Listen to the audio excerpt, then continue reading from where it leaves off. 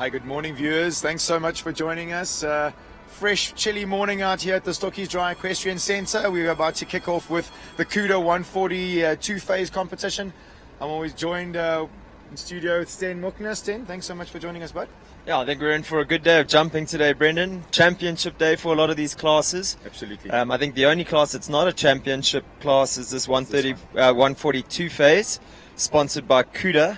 Just a big shout out to KUDA for bringing the live streaming to our viewers. Once again, allowing everyone to watch from home in the comfort of their own homes. Quite a big class, 31 horses I think in this class today, Brendan. You had a little wander around. I mean, it looks staunch enough this morning. Is there anything in particular that you thought was pretty testing? One thing I did notice, a few of the distances walked maybe a step long. So I think the riders, Kate's just encouraging the riders to really have their ground speed up to pace. They start off in the corner at the Equestrian Affair, vertical, with a big right turn to this infamous corner. Gee, yeah, it's tough this morning in the shadows again. Then a big right turn to this Talkcraft Oxer, just in front of us.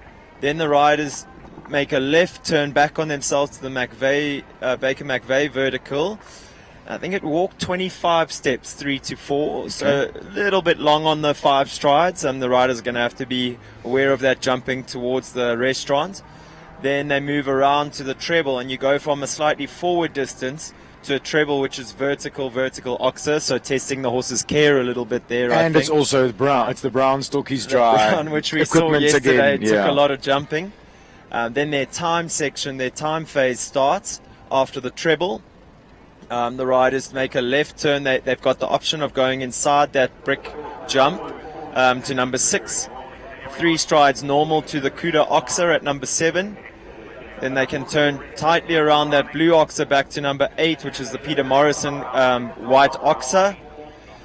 Left turn, again they got the option of going inside that brown treble to the brick planks, which are sitting on flat cups. I mean they're hard to see, they're a bit spaced out, and sitting on flat cups. That's a very, very big test for me. From where we're sitting here with the wooden sort of railing behind it there, it's almost an optical illusion. You can't even see those top planks. For sure. It's going to be really interesting to see how the horses handle that this morning.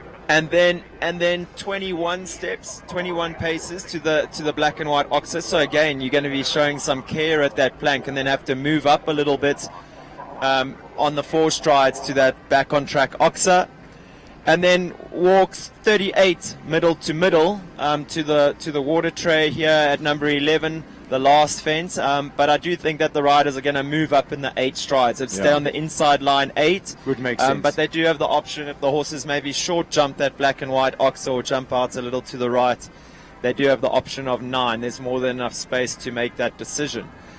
One thing just to be aware of, I think, as well, is that the horses, we watched them yesterday in that Grand Prix, when the surface is so well prepared, as the Peter Morrison team have been so good about keeping the surface well rolled and wet, the horses are traveling over the ground. So possibly those distances that I spoke about being a step long are going to ride pretty normal. Yeah, good tempo, and you could be all right. Yeah, and then the distances that walk normal are almost going to be a little steady. Sure, it's interesting, really interesting. I think just another thing to have a little look out for is 6 to 7 today.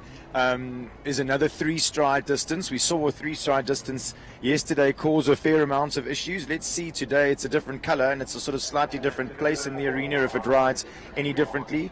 We were saying yesterday 3 and 4 distances, you don't have much time to make much or many adjustments, so you've sort of got to make sure that you're organized coming into that related distance. Absolutely. So first up at number 1, we have GCS Max Pacific NPS, ridden by Nariska Prinsloo Hill. This combination, one that you can always sort of set your round on. She's always competitive, so you can watch her go and sort of base what you're going to do on how her horse handles this track. He sort of only really goes one speed, this horse, and it really suits Nariska. She's also likes to go fast, so they sort of match each other. He got a good ticket in the 140s on day 1 and was super proud of himself, standing on his back legs in the prize giving, waving at the crowd. He's a real personality. He keeps Nariska on her toes. I think she says she falls off him more than the others because he's really sharp and quick, but she uses that to her advantage. Whoops. Yep. Now there we go. Just as we were saying, for those of you that don't know Nariska so well, believe me, it takes a lot for her to fall off a horse. Yeah. She's been instrumental in producing the young horses at Capital Stud for the auction recently, and she really has just done a phenomenal job. She's taken over in that position and just, yeah, I think the horses have been the best that they've ever been. She really you saw she really got him back for that treble. She's gone around to number 6. I think most of our competitors will. That Oxer is gonna take some jumping though, Brendan. She definitely had to remind him there to get off her leg and make sure that he kept traveling, because it comes real quick, that Oxer. Now a bit of a test here at the plank. First time we get to see those really strange looking planks. Let's count. 4, 5, 6, 7, 8. Easy as you like. Yeah, easy as you like. So like we mentioned, I think with the surface, the horse is really traveling over the ground. Nariska clear in a time of 31.82. Don't know that she was running hell for leather again, maybe championship day tomorrow, so yeah, keeping that in mind. I think, yeah, I agree with you, and I also think just solidifying yourself in the 140s is also important. You know, that horse is always sort of, I think he's new enough at this level. I mean, he sort of does go a little bit up and down, and I think Brendan, she got a time fault. She got a time fault in the first round. 6/100ths of a second over the time allowed in the first phase.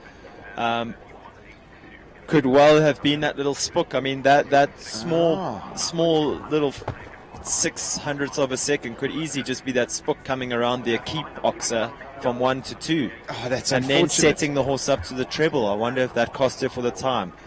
They do still have 2 or 3 horses that they could adjust that time, and so we're going to have to see, because Nariska's not one who usually battles to get inside the time. So next up on track, number 2, Gulliver with Thomas van Rijkersworsel.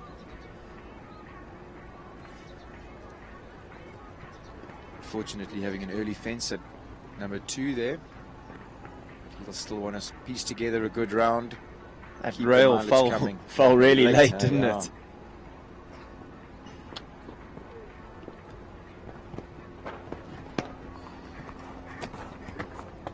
Just to remind the viewers that these poles are so light. Take the lightest of touches and they fall. Oof. See that horse making a big effort at number 7. This arena does force horses to push for the back rail.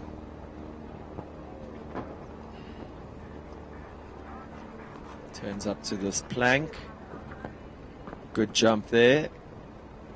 Inside line. 7.5. So the horses, quick, huh? and Brendan, I mean, I walked the inside line on 36.5 steps, being quite positive. So that is definitely, the horses are traveling over this ground. They're making up the ground easily here this morning. I mean, we sort of noticed it in the Grand Prix a bit yesterday, and it's definitely still apparent today that if you land and keep moving, you really do get across the surface. Absolutely.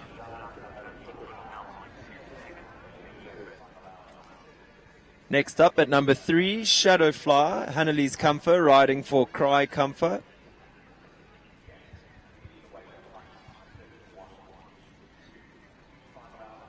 So that time allowed has been adjusted for the first phase, Brendan. So it's been extended to 36 seconds, which puts Nariska, Prince Hill and Max, GCS Max Pacific NPS on a clear round in a jump-off time or a speed time of 31.82. Nariska will be quietly relieved, I'm sure. Almost vindicated, I'm sure. She'd feel like she'd done it right, and they needed to adjust that time. For sure. But I think, I think rightfully so as well. I think that time was maybe a little bit ambitious.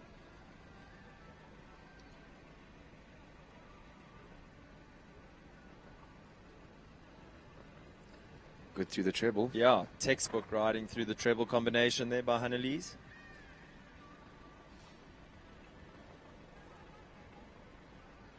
Again, you see the riders having to really squeeze up to that oxer at number 7. She's quick around to 8. This is going to be a good time. She needs to leave them up. Sure, she's been forward off every turn so far. 4, 5, 6, Good 7, riding. 8. Yeah. Oh, gets away with a little rub at the end. 32.12. Just slightly slower than Nariska, but still Shows nothing you wrong. how quick Nariska was Yeah. without even looking like it. Pacific is naturally quick, really quick across the ground, but yeah, good enough for second at this stage. 32.12, Shadow Fly and Hannelise Comfort. Next up at number 4, Capital Chico and Chelsea Gertenbach. Brendan, this would be a horse very new to this level, if not its first 140 class. Always exciting that you start to ask a little more of the horses, and hopefully they answer the call. Always helps if you get well piloted by a young lady like Chelsea. She's very smooth in her way of riding. She's got a beautiful canter, this horse. Capital Chico, an 8-year-old gelding by Capital Castigo out of a Chicoletto mare. Originally bought off the Capital Stud auction by Chris van der Merwe and produced and then sold on to Chelsea, who I believe actually was work riding for Chris at the time, so she would have had good insight into what this horse was all about. You want to talk a little textbook? That horse jumped through the treble like it was nothing.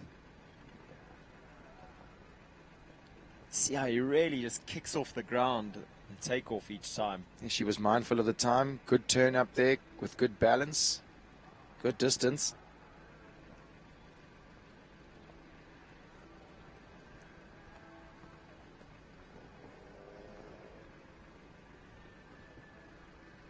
She really is a stylish rider. Yeah, excellent Pluck of riding. encouragement at the last. Clear round 36.55. Super round for Chelsea Gertenbach and Capital Chico.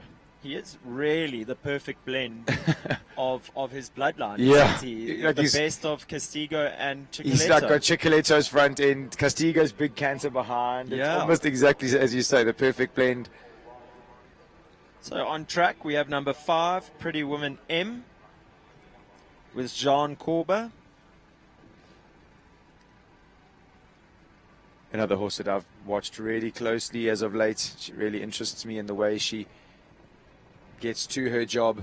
You see Brendan, John having to press up a little bit in the 5 there, that first related distance that is a little stepping. Then sets the horse up well for the treble.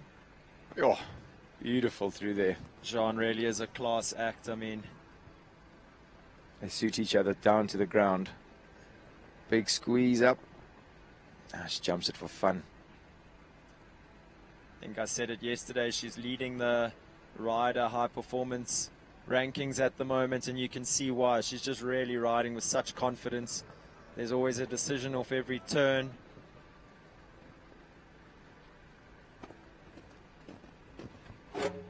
They're getting there quick on the 8, huh? I mean, it's almost looks like 1 or 2 are wanting to do 7 or looking for 7. And her time was so quick, 31.53. She had the time. She had the time to go into the lead. Just the unfortunate 4 faults at the last. I think, Brendan, you nailed it. And I think the riders coming later in the class are lucky because they're going to get to see. Because that definitely walked a little bit long. It walked 8.5. Yeah, it's interesting how it's all unfolding this morning. Exciting courses by Kate Launder. Next up at number 8, we have Back on Track Sheldon, ridden by Jonathan Clark for owner Linda Ellerine. Linda's string of horses had a great outing yesterday. Other jockey Gregory Scott, well in the places on 2 horses in the 135 two-phase.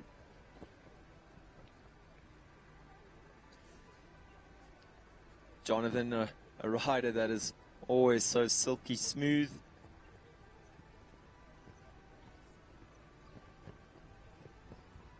Really does get a good tune out of Sheldon.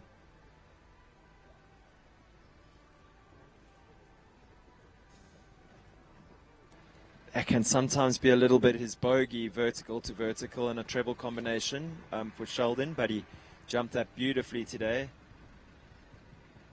Shows you that he's really coming on in his production. John, a quick turn on landing there after number 7. Smooth as you like, back to that white oxer.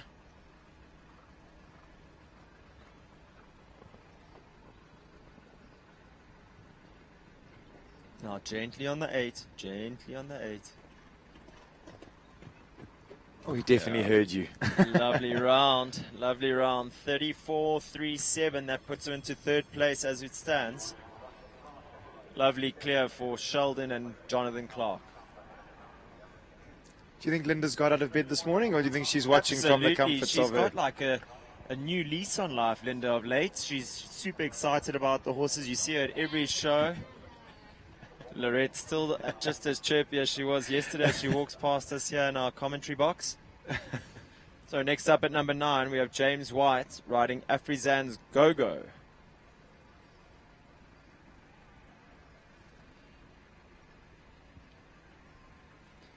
Go-Go, a 13-year-old gelding by Cardento out of a Lux mare. Interesting breeding, right? Beautifully bred. Looks like it goes in a long shank hackamore this morning.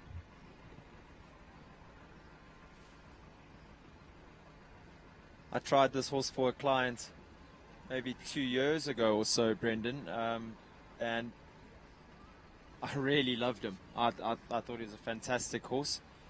Obviously, I liked him more than the client did because he didn't end up purchasing him, but I really do think he's a superstar. Oops. Did say a few horses. I'm not sure that we saw him in a hackamore on day 1. I could be wrong. You did mention to me, though, I missed the first day of the show, unfortunately, yes. that the Baker McVeigh plank. At number 1 on day 1 was a little bit of an eye-opener for a lot of the horses and riders. So maybe Go-Go was also having a little look at that, not too chuffed about those white planks, unfortunately.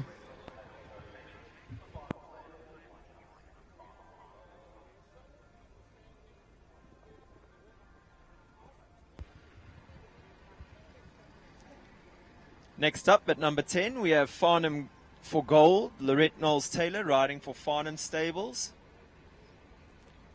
George is becoming quite established in the 140s these days. Absolutely. He's really taken their time with him. And he has, I mean, I must say, I don't think a kinder horse you will find. And Brendan this horse has enjoyed some real success in this arena. He won a big championship class with Barry Taylor a year ago in this very arena, where Barry made a hectic inside turn to an oxer. Showed all the young guns just how quick he could be. Oh, unfortunately, shame. almost just falling victim to his own scope there. Sure, jumping in a little strong. As you say, really becoming mileaged at this level. And looking like there's more to come. I agree. And, you know, I think that Lorette's looking like she's very comfortable up there. They look like they get on. She's looking like she's understanding how much room he needs. And for Lorette, not really her typical ride. No, not at all. George. Yeah, you're good there. But judging by the smile on her face, a type that maybe she might look more towards in the future, because she looks super comfortable and happy on him. Yeah. A little bit more relaxed. Absolutely. And I must say the horse is definitely looking mileaged in the 140s. I mean, yeah, as you say, a little bit victim to his own scope, jumping into the treble, but otherwise a really confident, consistent round.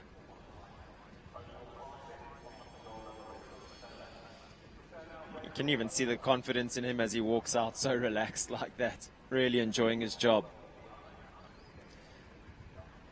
Up next, number 11, Data Science's Gringo de Turin Z, Rainer Korber riding for Slade Equestrian. The master himself, Mr. Smooth. I reckon he's going to be eyeing out a prize this morning. He's always competitive in his way just by nature. I think he's so organized. Was well placed on day 1 in the 140s, was Ray. and Gringo. Ooh, Gringo being a bit playful here. Oh.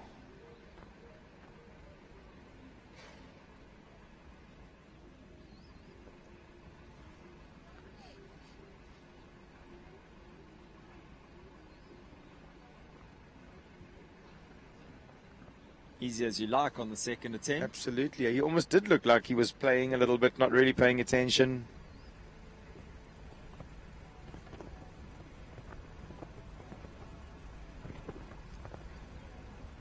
Yes, he is a stallion, and boys will be boys.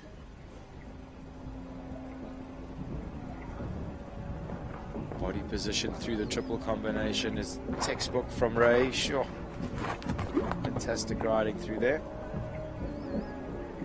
Justin, you mentioned boys will be boys, and I think that's the way Ray handled that. He didn't get after the horse too much. I think it probably would have made more of an issue if he got after him. He did look like he was already almost wanting someone to pick a fight with him, and Ray just sort of said, no, buddy, we just turn around and come again, and it sort of diffuses the situation in a positive manner, and you end up getting a good round out of them. And I was going to say, and then you end up getting a round that's not sort of all hustled and bustled and the horse tense and agitated. It's a non-event. Gringo looking quite keen to do his job there. Yeah, he's the last. Ray really had to give him a little check and say, hey, just wait for me, buddy.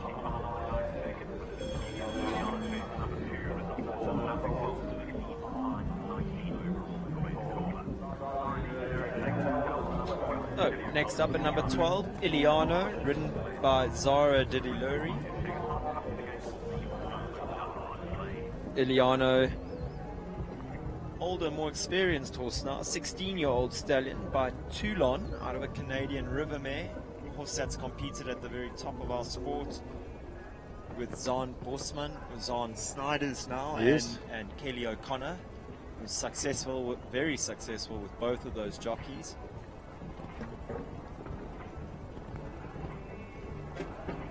Gets down that distance easily.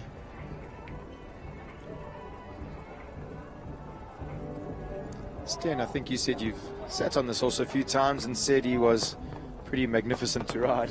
An absolute Rolls Royce. I had the privilege of riding him quite a bit when Zahn still owned the horse, and jumping him. And let me tell you, he uses his body in all the right ways. This horse makes it really comfortable for the rider. Always got his mind on the rider, wanting to please, wanting to do his job. Beautiful jump there on the 8. Super riding, Zara. That was a great round. Clear round in a time of 34.28, puts her into third place as it stands. That was a really good round. One of the better rounds we've seen from that pair. That really looks like it's all coming together. Yeah, shame. She looks thrilled. She gives him a big hug as he goes out. And as you say, I think maybe it all starts to work. You know, they really looked like they were in tune this morning. I think this is a strong enough course. I think it's spooky enough. I think that the horses have to work very hard. We've already seen that this morning. So a fantastic result for Zara Lurie this morning. On track now, number 13, Data Sciences, Orentha Funhead Pegashoff. Jason Slade riding for Slade Equestrian. It's a very interesting horse, Brendan.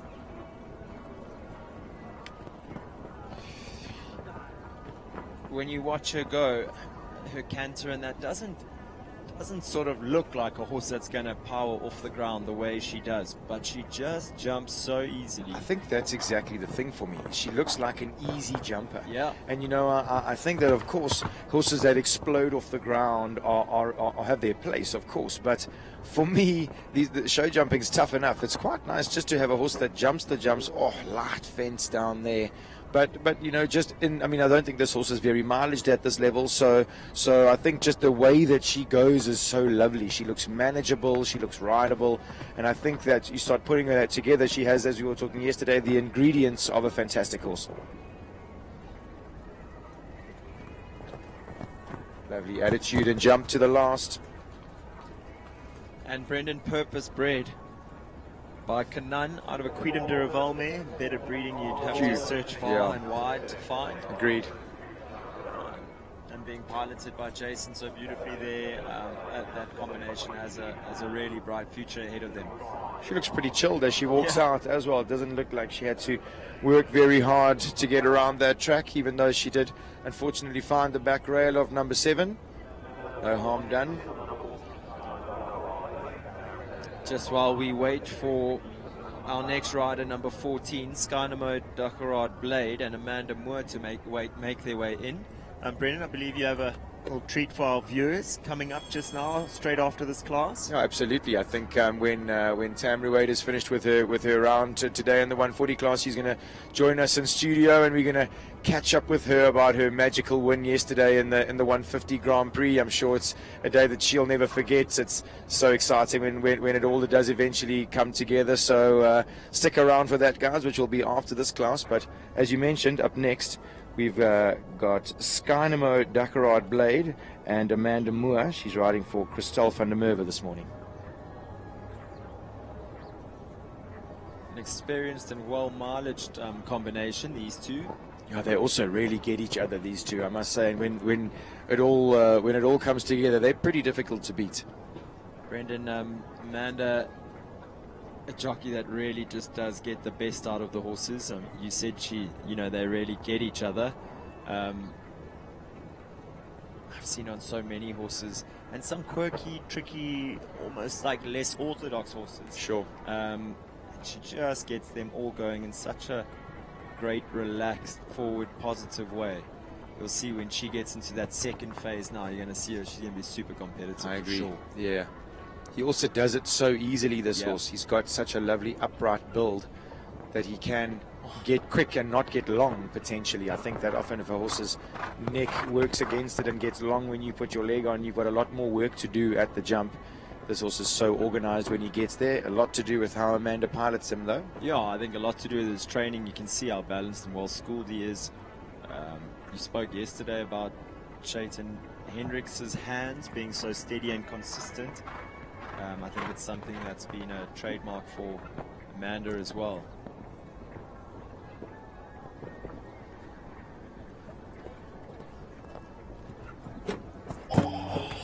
He really sort of had a look at that from a way out. I thought that he would have seen it. Gee, unfortunate 4 penalties there for Skynamo Dakarad Blade and Amanda Moore. Still really a beautiful round to watch. And a really good time. I think would have been good enough for 5th place. If not for that last rail. So next up at number 15, Oxford Special Deluxe, Barry Taylor riding for owner Brett Latimer.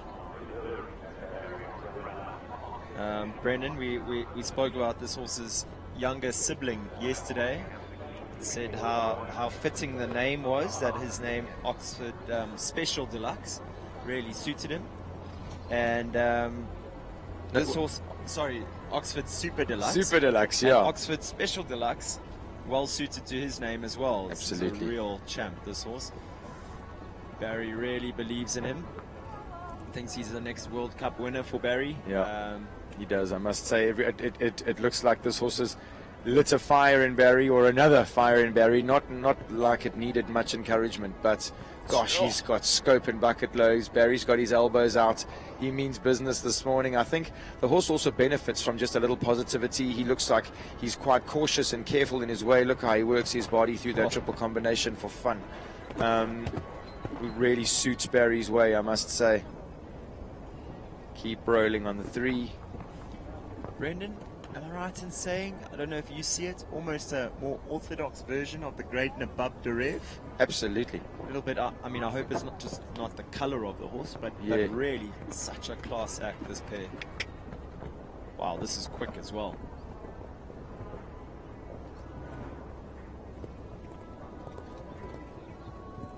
Yeah, he's got 33.19 puts him into 3rd place, and let me tell you, Ronnie Healy, if you're watching, Barry said he's coming for you in the World Cups on this horse.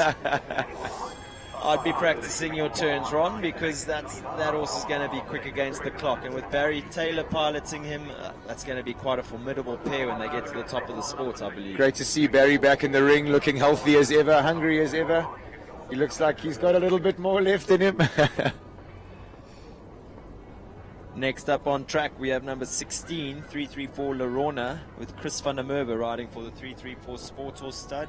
This young man had an amazing second place in the Grand Prix yesterday on the 8-year-old 334 Brandon. Barry just walks past our commentary box shouting he's got a horse. He knows he's got a horse for the future. But just chatting about this mare, man, she's really got the makings of a Grand Prix horse. She's an 8-year-old KWPN mare by Grand Dorado TN out of a warrant mare. And she is quick. And these two are also a match made in heaven. Chris loves to go fast. Lorona looks like she goes fast. First horse that has to a little bit steady up on the 3 there. Everyone else had to squeeze. Chris is absolutely cruising here. Oh, man. Almost knocked that as she was opening up behind, didn't she? Hard for us to see the distance from here. She's definitely still learning her trade. This is a horse can earmark for the future. She's going to do some magical things in this country. 31.12. She had the time. She had the time. And then he just looked like he was in third gear there. Yeah, getting a big pat on her way out. He apparently he is one of Chris's favorites. I know that the owner says that you often see Chris sneaking into the stable to give her some extra carrots and whatnot. So he obviously feels something special in that man. And I think it's fair enough for me to tell the story now because it won't go down as a black mark against her name. Chris, the very first show he had that horse, it was her first show, 80 centimeters. He sat for half an hour boasting about her to me and how much he loved her and how amazing she was. Only for her not to even want to go through the start in the first jump. Well, hasn't she come a long way since then? Amazing. So sensitive in her way, and I think Chris will use that to his advantage as he gets more mileage and more connected to her for sure. From one lovely horse to another, on track now, we have number 17, Jakarta, Marlies Labuskaghni. I agree with you, Sten. I think the world of this horse. I think Marlies does as well. Yeah, and so she should. I think he does also look like he's an easy jumper in the way he does it. He's beautifully built. He's modern in his way. It's a little keen through the treble, unfortunately. Oh, a few sort of uncharacteristic soft rails from him there. Marlies bought this horse in as a young horse and has done the production herself. I always think, you know, it's such an achievement to do to produce a horse to this level on your own, and also a little sweeter, I would think sometimes, you know. And I often find the horses to be more successful when you're riding a horse that you know so well like this. Shame the first horse to have a little look at the brick clay planks. He might be the first horse to have a look. I don't think he's going to be the last horse to have a look there today. I've actually been impressed that the first few horses have jumped it as well as they have. He really is a fantastic stallion, that.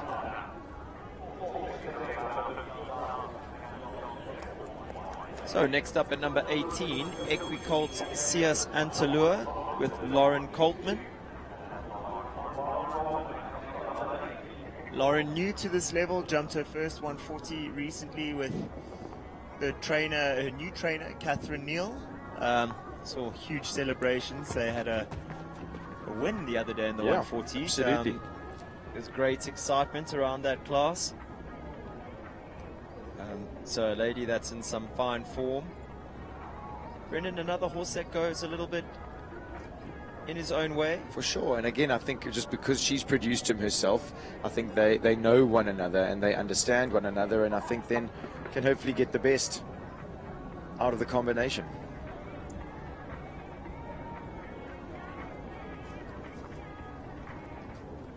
Lauren really does seem to be thriving off Catherine's sort of soft, quiet, calm approach to her training. I agree with you. We've seen this young lady just good room. Come into some real confidence with her riding. Super.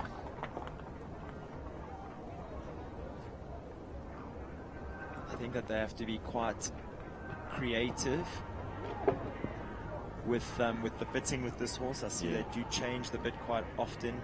He hasn't got the easiest mouth. Maybe just a little bit thinking about the inside turn. Still jumped it really nicely.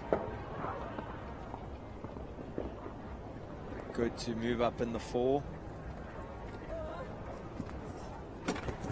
Uses her voice to good effect at the last. Finishes on just the 4 faults.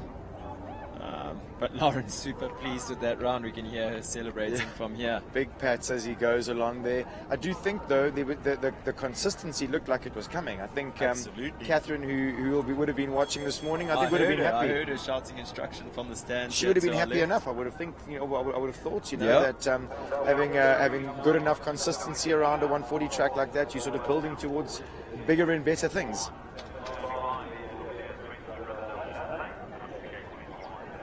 So on track number 19, Kerry Reese riding Sias Le Champ.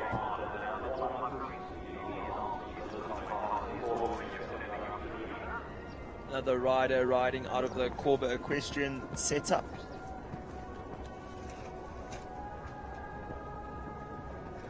Another one that's just naturally speedy. She can be in the prizes without even trying.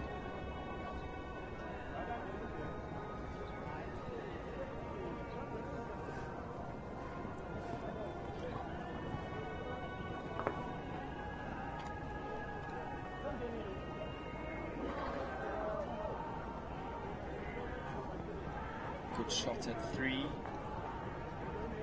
Gets up that 4 strides quite easily, the 5 strides to number 4 quite easily.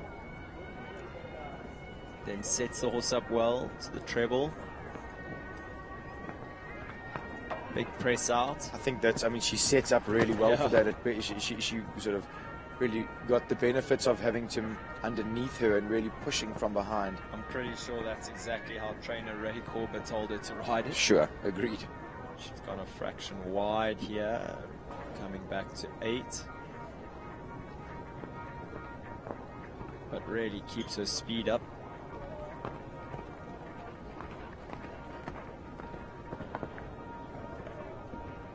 Oh, see her having to get her elbows out a little bit there in the 4 strides. Leaves it up. Time 37.16. Another clear round. Puts her into 7th place as it stands. That was a solid round. Consistent. Very nice clear round.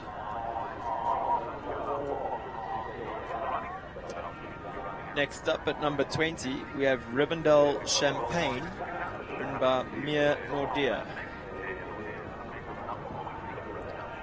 Another combination, and we've been watching quite closely. She's a lovely type, this horse, and Mia's really been putting in the hours and the training and getting to all the shows around the country. And Brendan, I hope I'm right in saying this, but this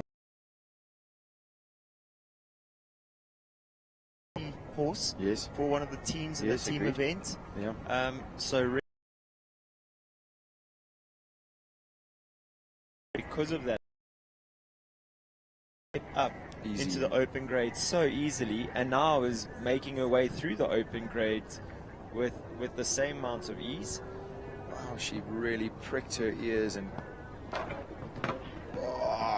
did that back rail fall? It sounds like it. It's out of, I can't see, but it did sound like it fell.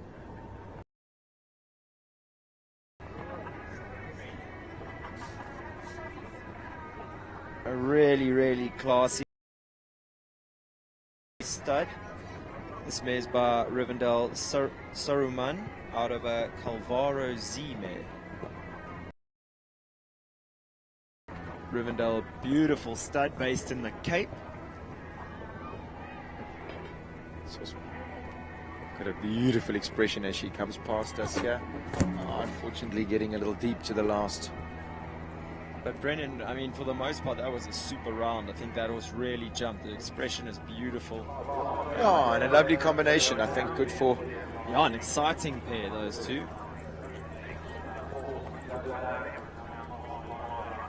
I'm going to leave you guys in the capable hands of Brendan McNiven for a few moments. I'll go help a client.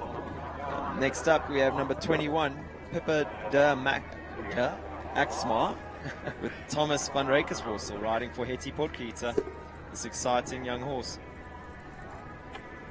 Yeah, and again, an exciting young horse and an interesting young man to watch sort of polish his trade around these bigger courses. Pippa, a young mare, she's recently bought from Belgium, by the Van Reyke-Vorsel family. I'm sure they'll have big plans for her. She jumped some 140 and some 145 classes as a 7-year-old at Larkin.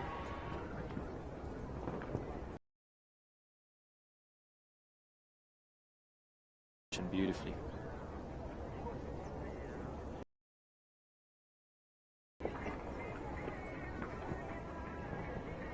Tom's just electing to roll around there. He won't be too worried about bustling her and getting too many prizes. Still want to just get well adjusted in the 140s. Make sure she's very aware of her job.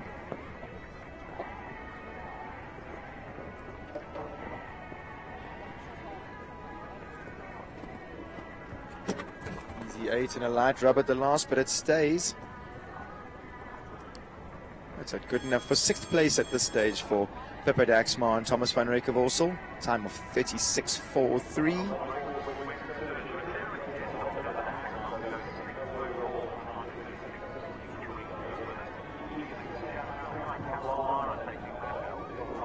So number 22 up next. This is Assegai Cantalara, Elise Kutsia. Fantastic horse, bred in the Eastern Cape.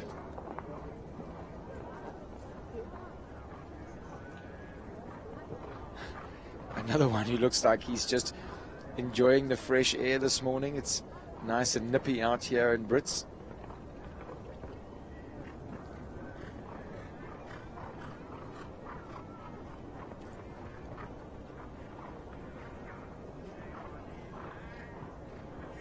Ellie's not happy with the distance that she's on there, so does a little circle. She'd rather come again.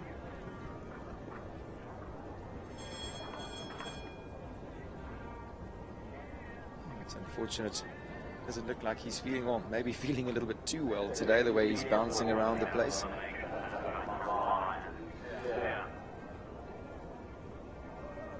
So not Elise's day today, unfortunately.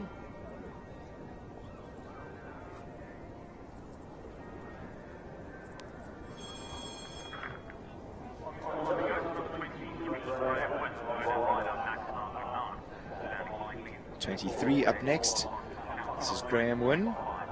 He brings in Maxstar Onan.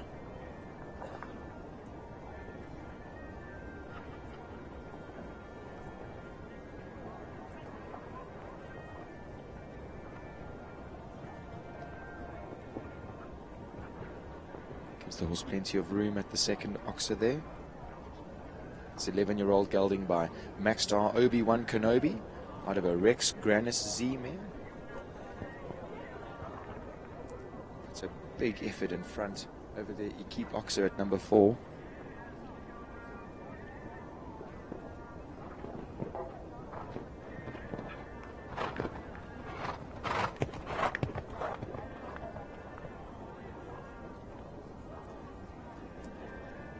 Graham really taking his time there, setting this horse up for a very tricky line.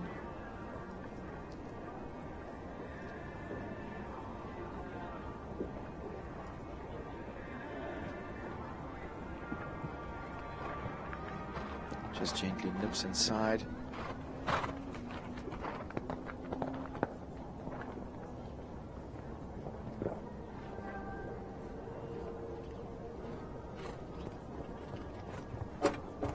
Loses his balance to the last, but it pays off. Clear round there for Maxstar Onan and Graham Wynn.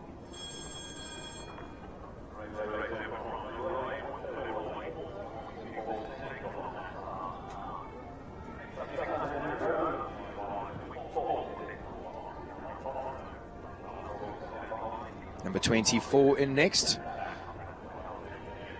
This is the Denton Horsebox entry. Denton Horsebox is Count Cosmo, ridden this morning by Andrew Olaf.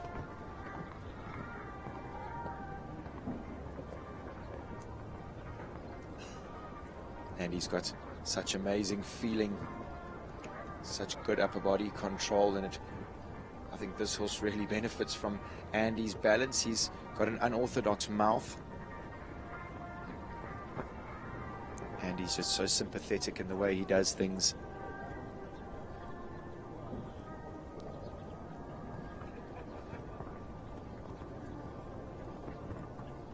Cosmo got huge step. Andy thinking he doesn't have to get too quick as he rolls him down there, just allows the horse to keep traveling lightly underneath him.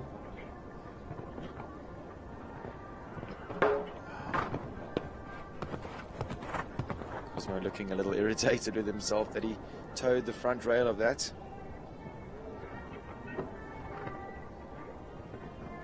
Puts in an extra effort down there, 6 to 7.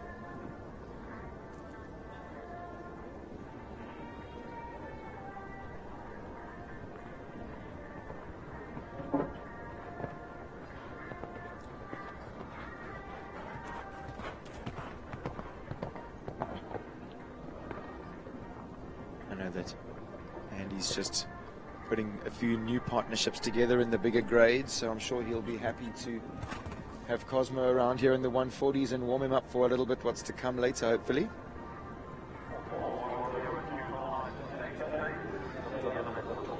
Definitely looking mileaged and happy these days, and he's definitely working his brain and his body out. 25 up next. This is Caliho Talana. Jean Corber in the irons. She's a mare that's got such fire in her belly. I enjoy watching her. Beautiful effort over the Talkcraft Oxer at number 2.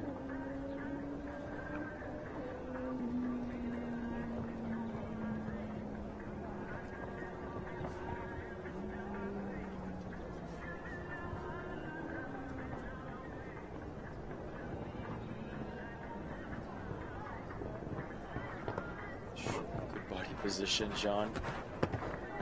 Talana works through the treble beautifully. She keeps her rolling.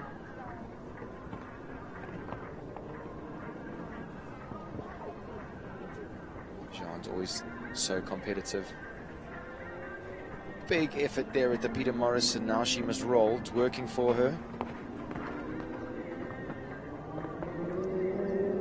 Could this be the first person that could be upsetting the first few riders? We haven't seen people go too quick as of late. And there we go, 31.70, and into the lead there, Caliho Talana. Jean Corber just pips Nariska Prinsloo Hill in MPS Pacific. I think her distance there to number 8, big ask. The mare really answered. Puts her into top spots at this time of the competition.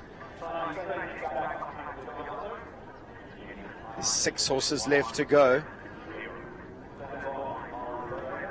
Big pats for Talana as Jean goes out the arena.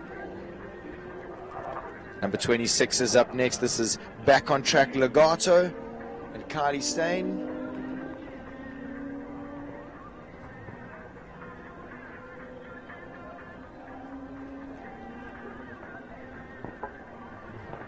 He's been such a fantastic partner for Kylie, this horse.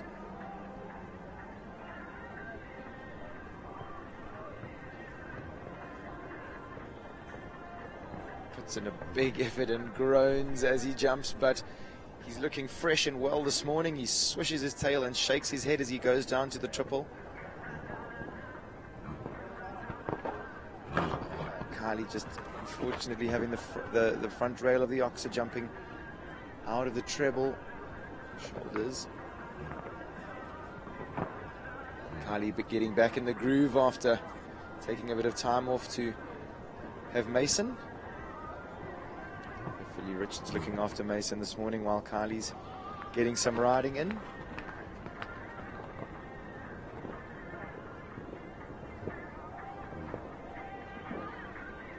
Six, 7, 8, easy as you like to the last. He really is evergreen, that guy.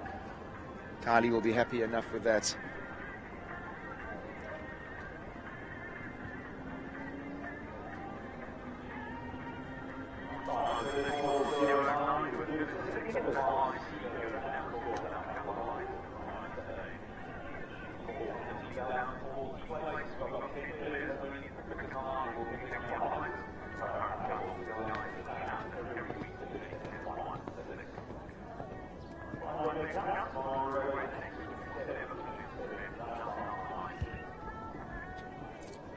'27s in next. This is the Regenesis Vet entry just on time Z.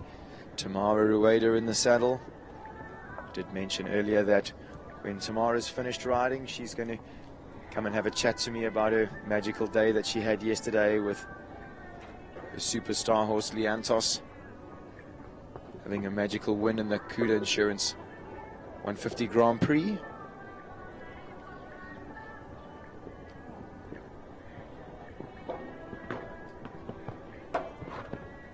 Fortunately, just having the middle of the treble down.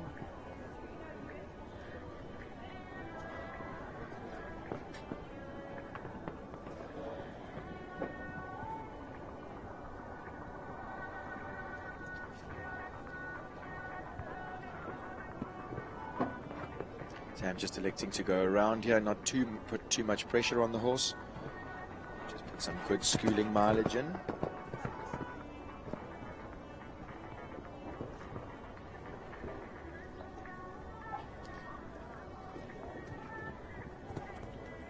Good at the last there, so keeps it on 4 penalties there for Regenesis Vest just on time. And Tamar Rueda. So not her day today, but she will be back just now to have a chat about the special time that she had yesterday. Kimberly Williamson in next, number 28. This is Caliho Corina.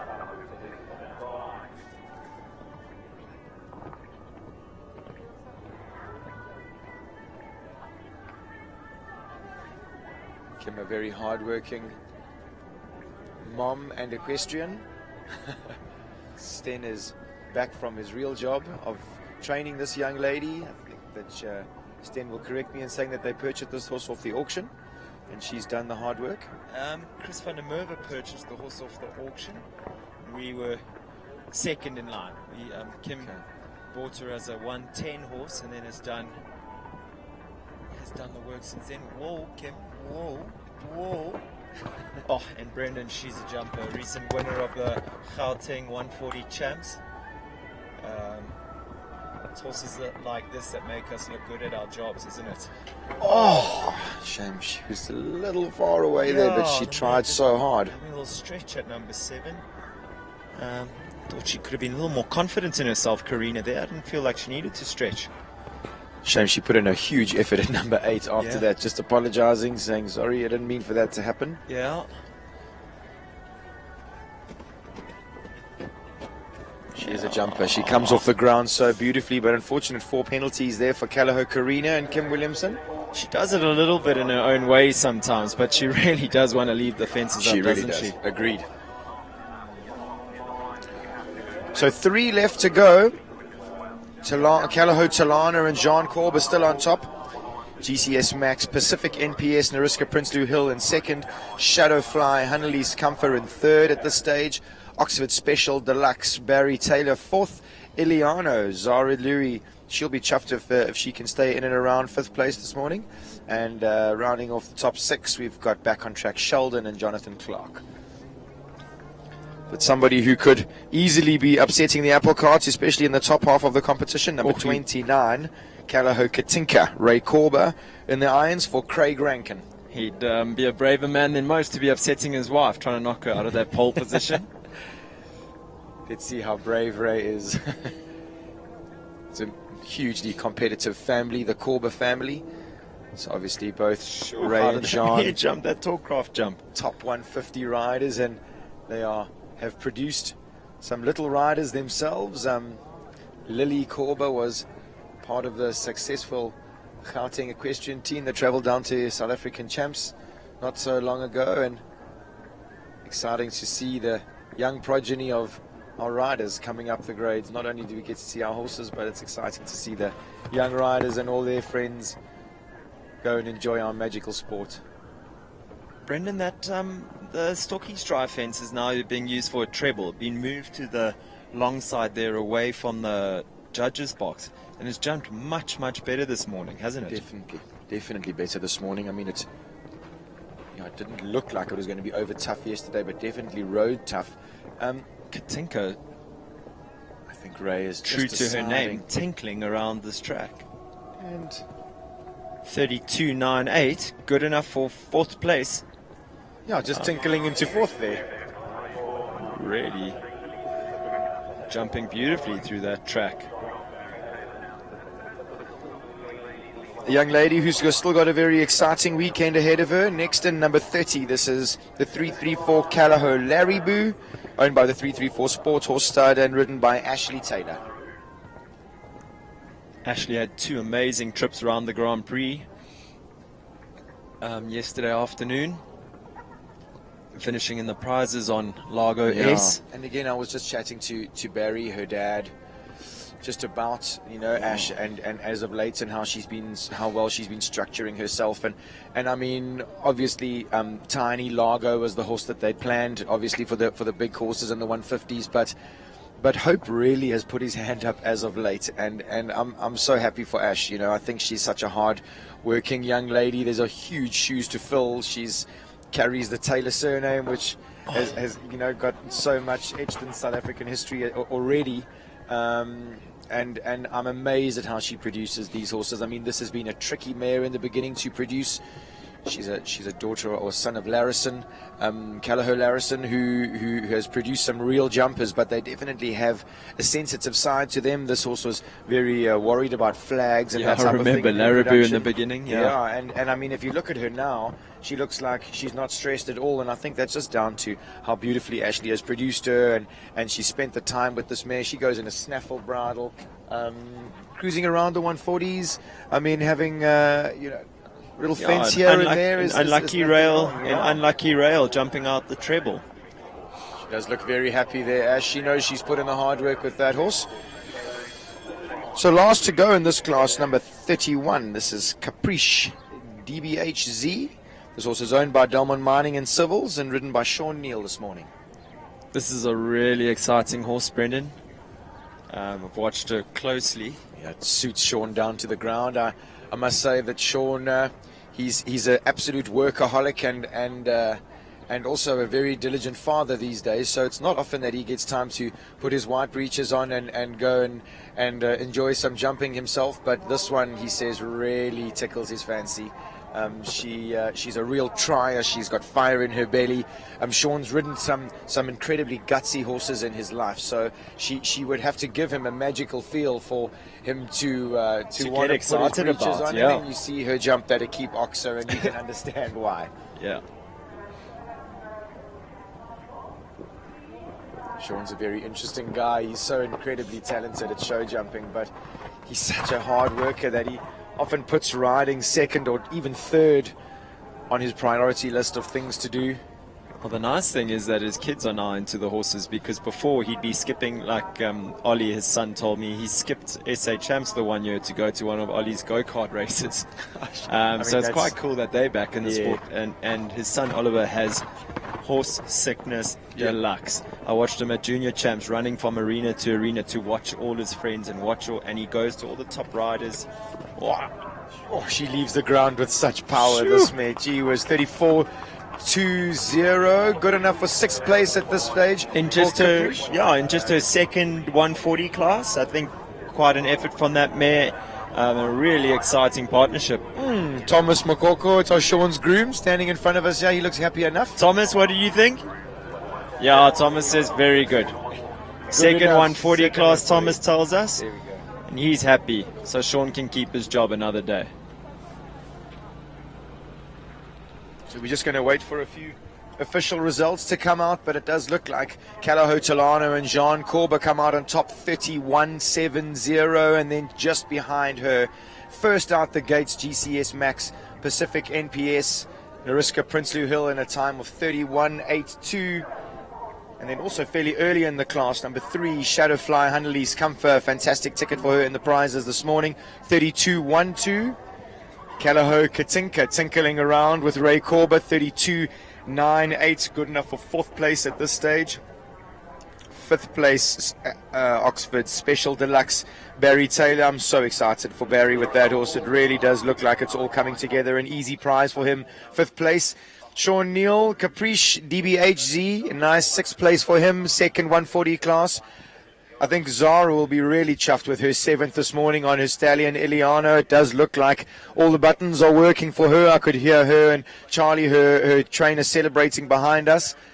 Jonathan Clark with Linda Ellerine's back on track. Sheldon, 8th place this morning. Jono will be happy with that. And finishing off the top now, or the 9th placing there, Philippa de Axmar, Thomas van Reykevorsel. I did have a chat with his parents.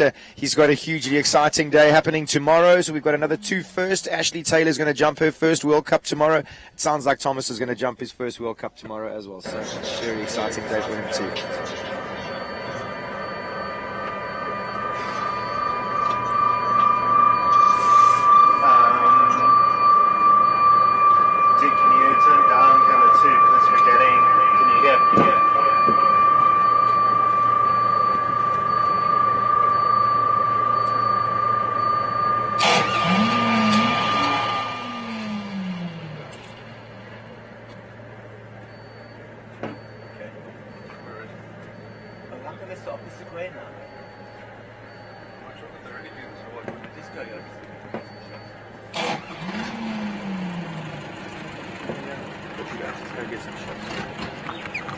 Trying to get you into it. I'll swap the things out.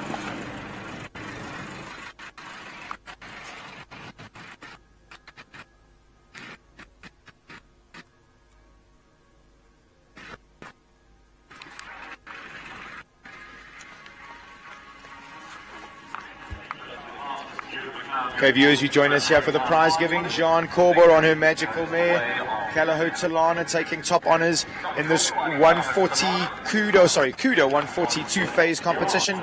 The first class this morning is at the STOKKIESDRAAI Equestrian Centre. Rather large rosette. Fantastic prize money, 3,000 Rand. Jean bags this morning for her little trip around the 140s on that fantastic classy mare, son of Chilano Fantaritov. Second place, GCS Max Pacific NPS, Nariska Prinsloo Hill, homebred horse.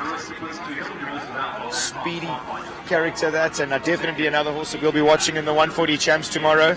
He'll be zooming around here for sure.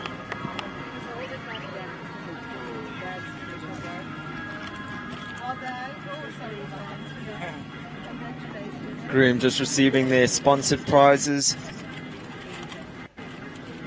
Third place going to Hannelise Comfort, riding number 3, Shadowfly. Good time of 32.12. Great round there from Hannelise this morning. Easy round, I must say. Yeah, Easy. Yeah.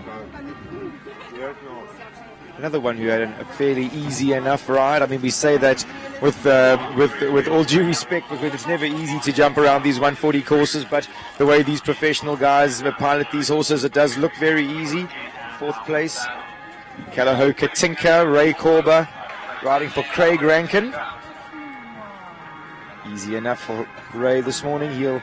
Katinka looked quite spicy. I was in the warm-up arena when he was warming up. She looked quite spicy, like she was really enjoying her job. So nice to see her coming away with a good prize today. The horses have looked well this morning. Definitely enjoying a little bit of the fresh air. Yeah. Fifth place going to Oxford Special Deluxe, living up to his name, Barry Taylor. Time of 33.19. Really excited. I mean, Barry can't get enough of this horse. Yeah. I'd barely set foot in the warm-up arena, and he already started chatting to me about how amazing the horse is and how much he loves him. And he said for the first time he put his leg on at one Oxa. So, yeah, interesting. Yeah, it's so exciting for Barry. Great to see him back at good health again. And at sixth place, Sean Neal. Good to see him making his way up the grades again, back to where he belongs almost. On Caprice GBHZ, a really exciting young mare. At least he can go home with a rosette and show both of his champion kids at home that not only can they win prizes, but Dad also knows what he's doing. Yeah, it actually adds a whole nother dimension of pressure, doesn't it? Impressing your kids. There's a very, very competitive household, the Neils. There's Gareth and Lara and Sean and Catherine, and they each have 2 kids each, so there's lots of horses and ponies and stables that need to get filled. It's glad I'm not paying for that whole operation. But there we go with Calaho Talana, Jean Corber leading them off on the lap of honour. Takes top honours this morning in this 140 KUDA 2-phase competition. GCS Max Pacific NPS, Nariska Prinsloo Hill, second place. Shadowfly, Hannelise Comfort in third. Calaho Katinka, Ray Corber in fourth. Barry hanging on for dear life as he goes past us with Special Deluxe. A real sensitive character, that in 6th place, Caprice and Sean Neal. Fantastic competition for our first one this morning, Stens. We've got up next, we've got the Afrizan 130 Championship. Am I right in saying that you're going to be stepping out for a class, and I'm going to be joined by Emil for this class, and then I think you'll be back again a little later for the 130 Bronze Tour Grand Prix, which is also going to be pitched at 1:30. So while they're readying the course and prepping everything, and Kate Lorne is going to be pitching her track. I think, guys, don't go anywhere though, because Brendan's got that interview for you while they ready this course for the next class. So I'm going to head my way over to find Tam Rueda. Don't go anywhere. Here I think she comes, she's making her way to the commentators box. So give us a short break. And when we come back, we'll have Tam Rueda, winner of yesterday's Grand Prix, and what an exciting class that was.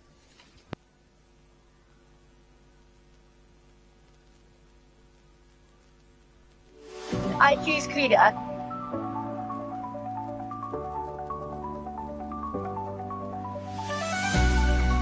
I choose KUDA.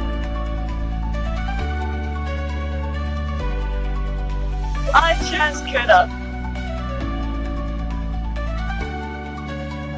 I choose KUDA.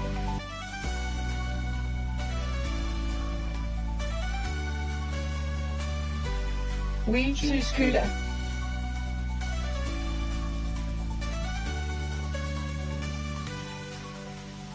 I choose KUDA.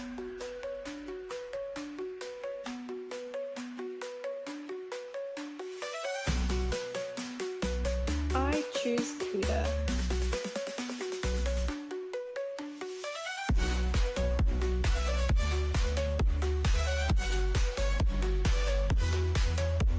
I choose KUDA.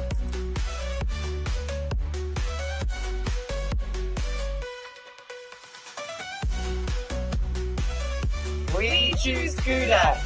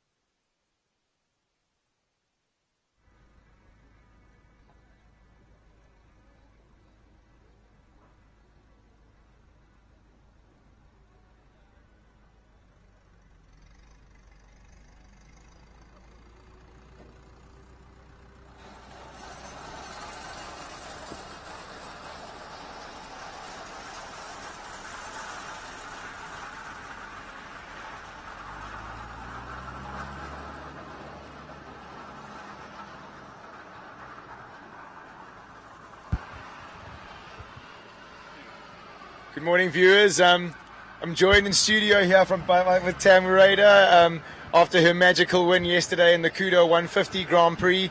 Tam, we didn't get to chat with you yesterday. You were covered in champagne and enjoying the moment, so it's great to have you here. Congratulations for yesterday. What a magical performance. I just want to quickly, if we can, just go back. I know we've been friends for a while, and I've known Leantos since the beginning. He wasn't so easy in the beginning, for people at home who are wanting to go out and buy the horses off the auction and that type of thing. I mean, you were really in it for the long haul, and it hasn't been smooth sailing all the way, right? No, it definitely hasn't. I mean, he's always found everything very easy, so athletic and things, but it was just about keeping the lid on him from day one, because he was, naughty and quirky and... Okay, I mean, you say naughty and quirky. I mean, we shared a few lessons. I mean, to the point that, I was even worried for your safety at some stages, because he was cheeky. I mean, he would buck you off. He would look for you on the ground. He'd kick you when you were on the ground. And then you look at him perform yesterday, and I mean, not only did I say performing yesterday was your day, but his current form has been absolutely incredible, right? Yeah. I mean, he looks like an amazing horse to work with. What does he like to work with at home? Is he easy enough? I mean, at home he's always difficult. Like in the hacking, he's actually beautiful. In the arena, he's a bit quirky and things, but on the ground, he's amazing and so lovable and sweet. And it's just, he's got so much care and so much heart and so many things like that, that it's just, yeah, he finds it easy and he wants to win and he really loves his job. So I think it's more about his nervous energy than being naughty. So, Sure. yeah. It's interesting, and I suppose it's amazing to be in a position where I've watched him for so long and been able to see how he's got better and better and better after you just really sticking to your guns. And I think that's testament to you, your training and all your hard work that you put in. And then let's just go to yesterday. I mean, oh my gosh, what a day. I mean, he jumped the first round really good. I mean, it must have felt amazing. No, it felt unbelievable. And every show, touch wood, I mean, he seems to be more relaxed. He's loving his job. And yeah, it's just about keeping him relaxed in the first round, keeping him straight, calm. And then in the jump off, he just has to do his thing. I mean, I think naturally so fast. Yeah, he really is so naturally fast. He's not a huge horse. No. I mean, no one ever told him that. So he lacks in size. He makes up for in heart. Absolutely. It does look fairly difficult to keep a lid on him, though. You know, he comes in bouncing and reefing and all that type of thing. Is it difficult? It is a little bit. He's always he just wants to go. So the whole thing that I've got to be thinking of, like, it's just I've got to stay slow in my mind, because if I think left, he's gone left before. So, you know, it's just about doing that. But yeah, I mean, he's just amazing. He can't do me wrong in my eyes. I agree with you, and I mean, just talking a little bit about that, just thinking how you won the class yesterday, for me, it was such a small margin that you won the class by. You jumped the second to last, and I think you won it to the last. Exactly. I think you thought left. And then he said, let's go left. Yeah. And I mean, so it's basically like just keeping the lid on, and then the minute I open the tab, it's like I mean, it's telepathy a little bit. As you say, you look left. He said, I got you, let's go. Let's go, exactly. I sort of, I mean, look, your horse has a little bit more mileage than Chris's horse, and I mean, he's still a younger horse, and whatever the case is. And Chris knew he had to balance Brandon a little bit up here to the last, where as you turned and said, let's move, we could see it. Sten and I were both going, like that looks like that's who you had us. So what a day. Congratulations for everything, really. Do you have a plan for him for the rest of the show? Is he done? Or? No, he's going to jump the World Cup tomorrow. So hopefully just got to do what he did yesterday. Wow. It's and I mean, again, just a little inside information. I spoke to Kate just about what she's got planned for the World Cup. She said that she thought the Grand Prix was very strong. She said there's going to be 3 verticals at 155, and the triple bar is going to be a little wider, and 1 ox a little wider. So I don't think it's going to be too different from anything that you jumped yesterday. But Tam, congratulations, and the best of luck for the rest of the show. It was a magical class. Really well done. Thank you, appreciate it. Cool. All right, guys. So thanks so much from the horse's mouth, literally here with Tam Rueda. It looks like the course is nearly built for the next class. I'm going to be joined by Emil Egan in co-commentary. So join us then for the next class. I choose KUDA.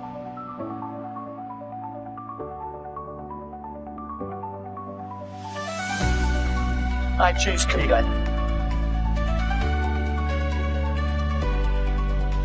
I choose KUDA. I choose KUDA.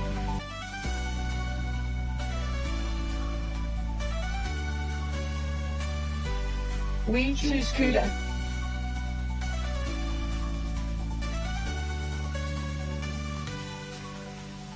I choose KUDA.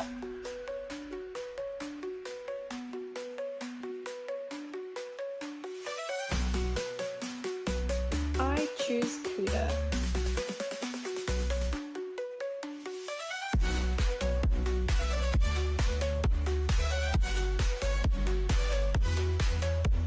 I choose KUDA.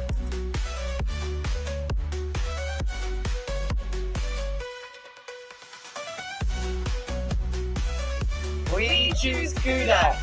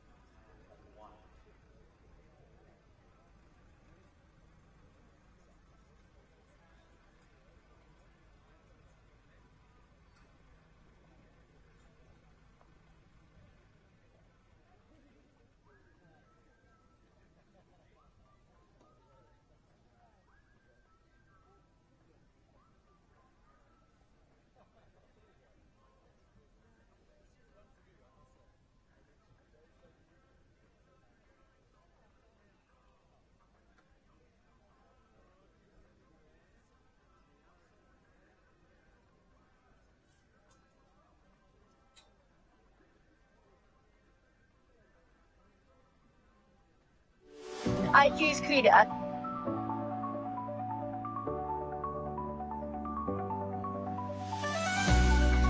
I choose KUDA. I choose KUDA. I choose KUDA.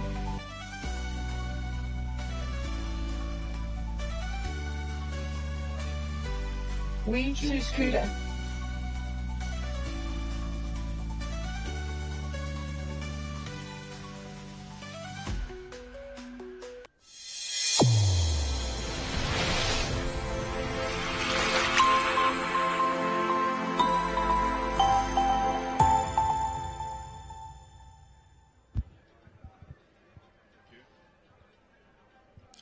Morning viewers, thanks so much for joining us. It's up next, we've got the Afrizan 130 Championships. I'm joined in co-studio here by Emil Egan. Emil, thanks so much for joining us. Thanks for having me, Brendan. I really appreciate the opportunity to be here today. Emil's a very interesting young man. Not only is he a fantastic show jumper and producer of young horses, but he's been the gentleman who's been feeding us all this interesting stats about all the Grand Prix and all the horses and the rider combinations and all that type of thing. And we've been chatting a little bit off air just about some of the interesting stats, just about the little Grand Prix that's been going on and all that type of thing. Just spit some of the information out that you were giving to us. I mean, I know we got the 130s up next, but this is obviously an FEI show and that type of thing, and we are trying to give the viewers as many stats as we can and that type of thing. So you were telling me about Domini's horse Soakley or something? Interesting fact is Soakley's actually our most successful clear round competitor at the moment, with a clear round percentage of 86% for all the rounds he's jumped. I don't have the paperwork in front of me at the moment to say just how many rounds he's jumped versus how many clears, but it's sitting at 86%. So that's excluding yesterday's. And Collier, you said? Collier, I'm touching with Dominic.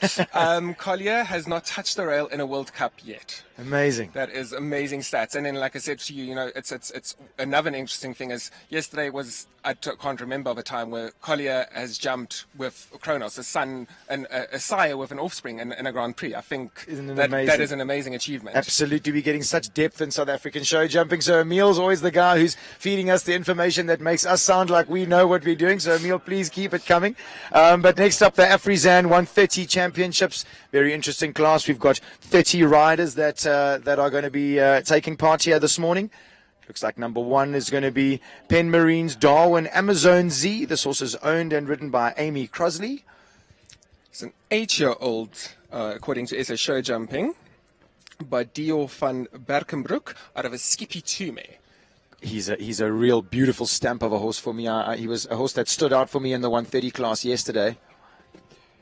So lucky that I could watch it at home and just appreciate this horse. Oh, look at that shape over that. Canters up on to the planks, no problem.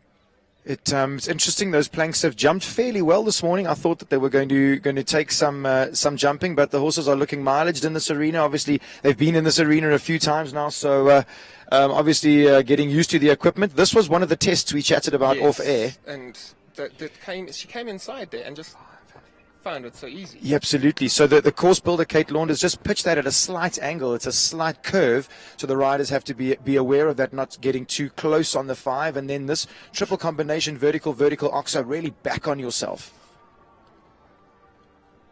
She'll have to canter up, get a good distance to this triple bar. Good shot. He's got big jump, this horse. 2, 3. Amy using her voice.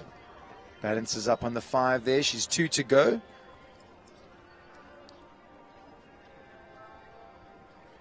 A little deep there, unfortunately paying the price, getting a little slow around the turn back, as they can sometimes do that to the riders, and then finishing off with the equestrian, a fair vertical in that tough corner. In the tough corner that we spoke about, Brendan. Yeah, right by the restaurant down there. And also, as off air you mentioned, these are 130 horses, they won't be as mileage. No. So they would definitely find that corner more difficult. Yes.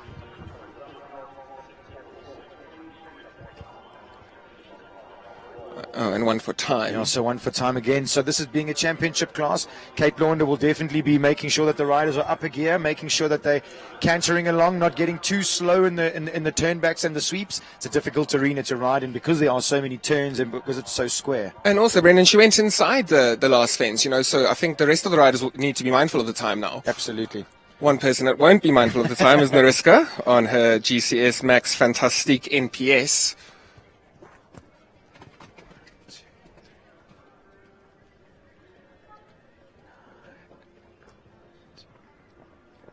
I walked 8-1 to 2 there, but Nariska electing to go on the 9. This horse is obviously just wants to keep a lid on her before she lets her loose and jump off. Absolutely. Let's not jinx her. But Nariska knows this mare, loves this mare. And I feel like it just suits Nariska down to a T. Absolutely, down to the ground. 1, 2, 3. Easy enough. So again, the STOKKIESDRAAI equipment this morning looking like it's jumping a little better than it did yesterday on the shorter side of the arena. But the horses were definitely battling yesterday close to the judges' box of it. Yeah, for sure. Something absolutely. to do with the colour must have been. Absolutely, absolutely. And this morning maybe not so much hassle, even though it's still quite a test. Nariska, a real professional, master of her trade. So come get a good distance around this turn like that. Yeah, super. Keeps her tempo.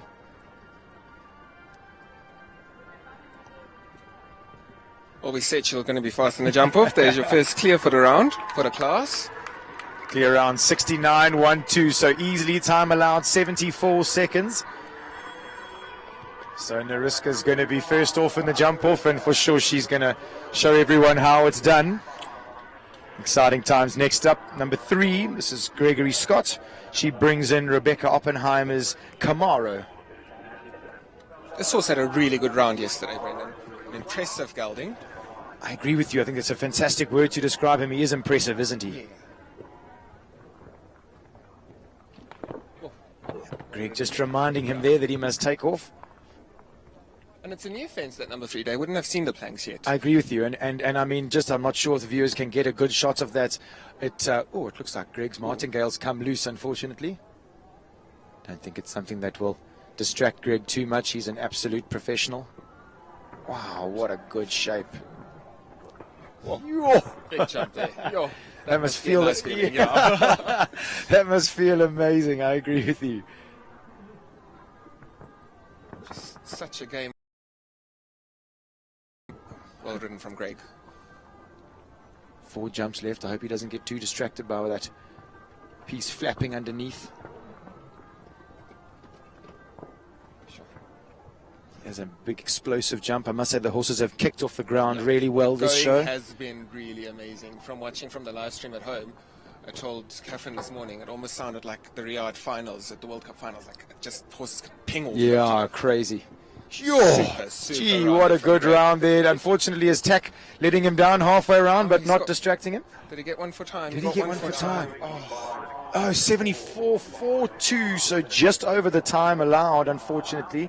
And unfortunately, it's just the horse jumping too big. Yeah, you know, there's nothing. Greg couldn't have gone really fast or anything. It was just the horse spending too much time in the air. Sure, it was sort of, we spoke to Chris van der Merwe yesterday after he was second in the Grand Prix, and we said, if you want to win, you have to jump lower. Yeah. Brandon was jumping so high yesterday, just spending so much time in the air. It's a nice problem to have, though. So next up, number 4, this is Sandy Manas. She brings in her own horse, Clarinius. Sandy just bringing the horse down after not the round she would have wanted.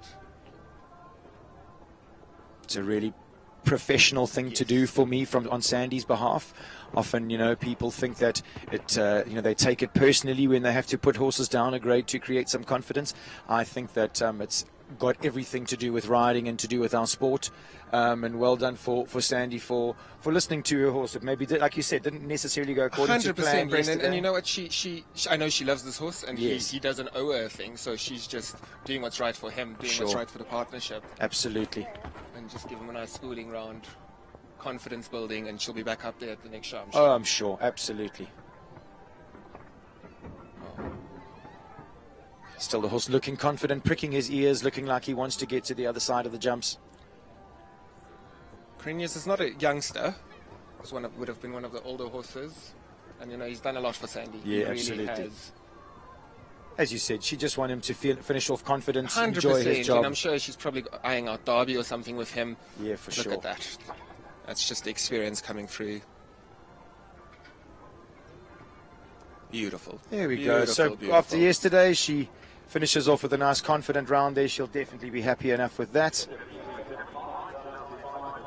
just inside the time there. I don't for think penalties. they're changing the times. I think Kamara is going to stay on the one-time penalty. I agree with you. I do agree with you for sure, for sure. So next up, number 5, this is Forsyth Gentili, owned and ridden by Janine van Wyk. I had a chat to her yesterday about this horse, and she's crazy about the string of horses that she's got at the moment. She's another lady who's finished making her family a little bigger and now getting stuck into her own riding again. And Janine always riding so positive. You know, I'll never forget last year with both her horses. They're not older horses. They jumped so many clear arms in the 120s, and you know, you'd be so keen to put them up, and she's just such a good horseman to go, no, they're young, let's just she really wait. solidified them, absolutely. And I look at her up in the 130s jumping around it, and they could probably go up a hole, and she's just going to build a partnership, you know, build the foundation. Oh, sure, he jumped that well. I almost thought she would have been a fraction deep there, but she did nip inside, so she's definitely got her eye on the clock. Body control through that treble. Super. Beautiful riding. Good shot here. Come on, Janine. Good goal. So the Baker McVeigh planks not proving to be too spooky today. Horses look like they've got used to them. Victor Craft Oxer, last one. I mean, as we walked, Emil, you also mentioned this has got a plank and 2 water trays underneath it, but no problem for Gentili. We have a jump off. Clear around there, Janine van Wyk, Forsyth Gentili. Second one into the jump off there. It was a smart round. Smart riding. Really, organised. Really, I mean, you sort of said maybe it could have gone up a hole or two, and I agree with you. It didn't look like it would have worried that horse at all. At all, for sure. Number 6 up next. This is Quisto 2. Was owned and ridden by Kyla Brimacombe.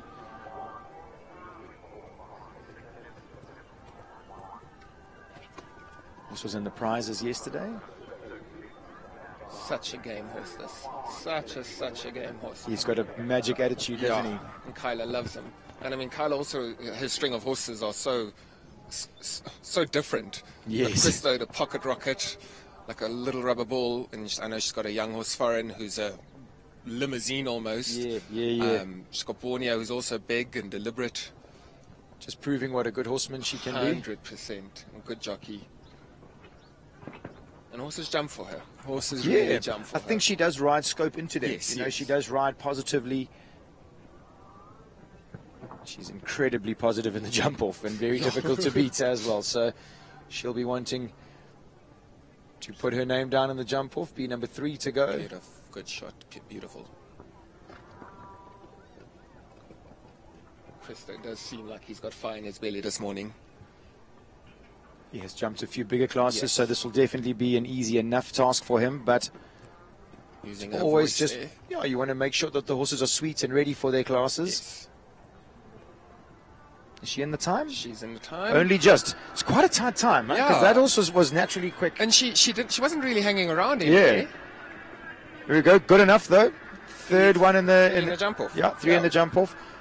Kyla's time there, 73.49. So. It was a perfectly timed round, Brendan. Agreed. Okay, see, we don't have number 7. Hello, Joe Cool's not in. We're moving down to... Where's Stacy? Well, Stacy's going. It did look like Moon Zapper was also in the arena, but it does look like Stacy Lee Western, number 15. Western Farriers and Quasi is up next. I think Stacy's probably got young horses in the other arena, so... Electing for the 9, 1 to 2 there.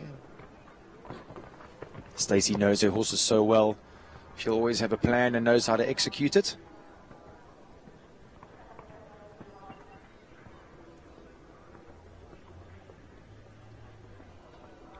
She's electing to go around. Let's see what her time's going to be like. But she'll be tight everywhere else, I'm sure. 1, 2. Good on the curve. And it's riding well, that line. I agree. Now, walking it, I thought, okay, it could be tricky, but it really is riding well. No, I think by this stage of the competition, the course builder Kate Launder has developed the horses through the show and got the riders thinking and looking and that type of thing. Yeah, so being positive, you know, there's nothing The horses have been around the track twice now, been around the arena twice. Yeah, for sure. So I think putting a little test out there is also just testament to the quality of the riders that are in this 100%. class, handling the test that Kate Launders pitched for them this morning. Stacy going to make the time. Is she? Just another perfectly timed Another round. perfectly pitched run. Almost exactly the same time as Kyla there. Another one in the jump off. Western That's Farriers and four. Quasi. That's going to be a fast jump off. That If you is look gonna at be the a first fast four that's made it through. Stacey's going to be chuffed with that. So back up the program now. It looks like we're going to number 8. This is Moon Zapper, Alexandra Wexler Snow.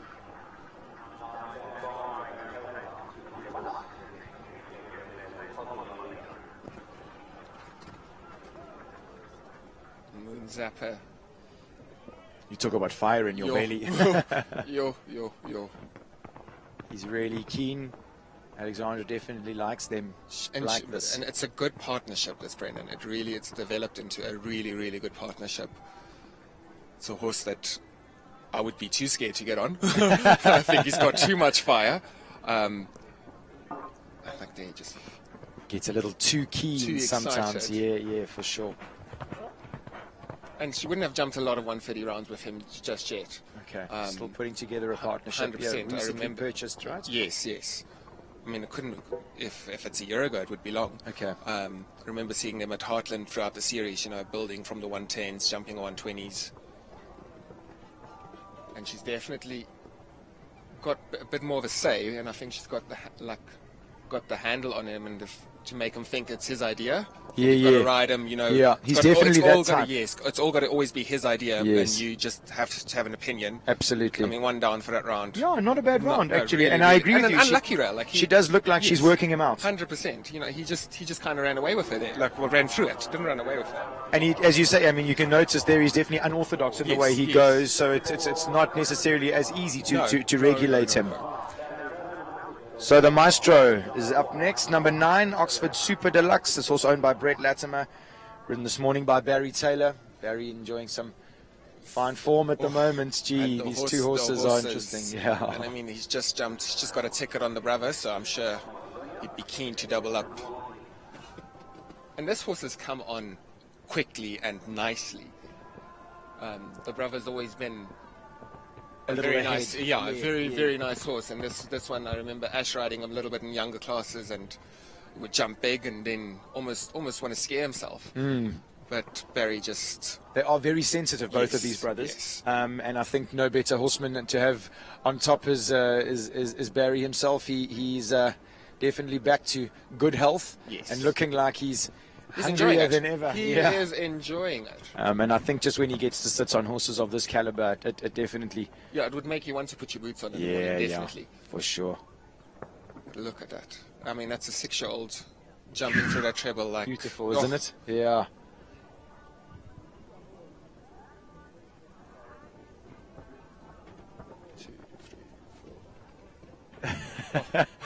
I must say that's it's been a while since I've seen Barry look like he's really out there and in it to win it. These horses look like they suit him down to the ground. I hope he gets in the time. Come on, BJ. Come on. Oh, just talk about perfectly timed round. The boys are only just back in town, Barry. That was really close. 73.96. He'll tell you that was the plan. Oh, that was the definitely. plan, Gee whiz, but another one goes through to the jump off. 5 clears at this stage. 21 horses left to come. It's going to be a cracker of a jump Cracker off. of a jump off. Next up, number 10. This is Glensmuir's Cosmolido and Andrea de Klerk. She had a very good round yesterday too. Nice clear. He's also got real fire in his belly. He's a fighter, this horse. He looks like he loves his job.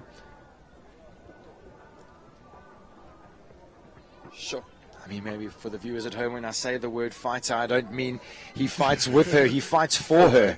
When we really need that as riders, that when the chips are down, they really back us, and potentially if we've put them in a precarious situation and they get us out, we land on the other side and say, thanks, Thank you, buddy. thank you. Thanks And for fighting for me today. And you know, the courses have become so technical and so fast-paced that you kind of just, you have a second to go, oh, thank you, and now we've got to keep going. I mean, you say that absolutely. You know, Stan was saying yesterday that Le Padre, his horse, often bucks around the jumps, but these days there's no time you can't. for messing around and bucking, and you know, you need just everything happens so quick.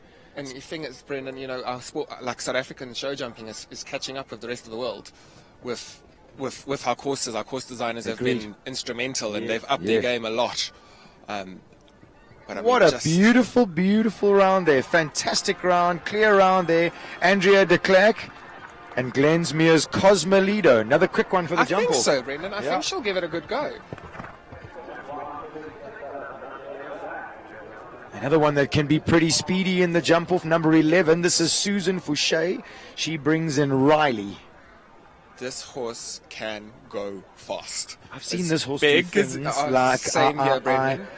She won a class that I was flabbergasted, to be honest with you. I actually interviewed her afterwards, and I said, like, was that really the plan? Like, are you for real? And she was like, yeah. No, she just nipped inside. Just because she can. Just because she can. She's got a fantastic relationship with this horse. On all her horses, she's a proper horsewoman. I was fortunate enough to ride with her in a clinic with, I'm going to think of his name now. Gee, he makes a plan, doesn't he? It's the Cedric Trierlaat clinic. Okay, yes. And I saw her and, you know, got to know her a little bit. And she's just, her horses, she's got a plan. She's always got a plan with them. She knows what she's doing. She knows, and she just believes in them, and they believe in her. I agree with you. Yeah, the relationship does look amazing. Whoa. You're super careful, huh? Look at that.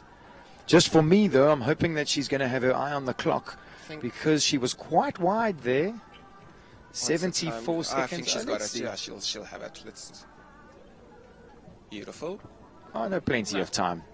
Plenty of time. But I think if she didn't go inside there, then it would have been a problem. For sure. So another clear round in the bag. That makes it 7 clears at the moment. Riley and Susan Fouché, another one to watch in the jump off. As you mentioned, she can be speedy. So and she'll have a plan for the jump off. I'm sure we'll hear the jump off just now. Sure. Exciting times. Up next, number 12. This is Capital Clementine, Chelsea Gertenbach. We had the privilege of watching this young lady pilot her horse around the 140s in the last class. Really, she is an absolute joy to watch. 100%, Brennan. Body control. You know, just absolute feel. Yeah, beautiful feel. And she's produced this horse so lovely off the auction. It's a 8-year-old mare by Capriccio out of a Colnado mare. Interesting to see Colnado coming through in the dam side. I see the last 2 auctions especially. And I mean, Henning is probably... I think you, out of most people, would know. I do like Colnado in the pedigree, I must admit. I think for the viewers that don't know, Emile has an incredibly exciting young mare that's coming up the ranks. Not long before you're going to be in these classes with her. She should have been at this show, but we unfortunately had to have a tooth removed for her. So okay. Yeah, you know, but it is what it is. She's going to be. She'll be up here sooner rather than later. Let her recover up. Yeah. Unfortunately, Chelsea having the front rail of the triple. Drub. Yeah, a little soft rub there. But I mean, this horse is destined for bigger classes. Absolutely, it does look like it does it very easily. You know, it's something. It's a modern sport horse. She's uphill. Yeah, real uphill there, and just knees out, and just she's not even trying over the 130s. Sure, absolutely. A testament to the breeding, right? Yes, 100%. It's a joy to watch. So unfortunate 4-0 plus 1 there for time, just over the time. So 5 penalties there for Capital Clementine, Chelsea Gertenbach. Not her day today, but still a beautiful, smooth, lovely round. But it just shows you, though, Brendan, like that you cannot hang around in this course. You need to how quick Riley is without even trying. That horse, for me, you got to watch in the jump off. 100%. He is super, super, super speedy. But another one who'd like to put his name in the jump off there, number 13. This is Calaho Concato and Paul Kent. 9-year-old gelding by Concoriano out of a staccato mare. I'm a huge fan of the Concorianos. Same here, Brendan. I'm lucky enough to have one of those in my string as well. And they, you know what I love them? They are game horses. Oh, oopsie. I say that. It's a bit too much. Just something that's interested me about walking the courses and that type of thing is how the courses have got across the ground. Yes. Here. I think the preparation and the watering and the rolling and that type of thing has been first class. And it's weird. It's almost like the riders aren't realizing that the horses are getting so much kick and quick, how quickly they're getting across the ground. It looks like Paul's going to call it a day and just jump her. Easy fence at number 1, and Paul will know there's another day, you know. Oh, absolutely. That's horse riding for you. yeah, we have a hugely stacked calendar. Luckily enough, to live in South Africa here, we get to show jump every weekend. We're halfway in the year, and I mean, I think there's been a show, big show, a proper show every single weekend. It's crazy. It's crazy. It really is crazy. I must say, it brings people from all around South Africa and even around Africa, Zambia, Zimbabwe, to enjoy the... Well, I mean, Janine's from Swaziland, and she does the trek, you know. Absolutely. So. Up next, we've got Hayley Wyndham Quinn and Brannick Lord Latano. Beautifully turned out this morning. Magnificent plats. Oh. And that in itself is a skill that these grooms can... It's magic, isn't it?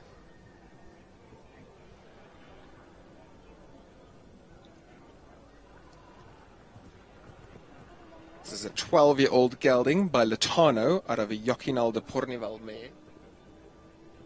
So Hayley is in the process of relocating from Cape Town to Gauteng. Her and her partner Clinton have in the process of building a very, very exciting property right outside the entrance to Kyalami Equestrian Park. So they're going to really be in the hub of show jumping world. Yes. Oh, just beautiful, such a nice horse. A very elegant rider, this young lady. Yes.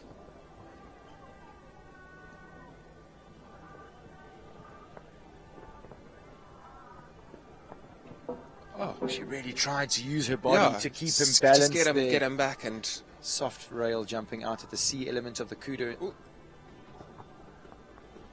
That was good riding. Yeah. That was good riding. Good plan B riding. She made sure that she made the adjustment and stepped up on the 5 to the Baker McVeigh.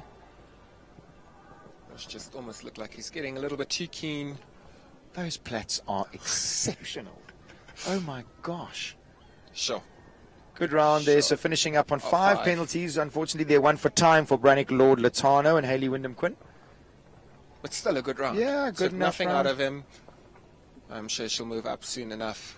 And again, I'm sure we'll start enjoying more of the Gauteng shows and more of the circuit up here. And for me, that horse also, Brendan, has some big jumps in him. Definitely. Yeah, you can see. Definitely. Yeah, definitely. So next up, number 16. This is Calaho Tel Aviv. It's ridden this morning by Shaitan Hendricks for Shawnee Gutsch. To me, talking about horses with big jumps in them, Brendan, this is... Looks exciting, doesn't he? Very much so. And Shaitan is just doing such a marvelous job producing him. Son of the famous Tulano Fantaritov. Out of a Clinton mare. I really like the pedigree of this horse, and as you mentioned, getting produced by one of the best in the business. 100%. And Shaitan has such feel, such compassion almost with these young horses. It's a very good word to use, I must say, Emil, that he is a very compassionate rider. He rides multiple horses and he takes it very seriously how he needs to prepare and plan for every single one of his horses. And all of the horses will have a plan. You know, sure. every single round at a show. You know, he's not here by any means to make up the numbers, but he also knows when to produce the horse and when to give it a go. Sure. And this horse is definitely in the production phase. But Brendan, I mean, I think this is only his third 150 second 150 show. I was going to say he went up at Shongweni. Yes, I agree with you. And Shaitan using his voice and just to good effect. So as you were mentioning, in the production phase, just allowing him to learn his craft a little. Beautiful and jump. I don't there. want to put the mockers on him, Brendan, but this horse is a clear round machine. Oh, easy as you like at the last there. He's in the time. Yeah, he's in the time. They're clear around. Calaho Tel Aviv, Shaitan Hendricks. Beautiful production job there. I'm sure Shawnee will be very chuffed with that. What was that bell for?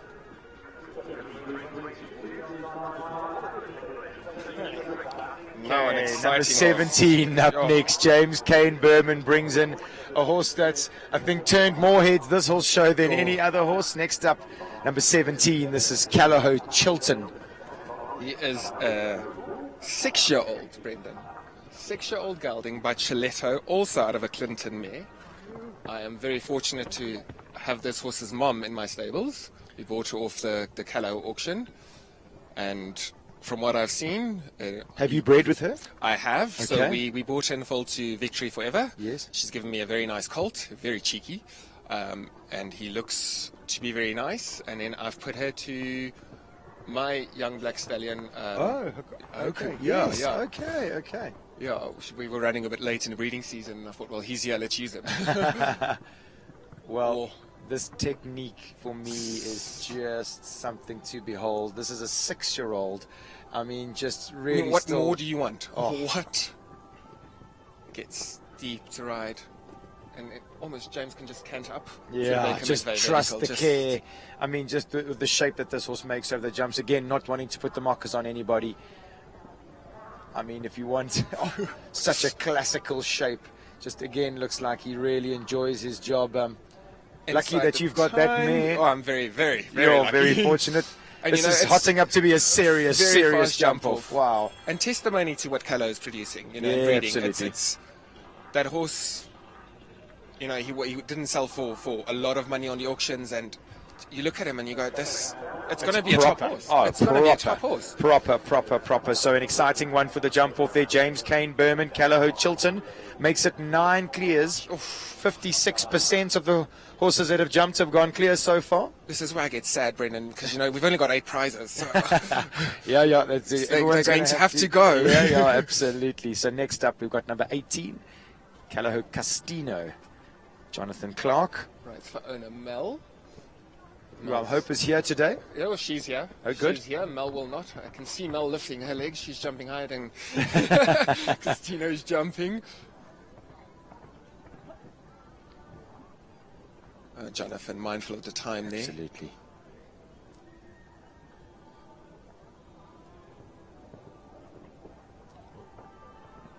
Gives him space.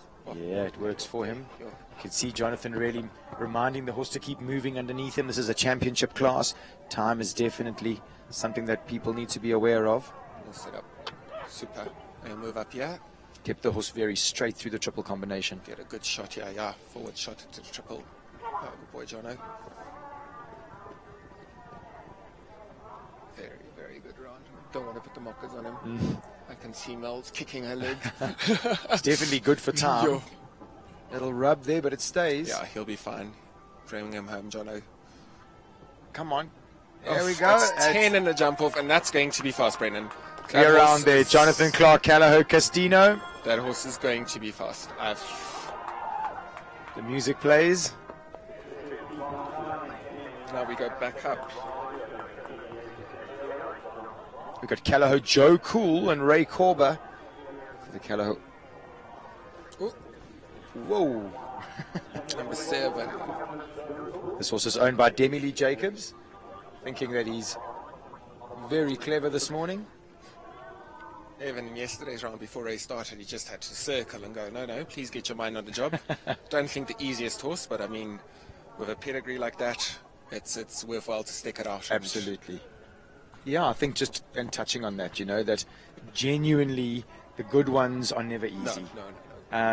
You know, I am still eating the egg off my face after phoning Tamar Rueda's mother and saying, you have to sell that horse, it's going to kill your daughter.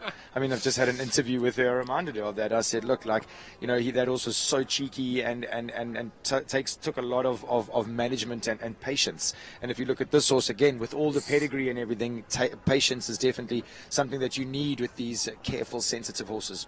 And the thing is, you've got to keep breeding them more sensitive, a little bit hotter, a little bit more feisty. And Well, yeah, the pedigrees that are coming You through have to. now are like that, yeah, because of that's sort of what's demanded in the sport these days. What I Upper mean. body control. Ray's doing a marvelous job, as he always does. Yeah, this horse is really settling into his round. How balanced was that? Wow. It's only an 8-year-old. He hasn't done a lot. He's by Coleman out of a Kidam de Revelme. And if I'm not mistaken, I don't think he's a stallion anymore, but there is quite a few of his offspring Okay. that Callagho did breed with him. And he's perfectly timed round. There we go. 73.36. Sure, another one in the jump off makes it 11. This hasn't been a very big class, but it's turning out to be a big jump It's off. going to be a fast jump off, Brendan. But we've said it when we started. And the horses really are jumping well. I agree with you. I think that even the tests that have Yes. been handled well, the riders have been organised, the time's been well judged. I don't think Greg Scott will agree with us, but other than him, it's been close enough, you know. Yeah. So turning out to be a fantastic championship. Big thanks to Afrizan for their sponsorship of this class. So number 19 is up next. This is Dubliner. It's one that shouldn't have a problem of the time, being Absolutely. a thoroughbred, lots of blood, lots of natural speed. Taryn Allnuts in the saddle. This is an 11-year-old mare out of by Visionaire. I'm not sure who she's out of, but just a nice horse. And nice to see a thoroughbred in the open grades. And I mean, if you can listen to the music playing, it says Fireball. And I It mean, suits it down to a T. absolutely down to the ground. This is Taryn's Fireball for sure. That was well ridden. Taryn's another product of the system. She jumped top pony classes, she jumped top junior classes, and now she's well on her way to jumping in the top adult classes. And it's nice, Brendan, you know, another one, it's not just here to make up the numbers. Oh yeah. Not here to make up the numbers. I mean, that line was a gymnastic at home. Beautiful body control. Come on, buddy. Deep there. Oh, it's soft fence. Unlucky. That was unlucky.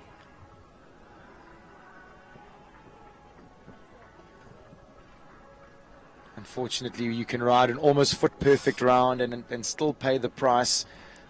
That horse didn't really deserve 4 penalties there, that was such a unfortunately. good round. And I mean, Yeah. like I said, the natural speed was there. Oh yeah, you 5 mentioned seconds. easy in 5 the time. seconds. Yeah, but unfortunate 4 penalties there for Dublin and Taryn Allnuts. Not her day today. Number 20 up next. Zara Lurie just walks Neapolitano Z past number 3, the wall plank. Brick clay planks. It's a very, very nice horse. Super sensitive. I don't think the easiest.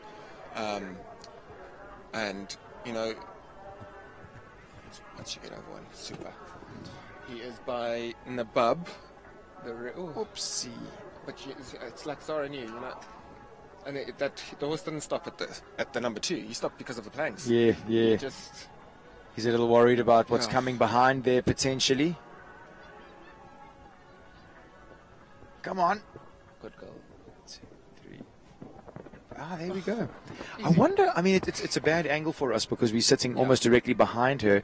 I wonder if she was another victim to just getting there a fraction Quicker than you'd expect. You know, yes. you'd think land and let's step up to, you want to be positive to 2 to sort of set the tone for the round, and unfortunately just running out of a bit of room.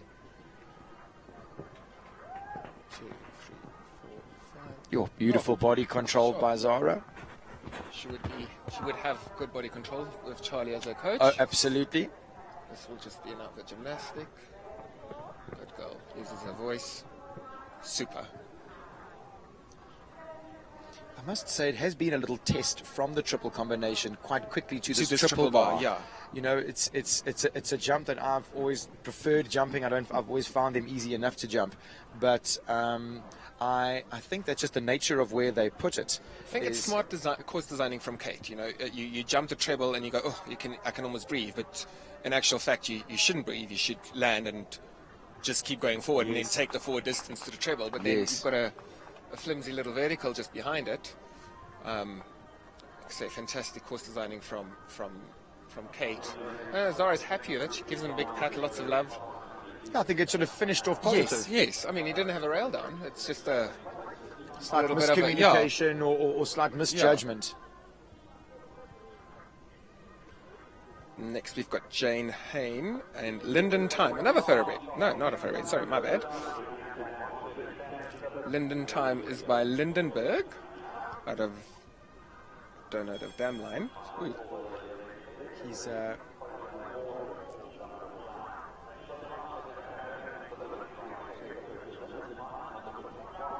Lindenberg, such a famous stallion in South Africa. And it's nice to see him in the pedigree. Yeah, very cool. I must say. And I know Gail has quite a few. I mean, Casino is out of a Lindenberg mare. And she still has her beautiful ponies. Yes. These magic ponies that she's breeding that are by Lindenberg. Jane just nips inside there with her mind on the clock, so she's Hopefully not going to be getting a time fault. Okay. Yeah. I think she'll be good for time now. Now, I suppose as a rider, you could settle. 2, 3. But again, it's smart riding, you know, knowing where you might need to add one or wait a little bit more for your horse. So just super. Balancing around the turn. She can wait and then come forward to it. That's it.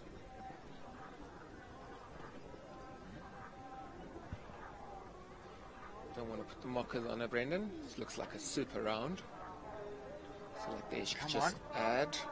Yeah, she was smart riding, so she can wait, keep calm head. Beautiful. Another one in the jump off. She definitely planned that by doing her little inside look at that. turns. She's happy with that. Punches the air.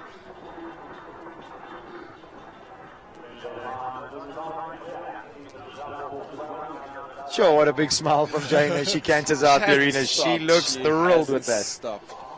Right, up next we've got Shay Wright and Capital Hilltop. Brendan, this horse to me, I think it is a machine. And she had such a good round on him yesterday, and he's game, and he makes everything look easy. He's really tall and elegant in his way. He's got a huge jump. Jumped a bit to the right there, but it's got so much natural ability, it just didn't even matter. Moves his body out the way.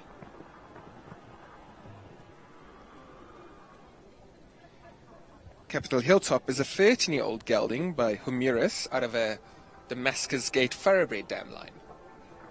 So nice South African sport horse. Oh, just got there too easy. I suppose just maybe one that's got too much step, you know.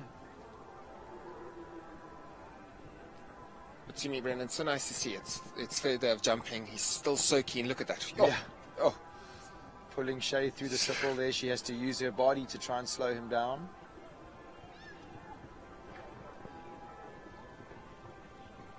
I must say, to me, that is the nicest thing to see. Horses game. They want to get to the other side of the fence. Because that you can't manufacture. No, you cannot. That's in them. That's 100%.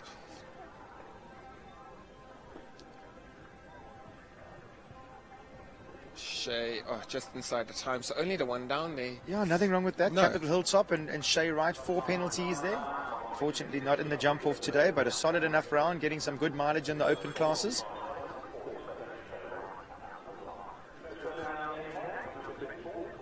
.24 up next. This is Amy Hay. She brings in her fabulous mare, Cortina, RLHZ.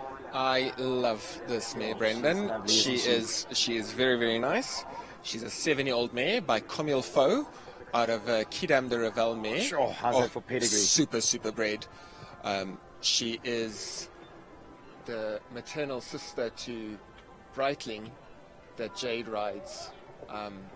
Janine, sorry. Okay. Janine rides in the 140s. Ryan Lee Harvey bred her. And if I'm not mistaken, I think Amy's done most of the production job, I think with help from Charlie, but...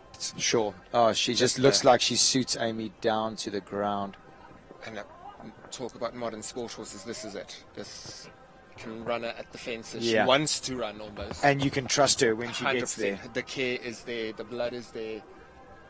And then gameness, look at that. Ears pricked. Oh. Yeah, she uses her voice there, steadies up. Also has a little play as she lands. She enjoyed that. Yeah, good shot. 2, 3. And then a little straight bar nave looks like it, you know, so she's soft. Yeah, uncomplicated mouth. Uncomplicated. She's not the biggest mare, but what she lacks in size, she makes up in heart and game. Oh, absolutely. Look at that. Another one in the jump off. And easy inside the time. Amy Hay, Easy. Cortina, RLHZ. I think. Makes it 13 in the jump off. And I think that's one to watch. Yeah. I think if Amy can keep the lid on her and just go into third gear, not even, you know, she doesn't have to go fast. Just lightly let her foot on the gas. Just maybe say go, and then she'll be good enough, definitely top 3 in my opinion. Absolutely. 22 up next. Paul Kent brings in his second ride. This is Calaho Constantino. Another Conqueriano gelding for Paul. And the 11-year-old.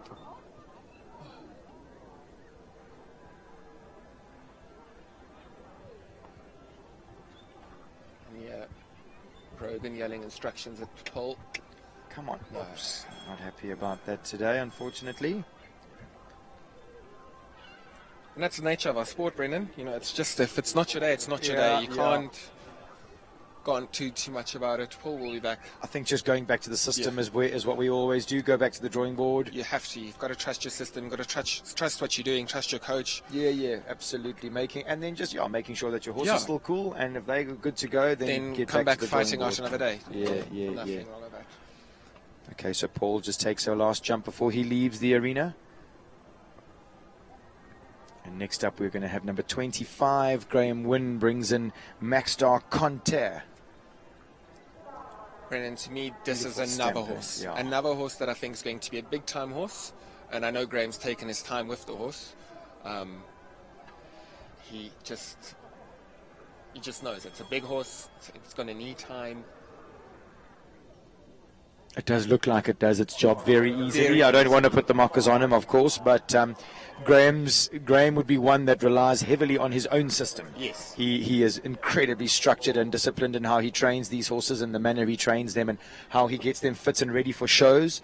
So I'm sure that we're going to be seeing this horse in the bigger classes in the not too distant future. 100%. Graham will make sure that he's just, as he moves up. You see he gets there very quick on the 8. No stone left unturned when this horse gets to what he's bred to do. Sure. He's a 9-year-old by Kanan out of a Randall Z mare. And I know that you were doing a little bit of your stats when it comes to the exciting up and coming Olympics, which is round the corner. Doesn't Kanan have a few in the Olympics? Oddly enough, not as many as I would expect him to, but we do have a few coming up in South Africa from him. Okay. Sean Neal's got a very nice Kanan mare. Yes. Charlie's grey mare that she jumped yesterday, that's out of Kanan. And I mean, completely different horses if you compare them to what this is. Of course. So no, unfortunate. Oh. Big squeeze there. It's just, Graham reminding him such there. a big horse, and he's just kind of going, okay, Graham, I think I'm done now. You are right, he is a big horse to get around these tracks. Graham having to work hard there. He's got time. But I mean, I don't think Graham will be despondent too much about it. I mean, that's not a horse that you would want to gallop around a 130 jump off anyway. Agreed. So it's part of the school fees, part of the production job. Absolutely. Maxstar Conter, Graham Wynn, 2 for time, so not in the jump off, unfortunately, but a solid enough round.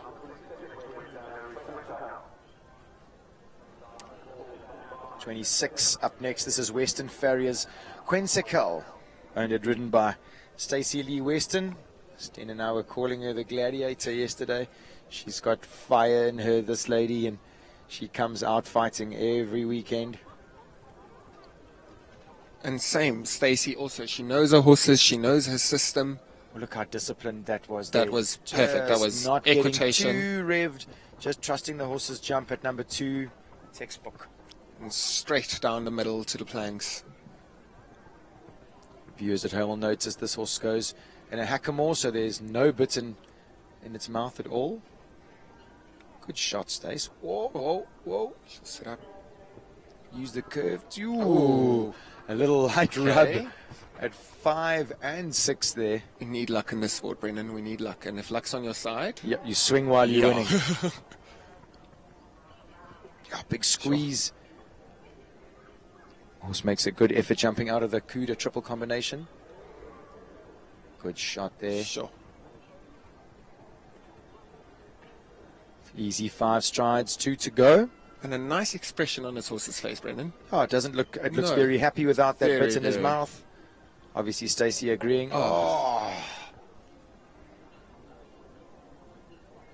looked like the horse just didn't jump big enough there. Oh, and I wonder if maybe if it's a younger horse getting produced, quite a long course, sort of turns up to the last big efforts, and unfortunately just threw his knees at it a little bit, unfortunately, but jumped a really very good round, made a fantastic Stacey will account be happy of himself with that nonetheless. And like I said earlier, it's 3 days of jumping in a row for these horses. So if it's a new horse to Stacey, it's finding out what works for the horse and what doesn't work for the horse just yet.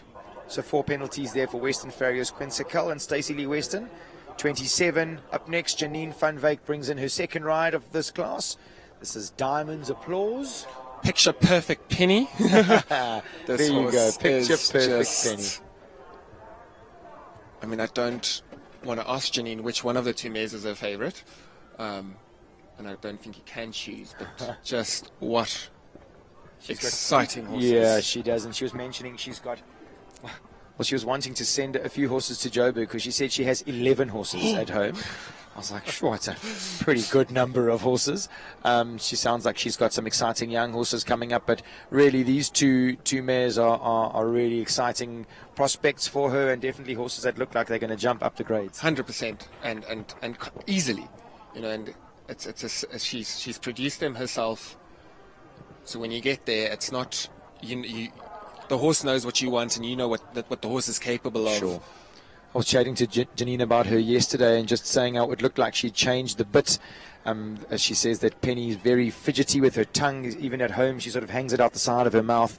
But she says that the most worrying thing for her is the warm-up. She does get very nervous in the warm-up. She's worried about other horses. Okay. She's quite keen just to get in here when she's got the whole dance floor to herself, and she can get down and do what she does, which is jump clear rounds like that. Just Janine, another one. 2 for 2. Diamond's Applause. Janine van Wyk makes it 14 in the jump-off. With 3 to go, she could be eyeing out a podium in this championship class. So, Brendan. I think, especially on Penny, I think she might. She's got quite a stern look on her face, like her job's not done for today. No, she gave her a pat, but she didn't. Not too much. No. Let's let you know. We're not done yet, my darling. It's like when McLean or Ken Farrington jump clear and arc in the first round. You know, the horse just gets a little pat, like okay, little tickle. We're not done yet. We're halfway there. We're halfway. So next up, this is Afrizan's Callahoo, Condor Rebel, Katia Riccardi riding. It's 8-year-old gelding by Con Coriano out of a Lissabon mare. Again, thank you very much to Afrizan for the sponsorship of this class. So I'm sure Katia would want to give a good account of herself in this class. It's a magical type of horse, this, isn't it? Oh, and it's funny enough that you see Lissabon coming through in the dam side. You're really a lot, huh? And this horse is the maternal sister to... a little strong in there. Ooh. Did not like touching that pole. It's the maternal sister to Ashley Healy's Imagine. Okay. Yes. And even Imagine does not look like Innovation at all. It looks like Lissabon. Okay. So it must be that mare just really stamps them. Interesting, Yeah. right? Hey? And I mean, even there, as he comes past our commentary box, it looks like he's just got that Lissabon look about him. Perfect. No, the white face. Looks like a dolphin exploding out of the water. Oh, I mean, shame. She had one down there, almost just got a little deep to that because the horse has got so much gameness. But unfortunately, look how 4 happy penalties. she is, Brendan. Yeah. She is over the moon with that. And I mean, there was nothing wrong with that round. Yeah, absolutely. One down in a fair enough 130 championship class. So unfortunately not Katia's day today for Afrizan's Callahoo Condor Rebel. But she'll for sure be back eyeing out the next show and getting ready. That horse looks like it's destined for bigger classes for sure. Definitely. 29 up next. This is Jessica Caitlin Thompson. She brings in Garlic Kervick. This is an 8-year-old gelding by Contendro out of a Conrad mare. Lovely breeding again. Very nice breeding. Whoa. What a shape over number 1. Just didn't get there again, Brendan. I was sort of watching that because she looked like she was really moving. I thought that, I mean, again, it's in the moment, you know, when you get blood in your ears and you think, let's go to number 2, when it's actually a level distance. You can actually, and again, I think it comes down to the footing, to the arena. Like getting across the ground so easily. So easily. And the confidence that these horses are jumping with. Yeah. And interesting, I think that it's an impressive arena. The jumps are very impressive. All the sponsors' jumps that are out here today, you would think that it would sort of detract the horses from their jobs, but I mean, even at this 130 level, it doesn't look like that they're being affected at all by it. And the horses they are jumping well and they are game. And again, I think that's testimony to Kate's course building. I agree with you. She, like you say, she's built them up very nicely. I think that's so important of a course builder to be building them up through the show. You know, they've got 3 rounds. No need to go out and make the first 2 rounds too difficult. No. Show the horses around, build them. It's got to be a constructive process. And they've got, to me, Brendan, they've got the most difficult job. You know, they need to keep the crowd entertained. Oh, absolutely. They need to keep the everything horses safe. happy and Yes, safe. yes. They need to keep the riders not, you know, wanting to come back. You know, there's Yes. nothing worse than going, oh, Kate's building, I don't want to go there. Yeah, of course. So, And just not Jessica's day today. yeah, unfortunately not getting down there to the plank, so not her day. I think she'll just come through number 1. Just make the horse finish off on a positive note. And after Jessica's taken her jump, it's going to be the last horse in this class, number 30. This is Data Science Baloo, a horse owned by Slade Equestrian and ridden this morning by Rainer Korber. And to me, a horse also definitely for the big time, for the future. I think Ray's just, you know, it's just part of the production job now. Yes. It's the schooling phase. Absolutely. School fees phase, actually. He is a 7-year-old by Brunsau. So interesting to see the Brunsau blood coming through. I mean, Interesting, the Brunsau blood, yeah. The 334 stud was those 2 stallions. They are Magical to young. magnificent, and I think this one is. As soon as the jumps get bigger, we're going to see the same shape.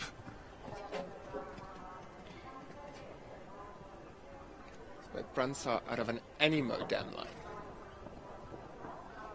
Looks like he was playing around the corner there. Ray having to remind him to keep To his actually mind focus. on the job. Yes, here it looks like he's focusing a little There bit you more go. now.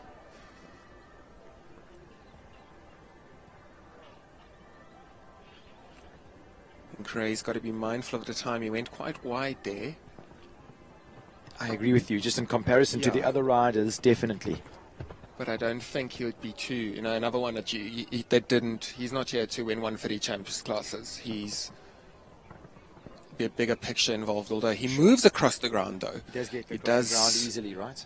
He's got natural pace. So well ridden Yeah, that there, was good on nice. the balance. So is he going to be tight? No, I think he'll make the time. I think. Yeah, I think he's fine good enough for the time. 1 to go. Is Ray going to make it 50% clears? Sure. Here we go. 30 in the class, 15 clears, 50% in the jump off. That Data is- Sciences, Baloo, Ray Korber, rounding it off. 15 horses that we've got to watch go around Kate Launder's course. Very, very exciting class, huh? It's going to be a galloping jump over. Yeah. 15 and fast ones. Quick ones, absolutely. I think a little bit what's going to come into play today is where you're drawn in this jump. Yes. I think Ray's sitting in pole position because he's going to get to watch what everybody else does. Unfortunately, it looks like Nariska's going to have to come out first, but that said, she gave them a riding lesson in the last class, 100%. so she doesn't and worry too much. she'll have a plan and she'll stick to a plan, you know. And Yeah. I think with Nariska is so good at going to go, well, come catch me. Yeah, absolutely. And I Yeah, think that's yeah. going to be the mentality she's going to start with. Absolutely. So as they prepare the arena for the jump off, we're going to take a quick break and we'll be back shortly.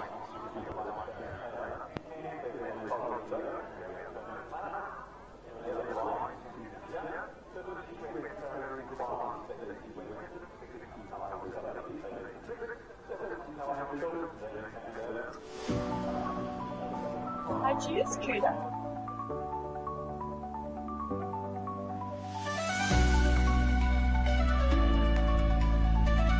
I choose KUDA.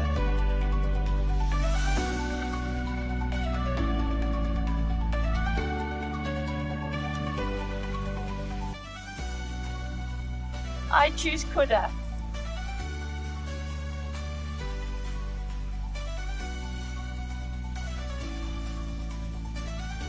We choose KUDA.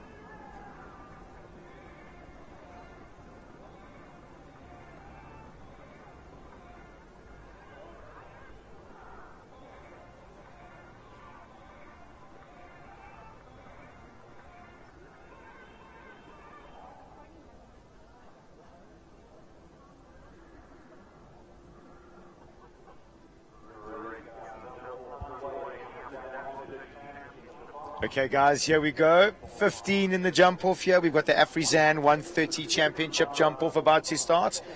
Nariska Prinsloo Hill brings in GCS Max Fantastique NPS.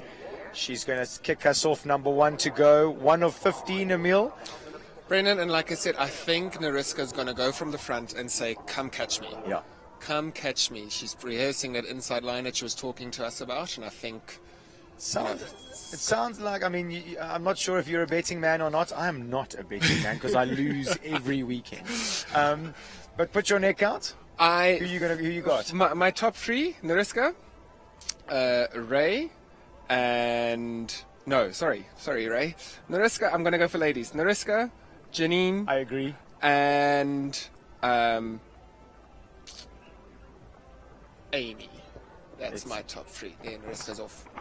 So here we go. The jump off is 3, 4. Oh, what a round. What a shot. That was a really good shot. Nips inside to keep 5. this horse's head up. Now, we chatted about this. It's a jump off. This is a disciplined distance. 3, 4, She wants 5. to stay on the curve. Wow, she low flies that.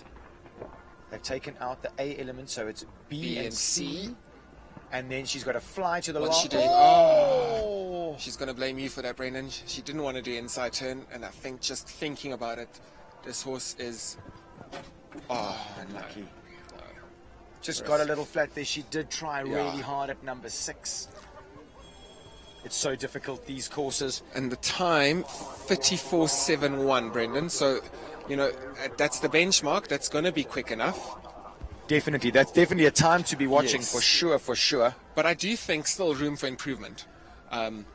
I think the horses will get inside there and move around there for sure. If don't think Kate made it any wider at C element, so you just have to go. I mean, it's 3,000 rand for first place. It's 3,000 reasons to go. 100%.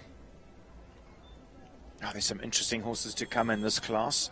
This is definitely one of them. Yeah, I think Janine will aim for the double clear, but put pressure on the rest of them. Obviously, she's got 2 in this class, so Yes. she's going to get to sort of see her way around the jump off. And then you mentioned that Penny would be up a little Picture later. perfect Penny. Yeah, I think absolutely. that's keep the an one. eye out for her. Yes. Oh, well, John Tilly's like, excuse me, I'm here.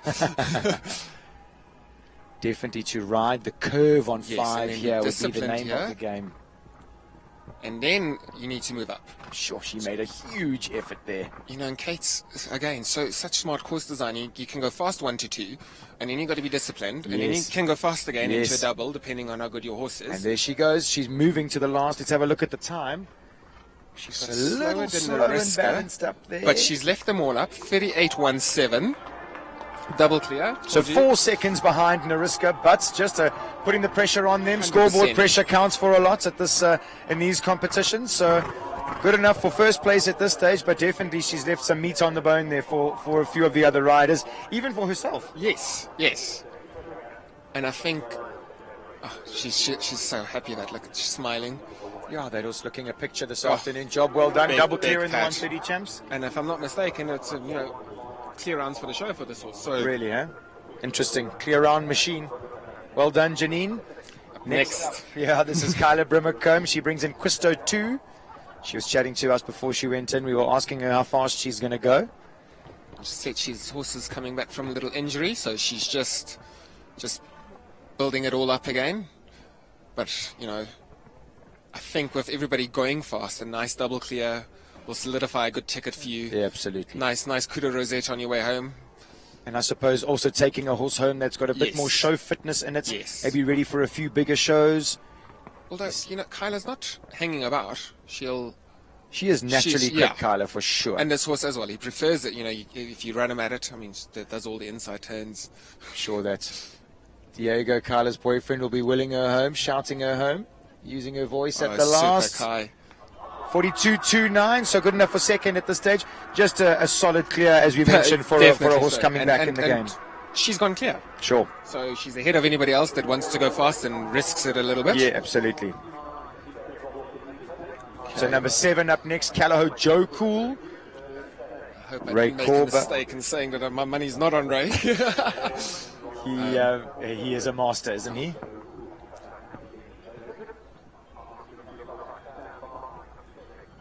This horse settled from the first round to now. Yeah, absolutely. It's like he's switched on. Ray is just so smooth. He just eats seconds up on the corners without even trying. Doesn't run them, doesn't create any Just imbalance. stays on that same Rhythm. tempo. Yeah. Oh, Time to beat. 38.17. He puts his foot on the gas. I think he's going to have I them. think he's got her. Oh, Careful, careful. He mentions 36. 36. Oh. Good enough, Paul. Goes into the lead. lads. There are a few to come. Yo. There are a few to come. Let's see. But definitely masterful riding there from 100%. Ray And will be Calder. happy with that, and I'm sure as the owner of Joe Cool as well. Yeah, Demi Lee Jacobs will be chuffed with that. I hope she's watching at home or if she's here today. Congratulations. Now, Brendan, how fast do you think Barry's going to go? It all depends, eh? I think with him, think if the he's horse, gonna go. I think if this horse jumps well, I think he's teaching this horse also to go fast. Look at that. Oh, inside. Oh, come on, Barry. Is he going to flap his elbows? No, smooth. Stays balanced, rides up on the 5, and now he's going to Shows accelerate down to the double. Shows you how much belief and trust he's got in this horse, Brendan. Wow, BJ, that was quick. Jeepers. Come on, leave this up and What's go. he going to do? Raise time 36.36. I think He's if gotta he- if keep there's no going. pull, he's got it. He's got it. Leave it up. Super. Into the lead. Oh. 34.35. Mr. Taylor, take a bow. He's back. Jeez. Enjoying some good health, enjoying some good horses. A wry smile as he canters out there. I wonder if that's going to be good enough, but I think good enough for a podium finish today. Let's see. I think so. And he was even faster than the Risker's time. Yeah, So I think that 34 is the benchmark, definitely. he really was quick to the KUDA double. Yes. Huh? From the STOKKIESDRAAI Oxford to the KUDA double. Really quick. Nothing wrong with that. Next up, Glensmere's Cosmolido, Andrea de Klerk. She's seen what it takes. Don't know what Jason would have told her to do, but I think it is to you. Yeah, so go. Yeah, absolutely. She is going around. Okay, gee, just for the viewers there, Barry went inside, and it worked for him. 1, 2, 3, 4, 5. Come on. She looks. Does she get a good distance? Horse argues a little bit. Oh. Just lost the angle and didn't lock on, right? Sport. Yeah. It's very tough, unfortunately. There's always a gamble in the jump off. Unfortunately, today the gamble not coming off for Cosmolido.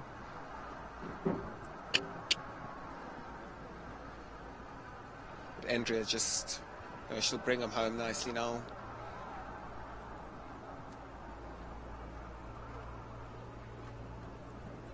Nothing wrong with that. Yeah, absolutely. Nothing wrong with that. So not her day today, finishing up on a score of 20 penalties. Glensmere's Cosmolido and Andrea de Klerk. Brendan, if there's one person that can do inside, it's going to be Sue. Let's see what unfolds here. Number 11 is up next. This is Susan Fouché, and she brings in her very special horse, Riley. He is a speedy character. He can take all sorts of crazy turns. Let's see what she's got planned for this morning. Starts from there, okay. Off she goes. And such an economical horse. Yeah, very He knows economical. where his legs are, so he can just, like that. Doesn't... Yeah, there we go. Inside. Did she get this? She's got a better shot than Barry got there. And... Oh, does 4. She did 4 in the 5. This is going to be a little quicker than Barry's just by nature. One less stride there. Look at this. She's got 1 to go. She's left them clear. Barry's time 34.35. Come on, Susan, don't pull up now. Come on. Keep going, keep going. It looks like she's going to do it. No, she's not, Brendan. Oh, she's he's hit got the last, unfortunately. She's got the last. 34.81. It was nearly good enough to beat Barry's time, but unfortunately hitting the last there. Valiant effort, so unlucky. What a magical horse is he, huh? That was a super ride. He really puts in a performance every championship class. Sure, she's got a big smile, And unfortunately. he walks out with a big smile on his face. Yeah. He was like, I did good, Mom. Gee whiz. 4 in the 5, easy as you like. Inside. He really does have ability, that horse. Shame not her day today. Barry breathes again. Number Let's 15, see yeah. if Stacy's going to let Barry win today. I don't know. Oh, I don't think so. I don't think so. I don't think so. Western Farriers and Quasi up next. Stacey Lee Weston. Stacy likes to go fast. She's created a bit of pace to build off already. 1 to 2. Jumps it at a slight angle. So what a shot! What a shot! She goes Inside around there, round. but she'll keep coming forward to it like that. Oh! Oh, good. 1, 2, 3. Plan B riding. Doing a little circus move there. That was exceptionally Sure. ridden, Stace. Come on, keep it together. She'll come forward to this. There you go. Arms flapping. She's flying to the last. She's going to trust No this pull. horse's care. She's quicker than She's got Barry. it. She's got it. 33-30. She's into the lead. She pips Barry by almost a second. And she managed to recover. Lost her stirrups between 4 and 5. Happy, Unbelievable happy. riding, Stace. I wonder how your groin's feeling after that. Sure. Well done, Just for fist you, bumping. Brendan. Yeah, that was top riding. She's hungry. Every single championship class she comes out fighting. Fantastic effort there. Western Farriers and Quasi. Stacey Lee Weston tops this class 33-30, but it's by no means done. Number 16 up next. This is Calaho Tel Aviv. Shaitan Hendricks for Shaunae Gooch. Shaitan will do all the turns, just a little bit more economical. You know, this horse has to learn at some stage to go faster. And this is still, as you mentioned, his production job. 100%, but Go 4. forward, 2, 3. Oh, Balances up on the 5 still. horse could have done it in 4 here, I Brendan. must The say, shot he though, got he there, was quick. it's got so much step. You don't see it. Look at that. Gee whiz, I'm not going to put the mockers on him. You mentioned that he has a fair amount of talent. What a shot. You called him a show jumping machine. Sure. Good enough for Pips Barry. second. Sure, it's getting quicker and Whoa. quicker. That was a good 33-7-7. round. For a young horse like that, Look at Shaitan's Shaitan very, smiling. very chuffed. I mean, that is a horse. Emil, you called it at the beginning of this Got it, class, yeah, and you mark it called it was. a clear round machine. 100%. Shaitan really backed how careful he was in that class there. Really 100%. good quality riding. Big smiles as Shaitan comes out. Now, from one nice Calaho Grey gelding to another Sure. nice Calaho Grey gelding. This is Calaho Chilton and James Kane Bierman. Oh, just an absolute treat watching this horse go around. I love watching his face. Oh, look at that technique. Inside, but he gives him room here, but gets a very good shot there. 1, 2, 3, 4. I love doing the commentary for a few of the comments that I get on my phone. Diabuertas from PE just said we nearly swallowed our popcorn watching Stacy. I nearly swallowed this microphone, to be honest with you. So, but look, James is putting in an on it. unbelievable Is he performance. going to make He's it under flying. 34? I'm not sure. No, 34.92. Good enough effort. for 4th. Gee whiz, that is a real horse for the future. And you know, what I like the most, Brendan, is James is having so much fun doing it. Yeah, he looks like he's Just having a jaw, and that horse looks like he's having fun 100%. too. Look at him. He's like, I did good. Yeah, He is pricked looking at us there. Geez, those 2 geldings that have just jumped have been a real picture, and actually here comes a third one 3 Calaho Grey geldings in a row. in a row. Number 18, Calaho Castino, Jonathan Clark. I don't know who's going to jump bigger, Casino or Mel. It's also owned by Mel Friedman. Sure. Casino made a very good shape over that first jump. Jono flapping Jono his hands is there gonna saying, go come on, inside get now." cracking. Get a good shot. You get a forward shot and just stay level on the 5. Oh, unlucky, just laying a toe on that. Actually has jumped quite well today, that Yes. vertical. Inside. Super. Oh, this horse has become so elastic in his body. Jonathan definitely with the training mindset Yes. here. Still teaching the horse to go a little quicker. And it's, if I'm not mistaken, quite a new partnership. Yeah, for sure, for sure. Jonathan's definitely putting in the work with Yes. that horse. He takes him to different venues, making sure that he understands all the equipment and all that type of thing. So good on him for the time that he spent with Castino. Not his day today, unfortunately. Finishes up on a score of 4 penalties and a time of 35.92. 4 horses left to go. Next up, Jane Hahn. She brings in Linden Time. She was really speedy in the first round and quite slick in her Very lines. smooth and Yeah. tight corners and I'm tight sure she's going to have lines. that plan for the jump off. And I think this jump off allows for, you don't have to, they all have to go the same way. There's not one that's going to, we've seen the inside there, but the rest of them, that's pretty much, you've got to go the same way. So you can just be a little bit smoother, a little bit tighter, shave off a couple of milliseconds, like that. And this horse is also economical over the fences. She's going to go inside now, going around. Very good rhythm, little rub, but it stays. 5. Oh, I just flattened his body a little behind there. Unfortunately picks up 4 penalties. Good shot there.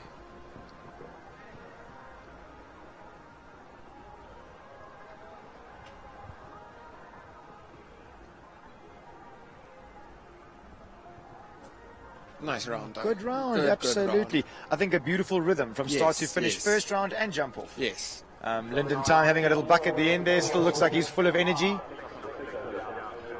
Good enough round, unfortunately. 4 penalties for Lyndon Time and Jane Hahn. Next up, number 24, Cortina, RLHZ and Amy Hay. Pick. I just think, Amy is riding with so much confidence after her first Grand Prix round yesterday. Agreed, yes. And on this, she's rehearsing the turns, got her course plan in mind, and this horse is due for a proper title class. So let's see what she's got in store for us. As you mentioned, jumping her first 150 Grand Prix yesterday, will be full of confidence. And she rides with the master faster herself. So absolutely. Charlie would have helped her plan her jump off. Oh, Cortina says, don't you kick me. I've got enough go. Like that, just... She curves out to give herself room. The mare's lands on the back rail there. Oh, damn, that's so unfortunate. Scoreboard pressure. Stacy's definitely put the pressure on them with such a fast time.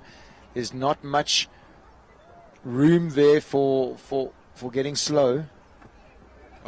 She praises her there. Would have eased up, 35, 5, 8, 4 penalties. She definitely did ease up a little there. That just, to me, it's going to be a pocket rocket. She is due. I agree with you, Emil. She does ride beautifully. She's in a good system. She's got fantastic horsepower. I think you've just got to keep on chipping away, and eventually you will get what is coming to you. Keeping on. You've got to just, that's the sport, 27 up next. Janine van Wyk brings in her second ride for today. This is Diamond's Applause. Picture perfect, Penny. Come on, Janine. Come on, Janine. Let's see what she's got planned. Good shot there. Sure. What a big, expressive jump there. Janine would want to be on the podium today, definitely. But she's going to have to go some. 1, 2, 3. Look. Tight. She's going to have to keep rolling.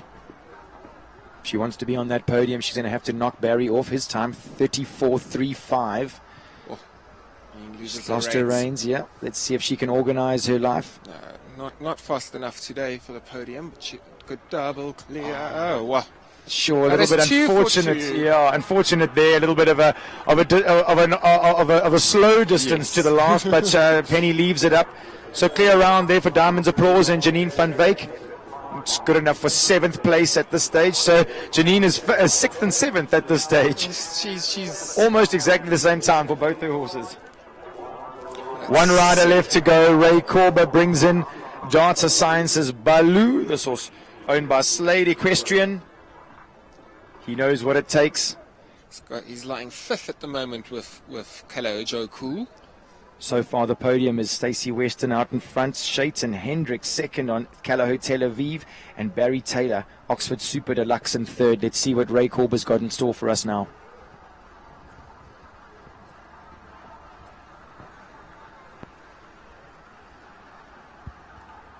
Ray's cantering. I think Ray's just a little bit in the production job still. But at some stage, the horses have to learn to go fast. He's going around. He's gone around, and I'm sure that he's not going to be able to catch Stacey's time, which means Stacey's going to have a little win in this class, which is going to make her day. Second place, it looks like it's going to be Shaitan with Tel Aviv. Shaunae will be over the moon with that. And Shaitan as well, Yeah, I know Shaitan really rates that horse. Yes. And he's good round for Ray there, 40.36. I think just with the production job in mind, I think 100%. job well done. Huh? And, you know, he's got 2 horses in this class. It's a little bit like Janine. 2 horses, two tickets. Yeah, nothing wrong with that, absolutely. Nothing wrong with that. Good day at the office. So we're going to wait for the official results, but it does look like Stacy Weston and Western Farriers and Quasi is going to be top of the pops here, 33.30. That is a speedy jump off. It's not even a second. Well, a little bit more than a second between Stacy and Barry. I must say, Shaitan really put his foot down. Tel Aviv put in a really top performance here this morning. 33.77 young and there's horse. still so much petrol left in the tank there. That horse is, if he can keep doing that and keep going the way he's really going. exciting one for the future. Yes. I see a lot of Kalenko in that horse and the way Shaitan makes him yes. go and then in that beautiful rhythmical way. You know, and then it's soft and sympathetic, and the horse just wants to jump, get to the other side of the fence. And then the maestro, Mr. Barry Taylor, bringing in a podium finish here for the Oxford team. I'm sure Brett Latimer will be over the moon with that. Oxford Super Deluxe rounds off our podium in a time of 34.35. Barry, welcome back to where you belong, bud. It's great to see him back on the podium there. He's hungry and enjoying some fine form. Oh, and then just some fantastic horses left in the class. Callagho Chilton, James Kane Berman. What a fantastic show he's had, I must say. Just yesterday he turned heads. Today he's turned heads. He continues to jump clear rounds. Fantastic horse. Callagho Joe Cool, another one that really looked a beautiful jump off, just so smooth and lovely. Was picture perfect. I mean, if I owned that horse and Ray had ridden it for me, I would have said thank you very much. That's exactly how I want that horse ridden. That's how I want to take him home. Absolutely, for sure. And then Janine van Wyk taking 6th and 7th with Forsyth Jantilly in 6th and Diamond's Applause in 7th.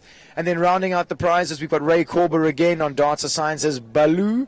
Good clear round in time of 40.36. So really interesting class. We called it was going to be quick. Exciting jump off. I mean, you see what it takes to win these classes. I mean, Stacy really left nothing out there. She fought tooth and nail to stay on that horse in between 5 and 6. She's definitely been doing her no stirrup training on Tuesdays. Fantastic result for her. So happy for Stacy, you know, well deserved. She wanted to win the class. Yes. She took a risk. It paid off. And yeah, she showed real grit. Yeah, she got away with it, and that's what you need to do in these classes, Brendan. Nothing gets handed to you on a silver platter. Absolutely not. But fantastic podium today for Stacy Lee Weston. She loves a win, Stace. She is incredibly competitive by nature. And I must say, her horses just look like they feed off her positiveness. You know, they never look rattled in their way. I mean, even in between 5 and 6, it could have rattled some horses and riders. Not Stacy, and definitely not her partners, her four-legged partners. They look like they are definitely up for the job. Definitely the partnership that she builds with her horses. It's not. They trust her, she trusts them, and if a wobble happens, they just go, well, okay, it is what it is, but let's keep going. Yes. And for me, what was so nice, she had to go on 6th then, Brendan, and she's still a second ahead of everybody else. Isn't that amazing? It was absolutely a well-deserved win. Yeah, I couldn't agree with you more. I think just again, Shaitan with Callagho Tel Aviv there in 2nd place. I mean, I'm going to stick my neck out and say it's probably that horse's best result to date. And Brendan, I think also it's if I'm not mistaken, it's first proper 130 champs. Sure. Yes, like I said, he jumped at Shongweni, but Shaitan would not have gone against the clock there. Definitely not. That would have been the first question he would have asked of that horse. 100%. Absolutely, and I mean that horse answered in volume. That horse is going home, and like I said, it's got so much petrol left in the tank. But even if you go down the list, you know, Tel Aviv is a 6-year-old, Super Deluxe is a 6-year-old, yes, Chilton a 6-year-old, yeah. John Tilly, she's not old. I think she's 7 or 8. Yes. Just the depth of young horses that's coming through for the future is incredibly exciting, and I think just to the stud farms that are breeding them, whoever they may be, you know, we don't have to get particular with one of them. I think just the spread of horses that is coming off the stud farms today is so exciting. It's very exciting, and you know, Brendan, what gets me so even more excited, they just keep coming. Yeah, they just keep coming. They keep coming. We keep breeding. I know you've got an exciting breeding program coming up, which is going to be exciting for your future. Yes. In shot there, we have Stacy Lee Weston with her fantastic horse, Western Farriers and Quasi. She's got the winner's rosette on today, winning blanket. Congratulations all around there for Stacy. A very, very hard-fought jump off today. She definitely had to grit that out and fight that out. Super, super. Big thanks there goes to Stacy's groom. This beautiful platinum turned out today. We had a beautiful shot of the good-looking gelding, Calaho Tel Aviv. I know I'm going to keep going on about, but look at that horse, Brennan. You know, he's just gone the fastest he's ever gone in his life. Yes, and he's so standing there relaxed. with such a big smile on his face. Another horse that looks like it's just matured through the year. A horse that's just enjoying being piloted by one of the best in the business, Barry Taylor. And then just a beautiful mantelpiece pony picture there. I'm not talking about James, of course. I'm talking about Calaho Chilton there. He is a good-looking gelding. Yeah, he really is. Gray electing to bring Bellew in. Probably slightly better behaved. Yes. The other grey one that looked quite cheeky earlier, Calaho Joe Cool. And Janine collecting both her prizes in this class. Look, you know, I suppose she would have liked to have been on the podium, but I think if I had to say to her, I mean, you take both of your horses home, jumping a double clear in the championship class, job well done. And I think with Janine, she's elated. Sure. She's elated. Yeah. You know, she knows there's so many shows left, and there's so much more to come. Yes, bigger picture. And she took nothing out of her horses, enjoyed it, they enjoyed it. Yes. Doesn't look like they had to bust the gut very hard to be double clear and placed in the championship class. And again, you know, a testimony to Kate's course designing. That jump off was fast, yes, but it was friendly, it was kind, and if you were risky like Stacy, it paid off. Yep, you got to risk it to get a biscuit, Stace. Today it worked for you. I know Diane Boortz has said she nearly ate her whole box of popcorn all at one go. I'm sure when Stacy watches the replay back, she's going to think, probably go, woof. Yeah, show jumping gods were on her side today. But, you know, for me, you got to swing while you're winning. You got to ride the wave of form. And I must say that when the horses believe and the riders believe, it's amazing what rounds can be constructed. Oh, Stacy getting all the pictures taken. Podium's up. I see Barry patiently waiting there. He's going to go and get back on that podium. I'm sure he was thinking about that while he was a bit off his health and lying in bed. He would have been thinking, I've got to get back up there sometime soon. Stacy and Brendan, taking you know, top spot there. She's with her above her coach today. And Barry's been on the podium quite a few times this year. Fantastic. Hey? Good to see. That's an impressive podium. So funny, they're all the same height. Come on, Stacy, you got to stand on your toes. There we go. See, Greg from Equestrian House is going forward to present an Equip Namna.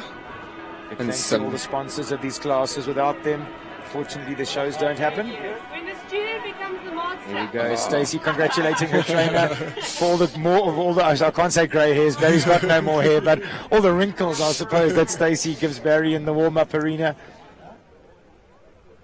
Fantastic scenes here. Big thanks to Afrizan for sponsoring this 130 championship here this morning.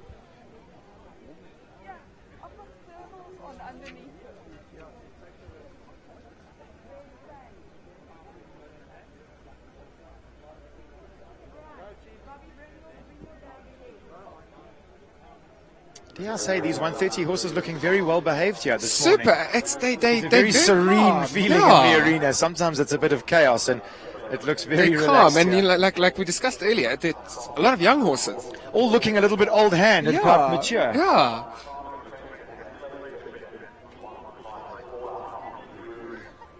But I must say, Brendan, you know, driving in here this morning, it's seeing the KUDA banners, and you'd expect it to be busy and buzzy, but they, like STOKKIESDRAAI, have always had this calm effect, and the show venue itself, you know, it's not as busy as we would normally see on a Grand Prix day, but it's still busy enough. Yes, absolutely. There's all our grooms getting their prizes.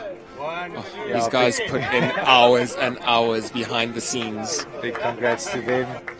And I know all of us would be lost without them. Yeah, they know the horses so well. They know their moods so well.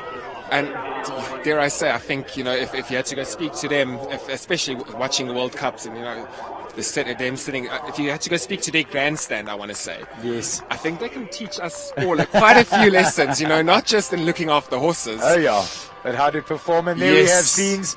Stacey Weston leading them off on their lap of honor. Western Farriers and Quasi top of the pops today.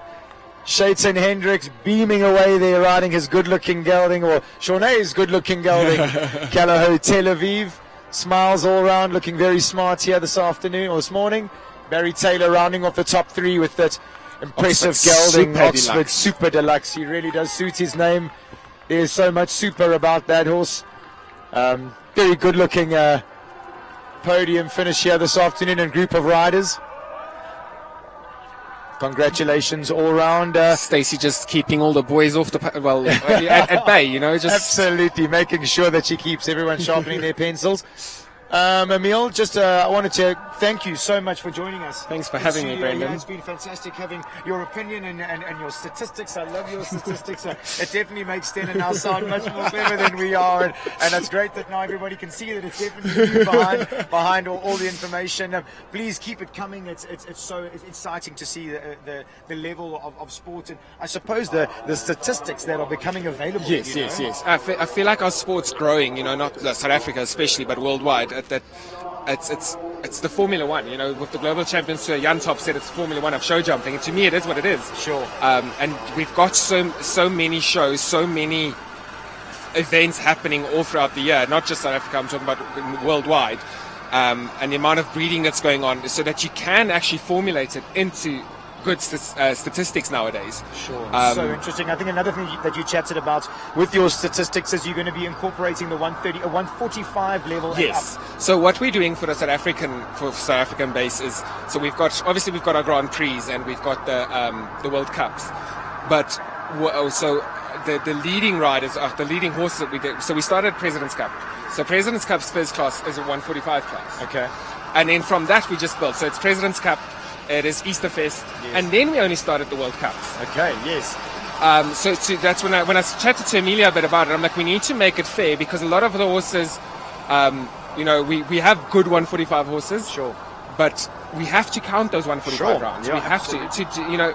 And the other thing that I also incorporate in the stats is the second round of the Grand Prix and of the World Cup. Okay. Because it's still a full round of jumping. Yeah, absolutely. It's not like it's 6 jumps and they can gallop their legs off. It's a full round of jumping. Yes. So I think that's important. The horse has to come out. The riders, you know, it's you have to make it count. Sure. And it all then creates value because, as you say, then we get these amazing statistics at the end of it that we can give out to the crowds about clear round percentages or whatever it would be, and I think that's incredibly interesting. So thank you for all that you guys have done, and please keep it coming. I think that it just keeps on building our fantastic machine of South African show jumping, and we all benefit from it. So big thank you to you, Emil. Thanks and for guys, me, I think that what's going to be happening is it looks like Kate Laund is going to be readying the next course, which is going to be the Brick and Clay 130 Bronze Tour Grand Prix. Looks like we've got 35 horses in this class. Yeah, so I think what we're going to do is cut to a quick commercial break, and big thanks to you, Emil, and you guys, you're going to join us shortly. I choose KUDA.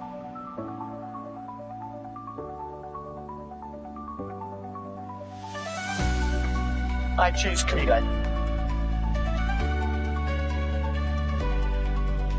I choose KUDA. I choose KUDA.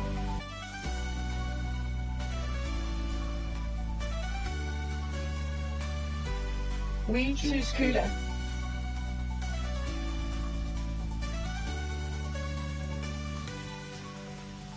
I choose KUDA.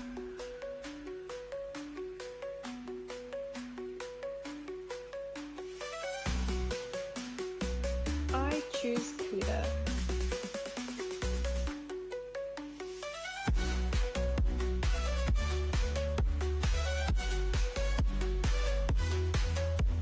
I choose KUDA.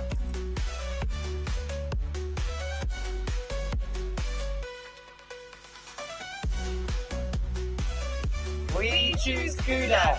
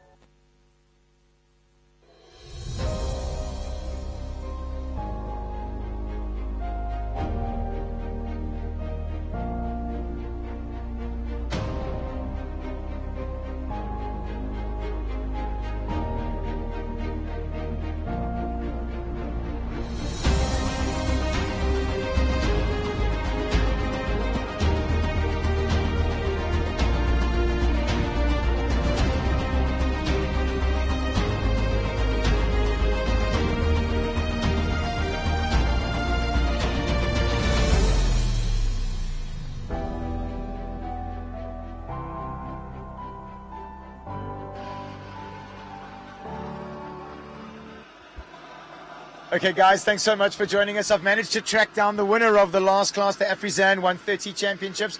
I'm joined in co-commentary here by Stacy Lee Weston. What a magical round you had on Zinkwazi. He's a fabulous horse. Yeah. First round really worked for you. I mean, he looked like he actually jumped it pretty easy. Yeah, super. He's actually got big step for a little horse. And if you just give him a little bit of a run, he flies. Sure, okay, and I mean, now let's chat about this jump off, because I've already had people messaging me from all around the country saying, oh my gosh, did that just happen? I mean, you went inside, and then it looked like he almost looked at the board and falsed you. No, it was my fault. I galloped around the corner and then hit the panics.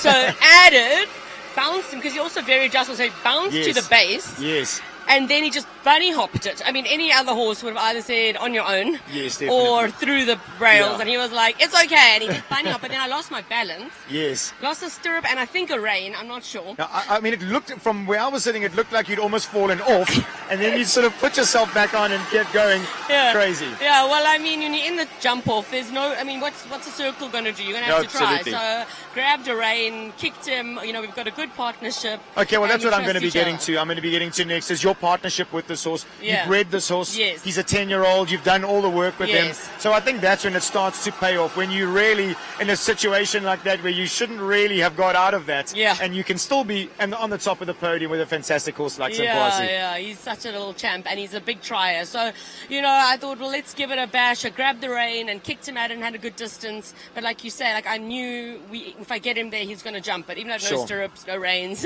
I did also think, though, that you were really quick to the last. I thought as you landed, you kind of thought, I got one left. This is working for me. Like, maybe today's my day. Let's just have it. Yeah, exactly. It was my day, and he's such a quick little horse that I just set sail. I thought that was really, really fun. I won't lie. It looked like you guys were having fun, and congratulations. What a fantastic class. Brendan. Fantastic win. It sounds like that was his first big one. I know he has Yes. had a few slightly smaller ones, but I think he really deserved that today. So big congratulations. Thanks so much, Brendan. Great, guys. So we're going to cut to a quick break. It looks like the course is nearly ready for the next class, and we'll be back shortly.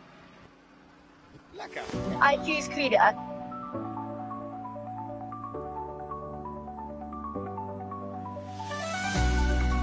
I choose KUDA. I choose KUDA.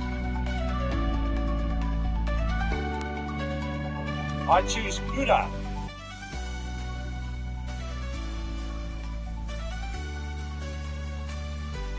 We choose KUDA.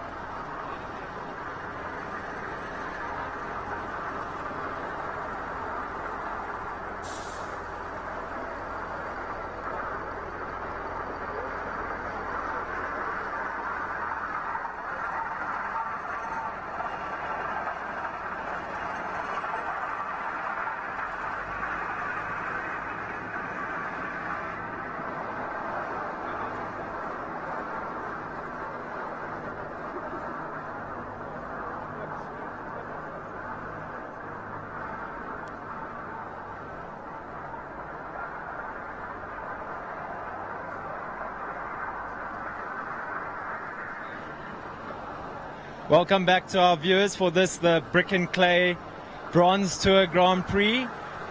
We thought just as something different for those riders that don't often get to come to these World Cup shows and jump these classes, we just have a quick walk around this course and show you what all these riders have in store for themselves today. So starting at number 1 is our Brick and Clay plank on a flat cup. The riders will probably make their way to this on the right rein. Then we're going to make our way around. Depending on the time allowed, our riders will come from the Brick and Clay jump, probably just inside that STOKKIESDRAAI brown oxer that we see here behind me.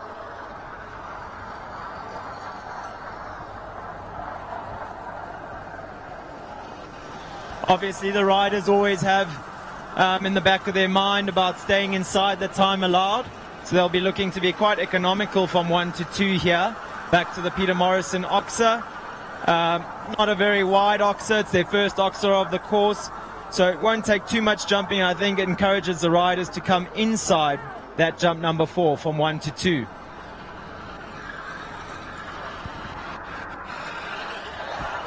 Then I think after this Peter Morrison jump, the riders will be making a big left turn, and again they've got the opportunity to make an inside turn inside that equestrian affair vertical with the water trays, just to be mindful of saving a little bit of time. So I think a lot of the riders might decide to make their way through here, this little gap behind me.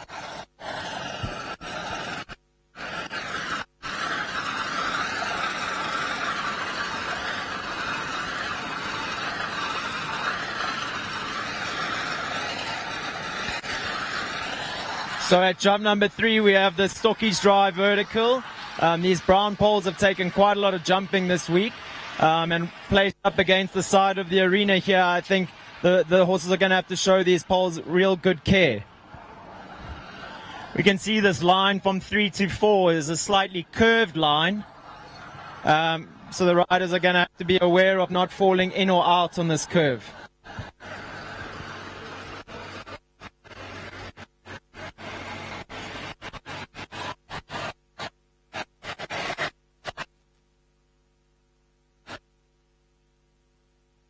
Walks a normal 24 steps. We get some input here from the great Dominic Alexander. Normal 5 strides downhill here, Dom? Yes, Dan, I think on a little bit of a curve. I think it's quite close to the side of the arena, so I think the 5 will be fine. And it's going into the corner here, so they're not going too forward. Normal 5. There you go, from the horse's mouth, Mr. Experience himself. So straight after this oxer at STOKKIESDRAAI, the guys are going to make a big left turn around. I think as you see where Domini's walking with his group of pupils now, head just around Brick and Clay to our KUDA triple combination. We have quite a square oxer jumping into this combination, and it looks like 1 stride and 2 strides jumping through the treble.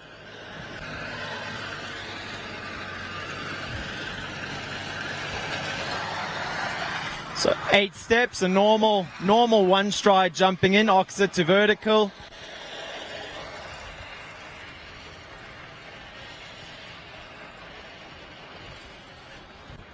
And then pretty normal vertical to vertical, 12 steps, easy 2 strides, I think, for these horses. Then after this treble, looks like they're going to make big right turn.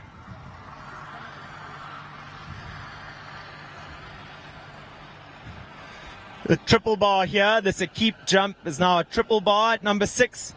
Triple bar always encourages you to ride a little bit to the base. Then it looks like the riders have a related distance. It's going to be on 4 or 5 strides down to the Baker McVeigh fence at number 7 going down the hill. So the horses again going to have to show some really good care.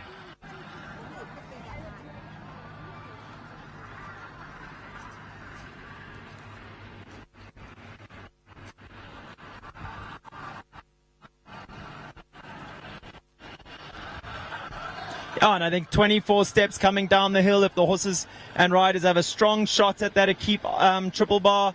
This 5 strides coming down the hill might ride a little bit steady, especially the way that we've seen these horses covering the ground today with this firm surface. Then after number 7, they make a right turn back on themselves to one of the sponsors of the show, our Talkcraft jump. This oxer at number 8, always going to ride slightly bigger, coming back up the hill. And then we'll see our riders just riding back up around that triple bar to number 9 that has the water tray underneath it, our Equestrian Affair sponsored jump. No related distance. I think we'll see the riders just riding up and around that oxer back to the water tray.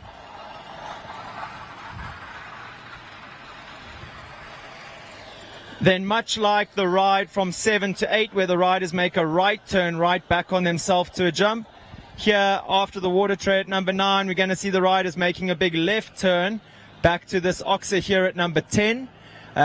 Maybe those that are super mindful about the time might want to be coming inside that STOKKIESDRAAI vertical. If this turn is in the jump off, for sure they'll do it. They'll be turning inside there. Those that have a slightly quicker horse will have the luxury of being allowed to go around that STOKKIESDRAAI oxer vertical. And then after this oxer at number 10, the riders have a bit of time to get straight, set themselves up for this double of verticals here. You see course designer Kate Launder has placed these pot plants always like a nice marker for the riders to use to go around to this last double.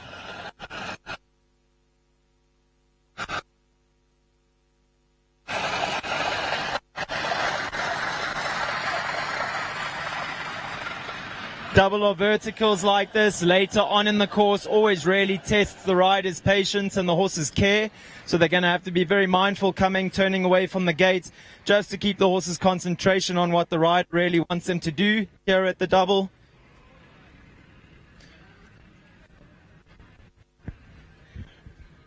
Walks easy, just over 8 steps, so vertical to vertical late in the course. That'll ride a nice 1 stride.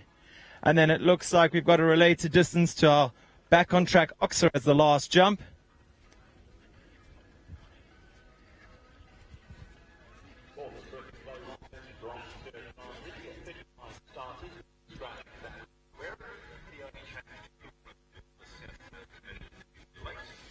And that walks just a little long on the 28 steps, 29 steps, jumping out of a double of verticals. That'll ride probably pretty easy, almost a little steady on the 6 strides. And then straight line through the finish. We're going to go back up to the commentary box, and we'll be back with you shortly. I choose KUDA.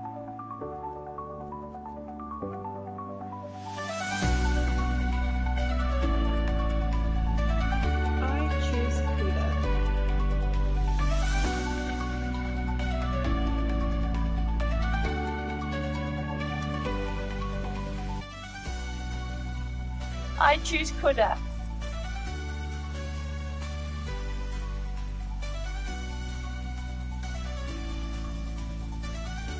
We choose KUDA.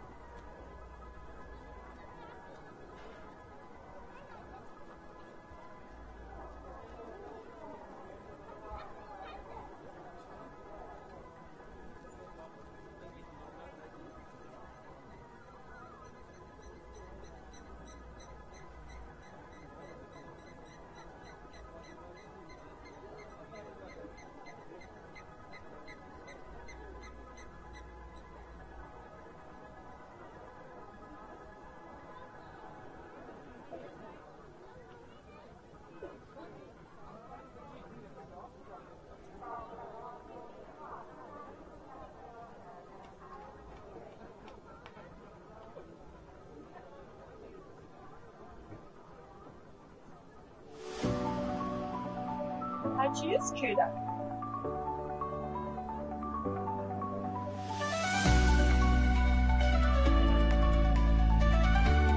choose KUDA.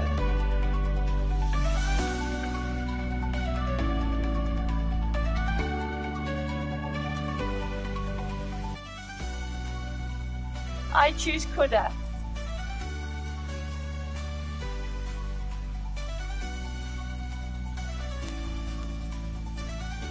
We choose KUDA.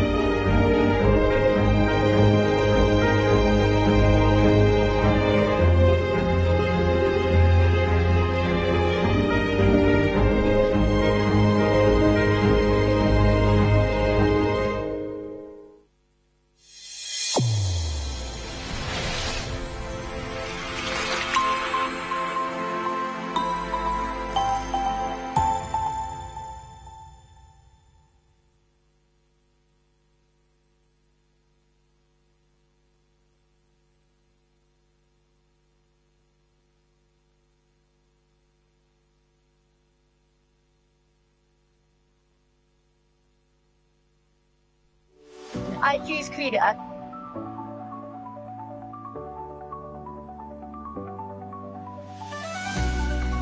I choose KUDA. I choose KUDA. I choose KUDA.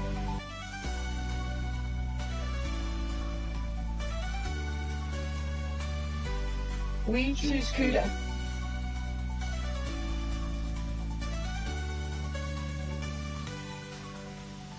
I choose KUDA.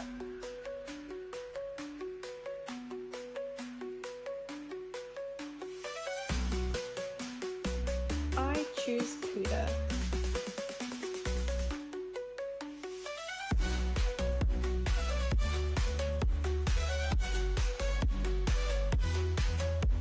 I choose KUDA.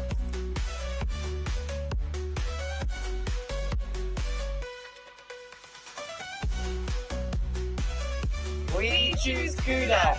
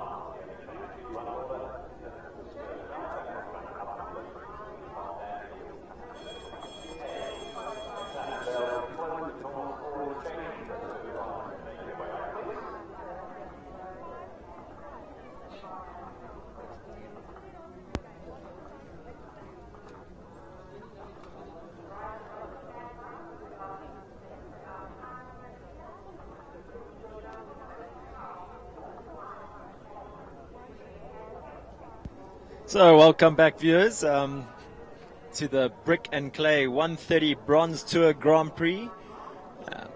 Due to kick off now at quarter to 12 with this class. Our first horse and rider combination making their way into the arena. Charlie Crockett on Check Me Z.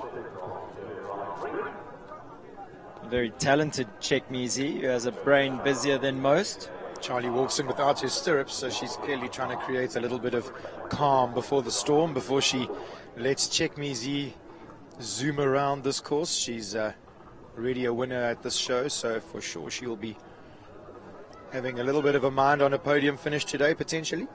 Brendan, I'm not always the most clued up on breeding, but by a stallion called Katoki's Cornet, I mean, no, Yeah. no, sort of no reason for this horse not to be hot and buzzy. Katoki is known to be a little bit cheeky and playful, and the Cornet Obolensky is also Very sensitive.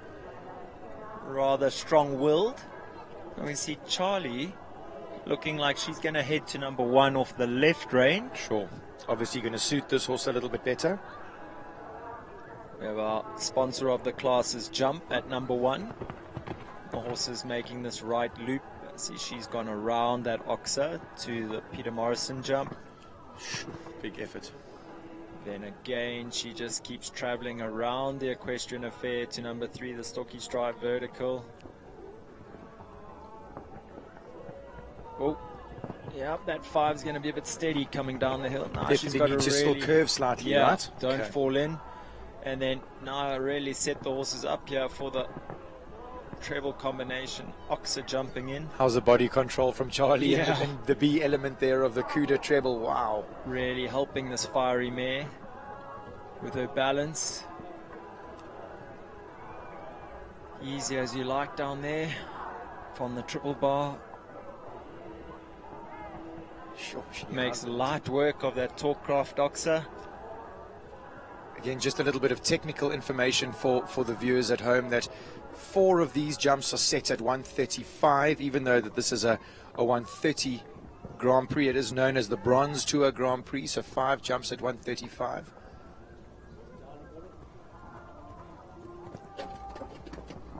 Oh, here a kick off the ground. 5-6 to the last. Time is good, 81.94. Time allowed originally 91 seconds flat.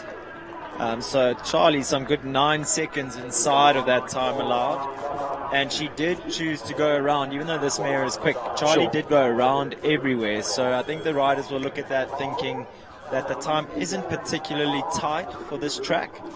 That horse is a difficult one to judge, though, because she does just get across the ground so easily. She does, that she does.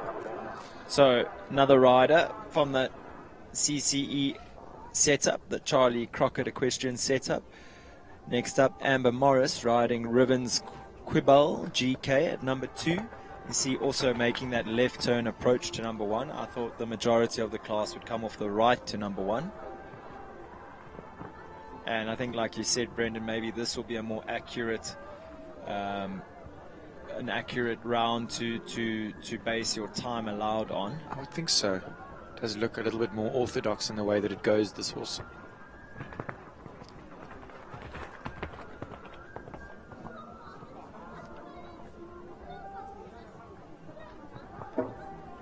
Gets away with a little rub at the A element. So that number C element of the triple combination, the first jump at 135, then the back rail of this Equipe triple bar, 135, the Baker McVeigh vertical, 135. So Brendan, Kate's really been quite kind. I mean, really the 135 fence is coming later on in this track. Definitely. I would imagine this water tray vertical, another one of the fences set at 135. Sure, big effort there. She has been a little wider everywhere than Charlie. Oh, just getting a little bit at the front rail there was Quibble. I thought that this double of verticals was going to be quite a question late on in the course. 6 at the end, sure. Oh, so really just the last 3 fences proving to be a problem. Up to there was a lovely round for Amber. It does look like this, as you said. Well, I mean, were you saying that the double of verticals is going to be testing? I thought so when I walked the track, just turning away from the gate late in the course. Double of verticals, quite tall, really testing the horse's care. All right, so I think we'll be watching that throughout this class. Let's see if the horses are going to be switched on coming to this last double of vertical line, and then it is 6 to the last. Is that correct? 6 walks 29 steps, but jumping out of the double of verticals going down the hill, I think that almost is going to ride a bit steady. Okay. Next up at number 3, back on track at BBS, Gregory Scott riding for owner Linda Ellerine. Very well accomplished jockey that has bucket loads of experience. He'll know exactly how to ride a track like this. I I think they may be looking to adjust the time allowed. It may have been too lenient, I think, for the judges' liking to start. It'll be interesting to see. And they've adjusted it by 1 second. So it goes from 91 seconds allowed to a time of 90 seconds flat allowed. Let's see how this beautiful mare gets on here.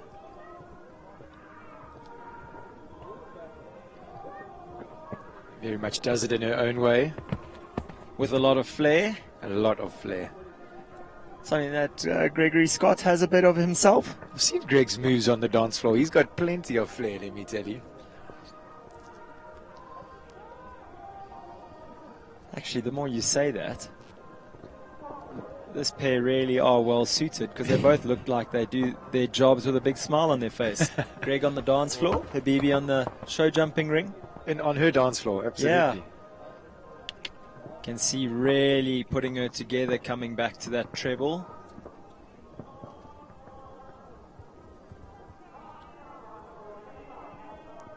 Greg, a real master of his trade. It's amazing how, I remember in the beginning with this mare, Brendan, we used to say how he got down the distances so quick and she's got so much step. And yet, as the partnership has grown together, she's looking more and more orthodox in her length of stride, isn't she? I think it's also testament to the way that Greg has to manage her and ride her. It looks like I say that as she runs herself neck deep to the water tray. She's got an interesting setup in her mouth, a double rein. Still with a very soft mouthpiece, and he's got the hood on her to try and keep her level. Oh, showing some good care here at the double. Good balance to the last. Yeah, to the last. Gregory Scott goes through to the jump off. Is this 25% or is it a normal? I think 25%, but I don't think that's going to be. I think we're going to have more clears than that.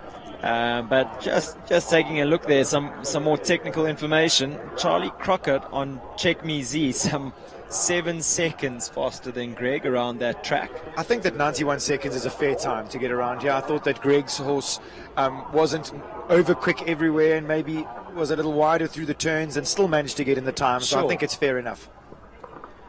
On track number 4, Callagho Lennox, Angela Spenceley in the saddle. Lennox, a 12-year-old gelding by Lissabon out of a Grunnis mare. Trademark big white face of the Lissabon. Yeah, really. Along with the ears pricked and the good attitude. As we hear Greg coming out the arena behind us here, I'm pretty sure I just heard him telling his groom to maybe go lunge Habibi a bit more. Oh, Angela. Beautiful body position through the treble combination there. You hear Greg straight off his horse, back to coaching a pupil.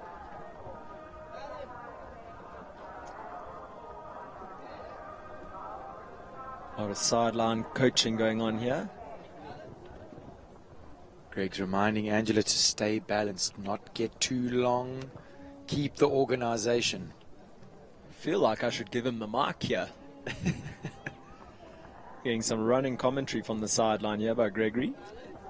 Again, she needs to balance. You mustn't let the horse get long. I'm just repeating Gregory verbatim. Ask, he said, and count. Fantastic advice there from Greg Scott, helping Angela around, jumping a beautiful clear round there. If you too would like some advice like that while you're jumping, go train with Gregory Scott. He's got all the pearls of wisdom you could use. So 3 in the jump offs. Charlie, Angela, and Greg so far. I'm sure this is going to be another one that's going to join the clear rounds. But next up we have Thomas van Rekevorsel. He brings in number 5. This is Callagho Shahrukh Khan. Brennan, Shahrukh Khan has maybe looked a little bit off-color this show. I think that, I've watched him and he can be quite sensitive, this horse. He's only an 8-year-old. He's by Callagho Sampras out of a Stoltenberg mare. And I've sort of seen him look around the arena and sort of almost be a little green by this the intensity of this arena and just sort of the nature of how close everybody is to the side of the arena, you hit the baby. nail on the head, yeah, for sure.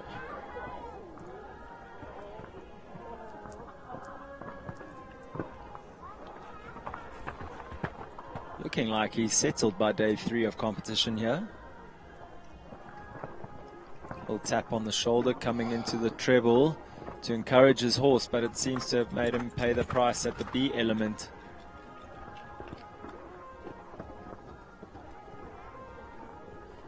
Well recovered there, I must say, from that KUDA, the C element of the KUDA triple combination to that Equipe triple bar. There's not much time to get organized and rebalance. Oh, they're basically cantering half a 20-meter circle from C. Coming out of a triple combination. Yeah, yeah. It's amazing when you start to put things into perspective like that, like how close those jumps are, and then go canter a 20-meter circle in your dressage arena at home and put two 135, put two 135 fences on the circle and see how quick that comes. Yeah, clear down that last line. A really good round. I mean, I know not a clear round, but for that horse to have improved the way he did settled and improved. Show, I agree with you, big time. Yeah, for sure. I think still a very positive round for him. So our third Callao horse in a row. Up next at number 6, Callao Fandango, Jason Phillips. When we watched this horse jump yesterday, we said for sure Jason had today's class in his sights. Fandango, 14-year-old gelding by Foot Joy out of a hobnob mare. I don't want to jinx him, but this pair know how to win a class. Sure. I suppose you've got to still get the first round done, and that's what obviously Jason's going to have in mind now.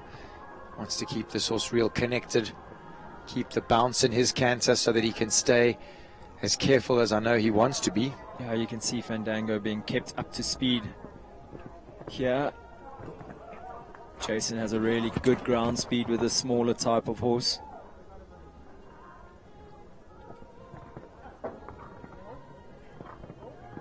And I think, it stays. It stays. A very, very lucky rub, I would call it. Oh, another little rub. The vertical, but gets away with it. Jason really helping this horse to move forward and then hold him off the front rail. Looked like he ran out of a fraction space there. Possibly not the ride he would have wanted at that oxer coming back up the hill. This pair have been phenomenal at 130 level. And I suppose now just stepping up a level or two or whatever it would be is it's definitely time, I would say, Jason. Yeah. And just testing, you know, what the horse has. Really good round, just the one down, 4 faults. Quick time of 84.52. I do feel like we will be getting more than our 25% clears though in this class. A strong field of riders, so I don't think we'll be seeing him back, but a really good round today from Fandango. Yeah, Jason's still looking chuffed enough. Give him a big pat as he walks out the arena. Making her way to the start, Jody Ambrose riding for Emilio Agliati. Lovely looking stallion, SD Diabub. Sorry, is he gelded now, Brendan? Is he a gelding? Gee, with a pedigree like that, I wonder. He doesn't look like he's got the yellow ribbon in his tail, but maybe I'm sure he's still a stallion.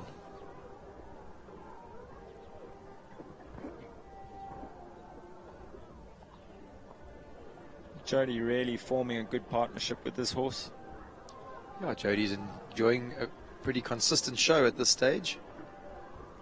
You mean 2 wins in the 135s? Yeah. Yeah, that's pretty consistent. Good enough. Yeah, good enough.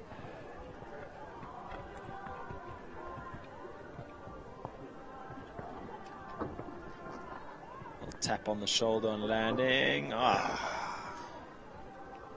Just unfortunately, if you get a little deep jumping into the KUDA oxer there, you can pay the price at the vertical jumping out. Brendan, it does look like that first distance between the A and B elements of that treble riding a little bit long if the guys don't get a strong shot. Yes, agreed. and then what makes the horses jump the second element a little bit long, and then they land and run out of space in front of C.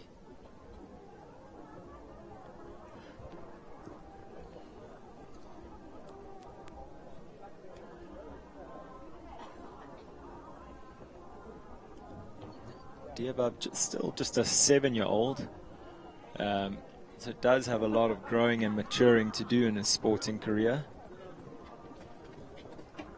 Makes easy work of the doubler verticals.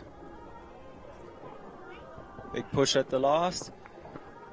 Just really that soft rail jumping out the treble combination. Yeah, keeping it on the 4 penalties there. The show would have really brought that horse on. She did, however, have a time of 93.22, which puts her in for 3 time faults. Finishes on a total of 7. Yeah, for sure. I think that he was potentially a fraction slow, not crazy slow, but I think in these championship classes you really have to be at the gallop and make sure that you maintain the canter or the gallop right from the start to the beginning. And I think just a mature ride from Jody. Next up, number 9, riding for the 334 Sport Horse stud, Raina Korba on 334 Kazarati. She's got a lovely canter, this mare.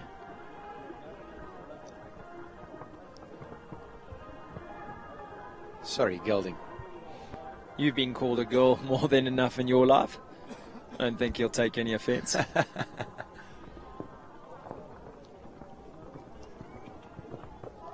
It's very interesting to me how you get different types of jumpers, and you get obviously horses that have got those big explosive jumps, and then you get horses that just look like they do it so effortlessly. I was going to say to you, another horse that we could almost use the phrase is very fluid in his jump. Very liquid.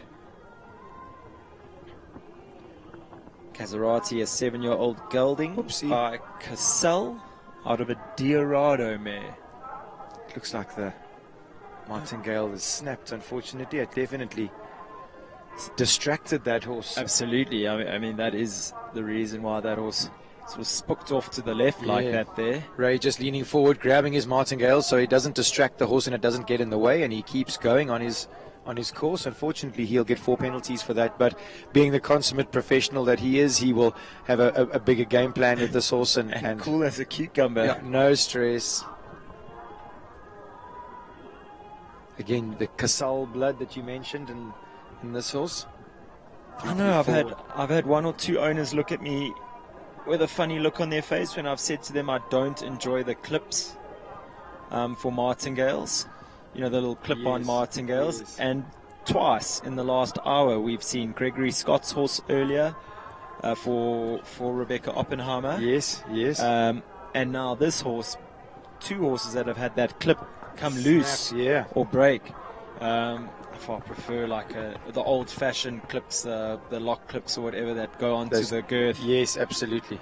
Big carabiner clip or whatever it would be, rather than a little. Because sometimes, you know, you have a horse that's not really phased by it and you can finish the course and carry on, as we saw with Gregory Scott earlier on that grey horse. But this horse definitely took offense to that clip swinging around, bumping his neck. Yeah, absolutely. That said, it didn't so actually. Unfortunate. What a lovely round! It looked like it was going to jump a clear round for sure. Absolutely. Not for that tack malfunction. Up at number 10, Takentog Zonjati Borneo, Kyla Brimacombe, riding for sister Kirsty Brimacombe.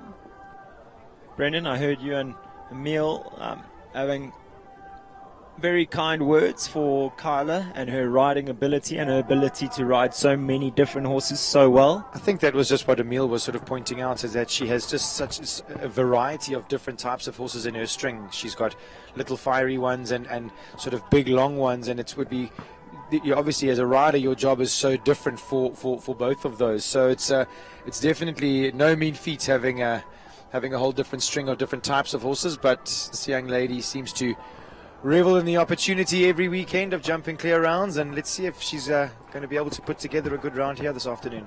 She is going to have to be mindful of the time as she starts to set Borneo up quite far away from that treble. Beautiful jump out. She's really taking her time in the turns just to get him rebalanced before each fence. See excellent body control there from Kyla over the triple bar. And the vertical almost there. The horse really able to finish every his jump. I guess say she is. She's pretty on point. Just looked like a good Kodak moment going over the triple bar. Absolutely. However, I do think she's going to have to be... Just watch the time for sure. Because she's got 20 seconds to get home. He's a little argumentative, so she can be trying to get a bit of control and that get a little slow. Oh, that was the lightest touch, and that fell so late. Actually fell backwards. I do think she's going to be in for time anyway, though, Brendan.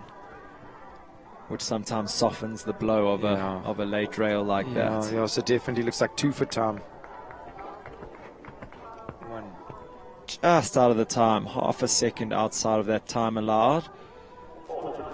Puts Kyla on the 5 faults in total. Still a very good round from that horse. You can see a young horse as well that just really needs the rideability to improve a little bit. And with Kyla, of course, that'll happen in no time. For sure. Super round, though. Next up, we've got number 11. This is Chianti's Touch, and ridden by Ashley Fox. This is a very interesting horse, I must say. I've seen it make some unbelievable shapes over the jump, and I feel that with a young lady of this girl's ability, this could be a really interesting horse for the future.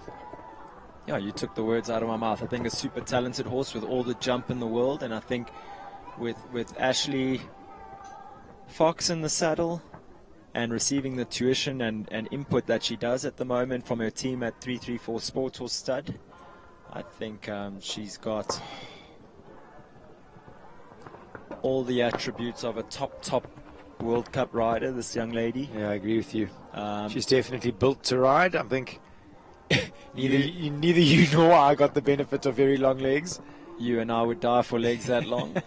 Well, Anne-Marie does keep saying that my legs are very strong. That's a nice way of saying they're short. She says I've got a very strong calf. I don't think she's noticed yet, but I only have shins below my knees. Brendan, this horse has all the jump in the world. I really think when he needs to settle. He needs time. Yeah. When he learns how to use his body correctly, I agree with you. I don't think they're going to be able to build a jump big enough. He does have a very lovely way of going. I think the way that Ashley just keeps him so rhythmical, I think that it will be easier for him to work out his job as he gets older. Oh, how well did he jump that? And then see how he lands, and he's very balanced and polite. He looks like he's in a snaffle. Easy here. Sure. Good 6 down to the last. So just pushing the time. Yeah, Chianti's Touch, Ashley Fox, 8 penalties there, 87.94, so still just in the time. So just touching off those 2 brown STOKKIESDRAAI jumps that have proved difficult to jump this whole week. Number 12 comes in next. This is the Martin Collins entry, Cassius Clay. This horse is owned by Michaela Corsten and ridden this afternoon by Lorette Knowles-Taylor. The forever cheeky Lorette Knowles-Taylor. She's had a lot to say this show at us. She has. Towards us. I thought you were going to say Cassius Clay's a bit cheeky, but I must agree with you that I think Lorette's... I think his cheekiness is well outweighed by hers this show. It's good to see Lorette in good spirits, though, again. She's getting good tunes out of her horses. She's stringing some good rounds together. Yeah, and as we know in the sport, confidence is key. And she really is riding her wave of confidence at the moment as Law. He's a little rubber ball, this horse. We watched him looking amazing in his body yesterday, but maybe a little bit too well in his brain, in his mind. We see him getting a bit busy coming past the restaurant there. Today he looks like he's much more focused on his job. That was well ridden, Law. It looked like he wanted to sort of drop his shoulder off to the right. She needed her left rein just to make sure he pushed off 2 hind legs. Gets away with a little rub at the front rail there of the Talkcraft Oxer. Really uses his body well over that equestrian affair vertical with the 2 water trays underneath. Brendan, time? Yeah, I was going to say, she got slow round that sweep a little bit there. There's very little room for error. She's got 10 seconds to get home with just the double and the 6 strides left. Will she get there? It's going to be close. I don't think she's going to get there. No. No, she is. Oh, well done, Law. squeaked in the time there. Martin Collins, Cassius Clay, Lorette Knowles Taylor makes it 4 in the jump off with 24 horses left to go. I heard a comment earlier about, oh, that nearly wasn't a clear when the rider came in just under the time. And I must say, I always feel like that's the perfectly judged round. When you've got a buzzy horse like Law's just ridden, and you can come in just inside the time, it means you've taken your time, you've kept the horses calm as possible, and they're going to be used ready all to the come time out that you were allocated. Yeah, for sure. So, starting on track at the moment, we have number 13, Pandine Charleston, ridden by Adrian Brink for Pandine Stables. I think we touched on it yesterday that this man is really riding better and better, and he's showing some true form of late. I think he's just, it's hard work, all pays off. He's at most of the horse shows. He's not many that he misses. He's always going to say every weekend. Yeah, and he travels with his clients and with his horses and puts the time in, and I suppose enjoys the benefits of having such a busy calendar that we do get up here in Johannesburg. Really good through the treble there.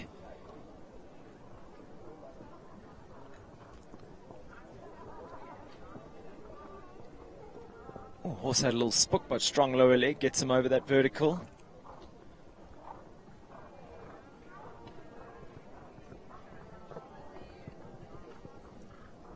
Piecing together a good round here. He'd want to keep the horse's hind leg underneath him.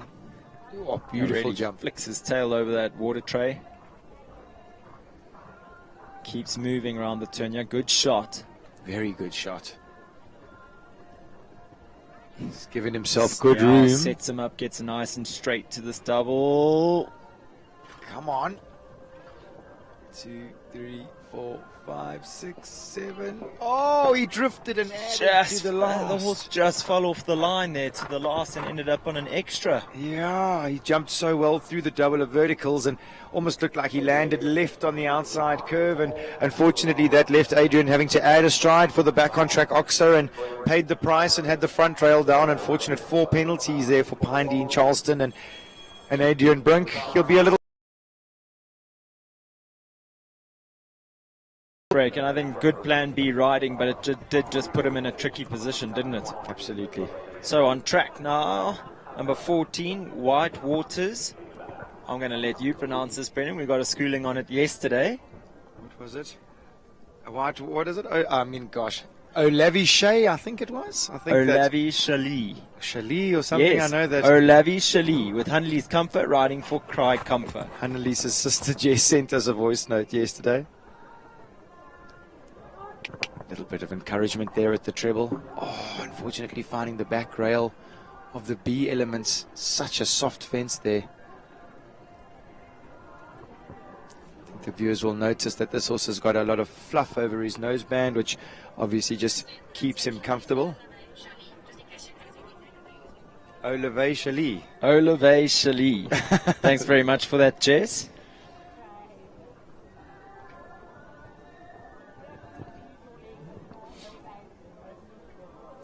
I find it so interesting, all the equipment these days that's available to riders to keep these horses comfortable and yeah, you see and the focusing. sheepskin. I think that's what you're alluding to, that sheepskin underneath the noseband and the pole piece here on this horse's bridle. What big effort here at the double. You hear him kick off the ground at the last. Unfortunately, just the 4 faults in that treble combination. Comes home well within the time, 84.95. Puts her into 6th place as it stands. How many clears? We've got 4 clears so far. We've got 22 horses left to jump. 35 horses on our starting list. That means we'll have the top 25% would be the top 9 would be going through to the second round. Your maths is better than mine. I've said that from the start. I'll believe you. So next up, we have number 15. This is Capital Claribel. This horse is owned and ridden by the lovely Holly Smith. She's always smiley and friendly, and I must say she gives these horses fantastic trips around these courses for such a young lady. Gosh, and then just to talk about Claribel a little, just for me, I love her expression. She pricks her ears and she throws her back end away. She really does. Sure, big She effort really, there. I mean, that tail flicks Holly's helmet every jump. Yeah, little tap on the shoulder.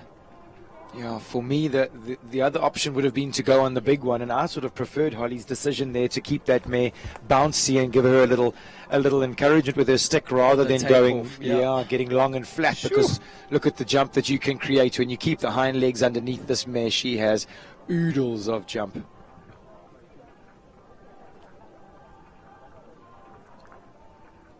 Holly has a dual license, so she's still a junior rider. She's under 18. Clarabelle just... But knows how to hold her own against the adults. Come on. Oh, Clarabelle. Just gate napping a little bit there, Maybe. I think. And I must Late say on that in the course. Dominic Alexander, who's her instructor, I did hear when he got to this double of verticals in front of us, he said, watch that the horses don't switch off at the gate.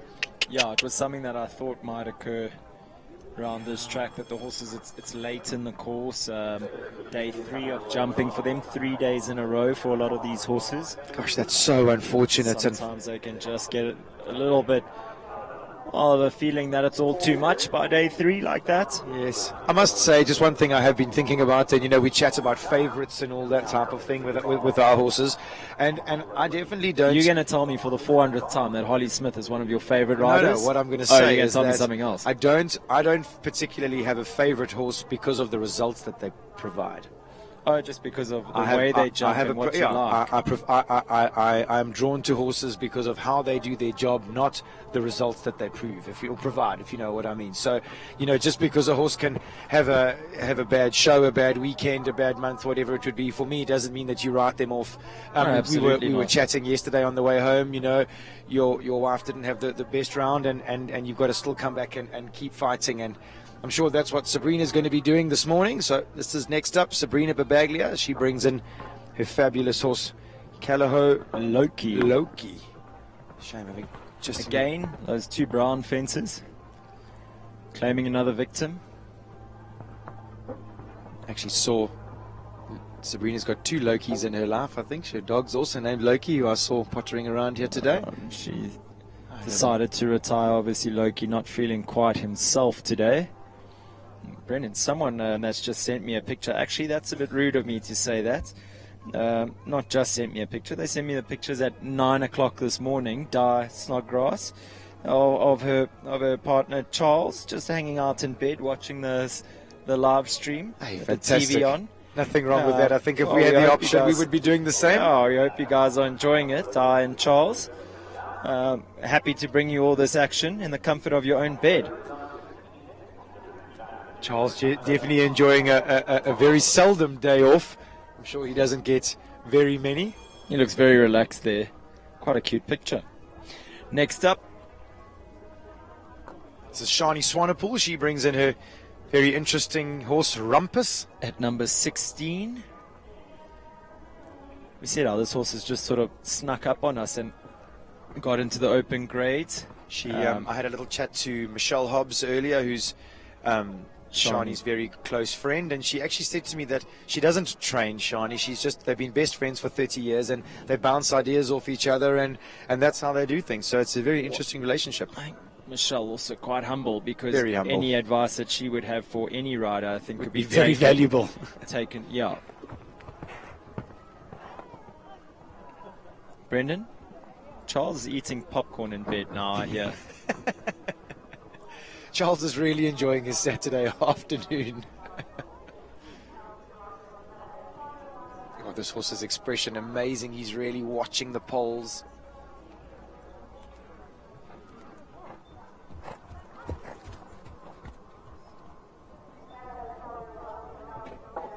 Little rub there at the Torcroft, but it stays up.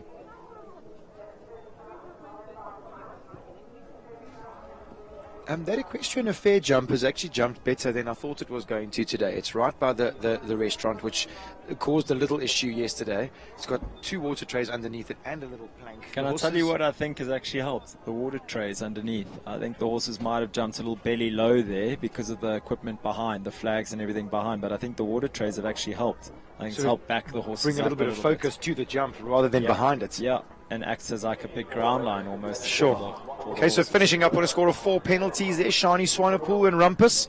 Exciting horse for the future for Shani, that's for sure.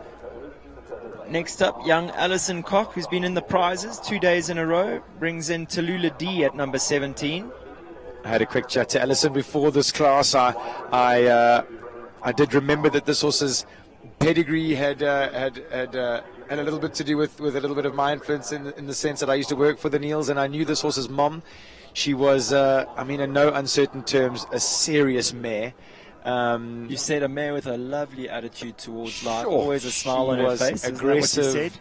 and hectic, and used to sort of kick with the back end and bite with the front end. And Alison says that Tallulah is exactly the same. Alison said some mornings she's not even allowed to look at Tallulah. Well, she just has looks like to. butter wouldn't melt in her mouth while she goes around this track. That's generally what these mares are like, but she's obviously got that real mare streak in her, and hopefully Alison can put that to good use. She's a beautiful, scopy type of horse. I must say, I've always liked her. I've watched her as a young horse when she was produced by Lara Neal. Oh, come on. Whoa. Oh, a little flat there at the C element. Again, when they don't get a strong ride into that first element of the treble, the horses end up long jumping the middle element and then finding that last part of the treble really short. Alison is reorganized, got everything back in place and looking super controlled. Brendan, Ali said to me yesterday she's been so pleased with her show.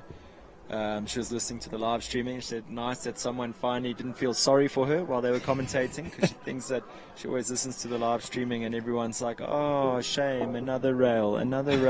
And she said, no, she's jumping clear rounds. Good. And Well, people she's sticking to her guns. know And what to say. she's got a fantastic trainer who really believes in her and keeps instilling her with confidence, and it's getting better and better. 2 out of 3 prizes at the show. I don't think she'll be disappointed. This would have Absolutely been a not. step up for this combination, because Sure. they've been competing in the 130s. So And- with the second half of this course being set mostly at 135, quite a big step up for Ali and Tallulah D. Yeah, I think just a few of those jumps at 135, making this course a little bit more testing and creating a little bit more imbalance in the horses and the riders, in which case the jumps come even quicker. So nothing wrong with that. Looks like next up we've got number 18. This is One Insurance, Capital Casmigo and Harry Butcher. Big impressive gelding. This is son of Castigo. Yep. Originally produced by Simon Henry for the Neal family and then ridden by Gareth Neal.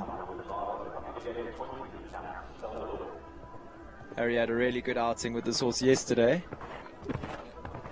I must say, I think that this horse has got a few more big classes left in him. Harry's a young man who's definitely still learning his trade.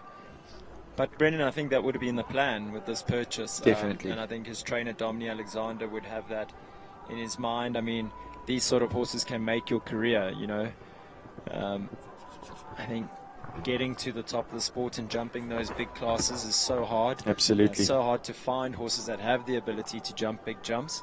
So when you have one that can, I think you have to make the most of it while the sun shines. Just, I think unfortunately what can happen is that the jumps come real quick. And with a bigger type of horse, it becomes quite difficult. Difficult in this to arena. adjust. That's a better shot. And then, whoa. Yeah.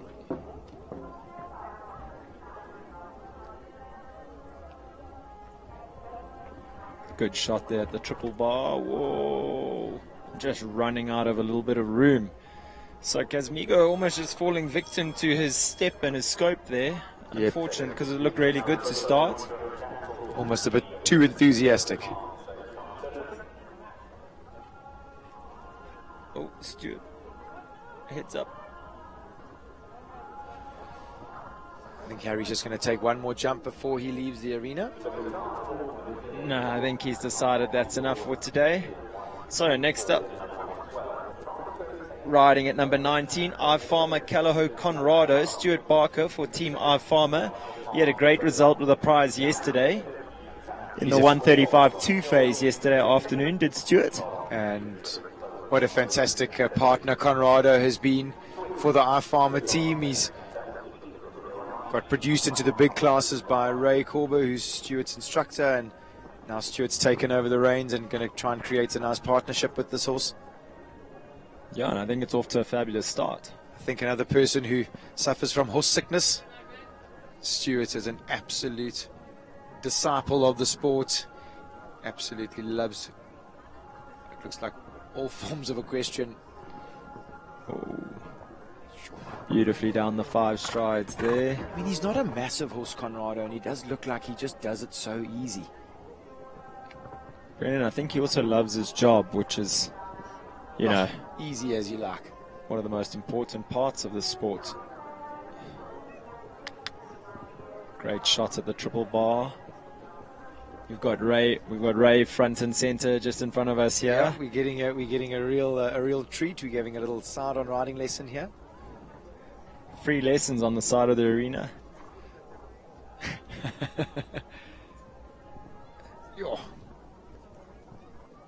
Conrado making a big effort there at the equestrian affair jump. Oh, come on, keep traveling. Well done. Ray just reminding Stuart, keep rolling, trust the horse's care. And keep on the 6. 1, 2, 3, 4, 5, 6.5. Oh, gets away with it. Keeps his eyes up. And that's another clear round. Fantastic. Trainer Ray Corber looking like he's got sweaty palms here. Super stressed out. Those big hands as well. They managed to hold the martingale while he cantered around the course. 5 clears, 16 horses left to go in this, the Brick and Clay 130 Bronze Tour Grand Prix. We mentioned our farmer team enjoy the show venue and enjoy a good celebration. Well, they'll have lots to celebrate about tonight. Yeah, Stuart will be chuffed with that. So next up is number 20, Capital Salvador, Emma Wales Smith. Unfortunately, just getting a little deep to the Brick and Clay plank at number 1 and having it down. Brendan, I mean, those planks set on the flat cups, they fall for free. I've almost thought sometimes I've seen a horse's tail brush over the plank like that and they've fallen. It's enough to make it fall.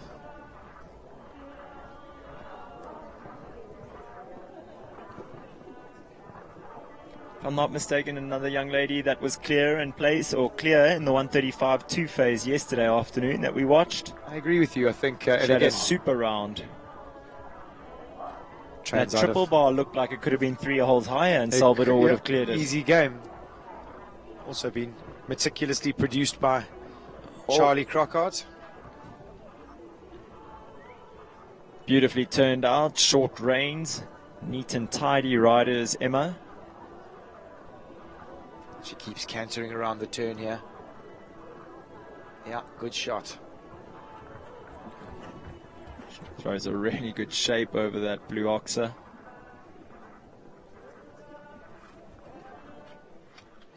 Come on the 6. 2, 3, 4, 5, 6 up to the last. Finishing really strong over the second half of that course. Yeah, 8 faults unfortunately though for Capital Salvador and Emma Wales Smith. 8 early faults over the smaller fences. Yes. Cantering around the 135 fences towards the end of the track like it's for fun. Obviously ready to go up a level. And I think just she was always so organized. That's why the round sort of stayed under wraps. Yeah, never got flustered by the 1 or 2 down early. So, next up, number 21, Bokatov Kiss and Tell. Sean Neal riding for Delman Mining and Civils. Had a lovely round in the 140s earlier, did Sean. Sean looking very suave on his Barbie pony here this afternoon. I mean, am I allowed to say that it's nearly as bad as riding in a pink number? He is definitely riding his wife's horse. Let me tell you, color means nothing. This is a glorious horse. It's great to see Sean back riding. I think I said it to you just in our recent Philip Smith equitation competition. This horse was picked by the juniors as their favorite horse to ride out of that competition.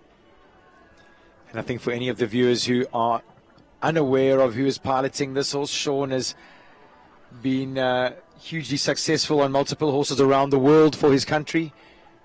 He's jumped for his country. Nations Cups in Portugal. At a very young age as well, yeah. Brendan.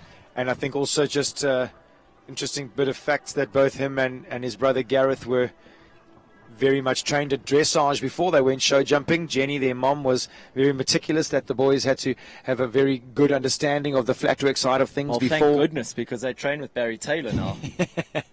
Which means now they can only just do the jumping side of things. But and do it well. Very well. Very well. It was an interesting system to live in. I was privileged enough to work for the Neils for a few years, and it's an unbelievable setup that they've got out in Vereeniging there. Or Randval. Big press up on the 6 to the last. Yeah, Shawnee leaves it up in a time of 90.15. Sneaks inside that time allowed. Oh, sneaks. Actually, as you said, meticulously meticulously planned. Yeah, exactly. Our 6th clear round. And we'll be looking for another 3 clears to give us that 25% clear round. Next up, we've got number 22. Barry Taylor brings in Nikki Whitfield's Colados Christie. I was chatting to Nikki a bit this morning. She mentioned to me she chose this horse out of a field in Germany as a 5-month-old foal. Amazing. She said it walked up to her or something. Yeah, and she said, you know, it had 4 white socks, a big white star on its face, and just the prettiest foal she's ever seen. She said she's not biased. It's just the prettiest foal she has ever seen, and she had to have it. Fantastic story. Yeah. It's such a journey with these horses. Basically going through their lives, living our lives through their lives. It's crazy.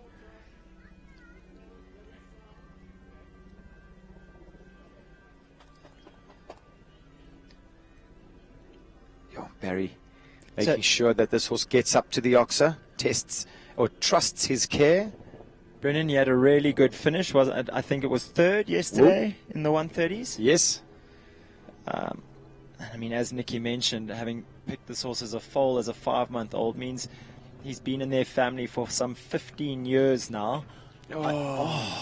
Just touching that vertical. I was about to say, and I wonder how many titles he's won in those 15 years, because he really has been a winner, hasn't he? Absolutely. Nikki was also very happy that her jockey is back in good health and riding at the top of and so she should. Form. I think we're all quite happy to see Barry back at his best. She felt nothing to tell me that he hadn't. You know, he'd been off the boil a little bit, and good to see him back at his best. Good. Barry must keep his. You better keep your owners happy. Yeah. It's a good distance to the double verticals. Textbook middle to middle. No one's bulging there, but if you wanted to know how to ride the 6 strides to the last, that's how you do it. Unfortunately, though, picks up the 4 penalties on the way for Colados Christie and Barry Taylor. Not going to be in the jump off, unfortunately, this afternoon. Outside of that top 25%, but a lovely round there from Colados Christie, and I'll assure you he'll be getting just as many carrots and apples as if he'd won the class. Still only 6 clears, 26%, 13 horses left to come. Next up, we've got number 23. This is Zandy Alcock. She brings in her very speedy Favor the Bold. Favor the Bold, winner of a class this show. I think he is just a winner in general. He just goes at such an unbelievable speed. He's very difficult to beat if he leaves all the jumps up.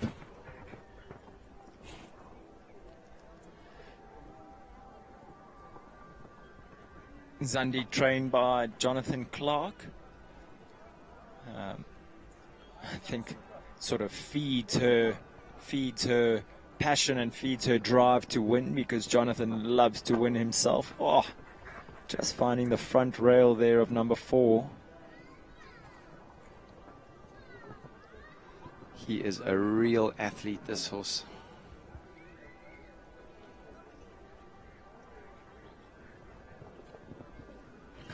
A really good advert of just an amazing thoroughbred in the sport. Thoroughbred horsepower. I think it's, I don't know, for me it's something that's tickled people for years, just about that incredible feeling of horses moving underneath you, and just the thoroughbred power that they give you is pretty much unmatched for me. I mean, their will to get to the other side of the jump really does instill confidence in people, especially young riders. I've noticed that I've had a few young riders with real success on thoroughbreds. Six to the last. So finishes up on 12 penalties there for Zandy Alcock and Favor the Bold.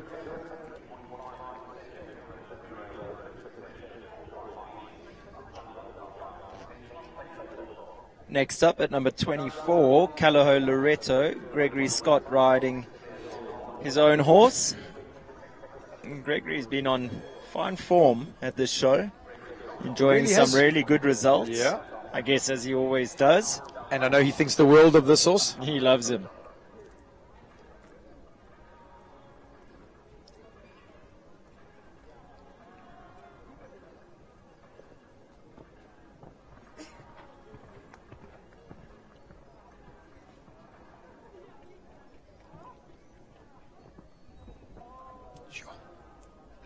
Loreto puts in a big effort over the Martin Collins oxer.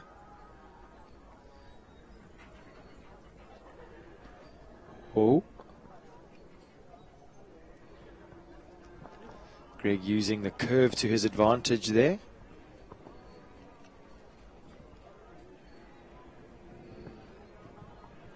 Sure, really jumped up over that middle element, didn't he? That's how you ride the treble. Everyone who got a little slow around the turn, I felt paid the price at the C element. All stretch for the back rail there, Loreto. He definitely does do it a little bit in his own way, and I always hear Greg defending the horse. Like yes. He says, I know people think he does it in his own way, but jeepers, he is good. And I mean, if he clears them and does it in his own way, I mean, that's the name of the game. What more could you ask for?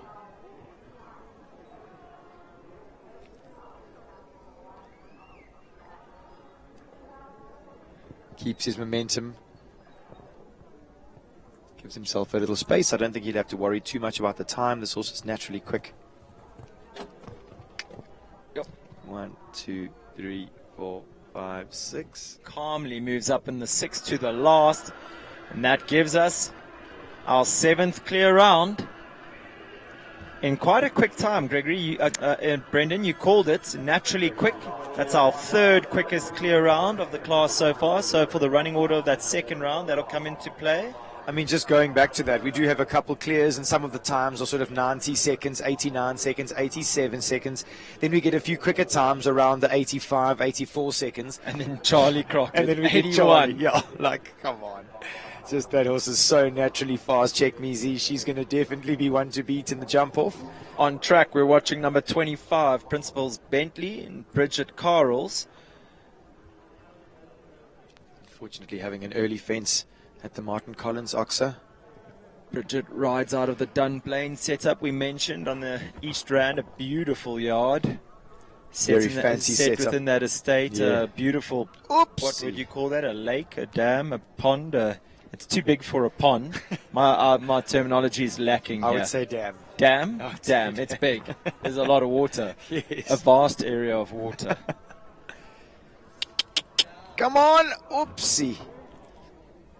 Unfortunately, And Bentley just not really liking the look of that treble today. Say, Brendan, looking across here at Gregory Scott, barely out of breath after about his 4th round today. Looking fit as a fiddle, picture of health. Yeah, he's actually going to be going over his jump off now, or has he got another pupil in this class potentially? And then Brendan, something I've just been sent. Fancy little video shared by KUDA of the VIP section there. Well, not even, it says lunch is served for the KUDA clients. Brunch. Wow. Brunch is served. Looks very, very fancy in the KUDA VIP tent there. And when we say VIP, I think that's for anyone who is a KUDA client. Sure. Lovely little spread going on there. Some champagne involved as well. Yeah. People can come and enjoy their Saturday afternoon, watch some show jumping in the sun. There were quite some warm weather here in Brits this afternoon. Started off freezing cold this morning. Thankfully, yeah, it is. It was as absolutely freezing. As the action is heated up, so is the weather. Speaking of heating up, 26 up next. Kim Erasmus brings in her very fiery Calaho for Quita. Quita. Whoop.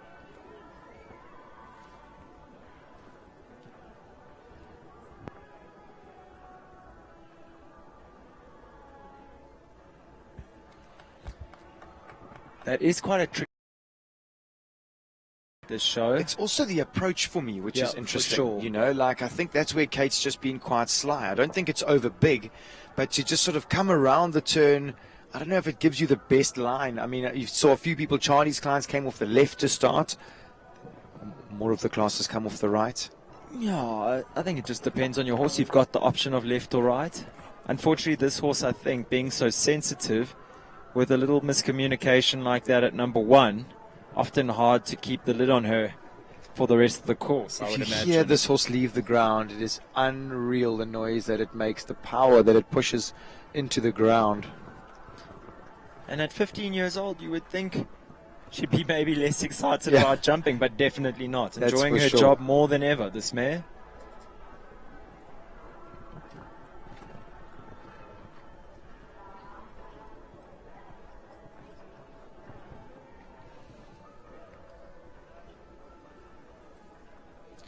So this would be a round that Kim would just be putting down to mileage, experience at this level.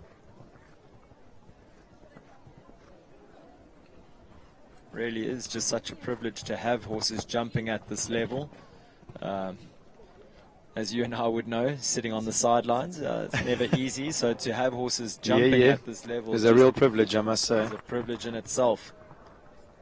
There's always things we can learn from round a course. So Kim just gaining some valuable mileage there around that track.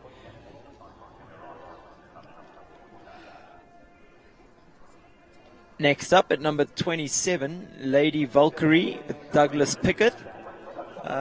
Brendan, I think both you and I mentioned yesterday, a young man who really is riding well at the moment. He looks smooth, organized, classy round yesterday on this horse. Yeah, and I think it definitely has been looking more and more organized. Naturally, as the rounds become more organized, the clear rounds just sort of take care of themselves. I was chatting to his trainer, Rogan Askin, yesterday. Rogan was saying, he thinks Douglas needs another horse now. And I said, of course, we all need a string. But he just says he's riding so well, he deserves another good one to come match this mare's ability. Absolutely. Unfortunately, just having the front rail of that STOKKIESDRAAI Oxer, those brown fences really have been difficult to ride this week.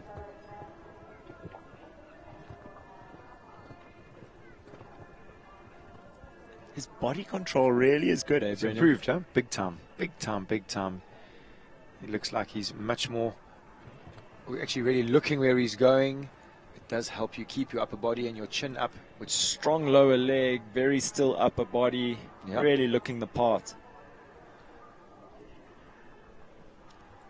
I know maybe not their day to day, but I think not long before we see this pair standing in the prize lineup at the big shows.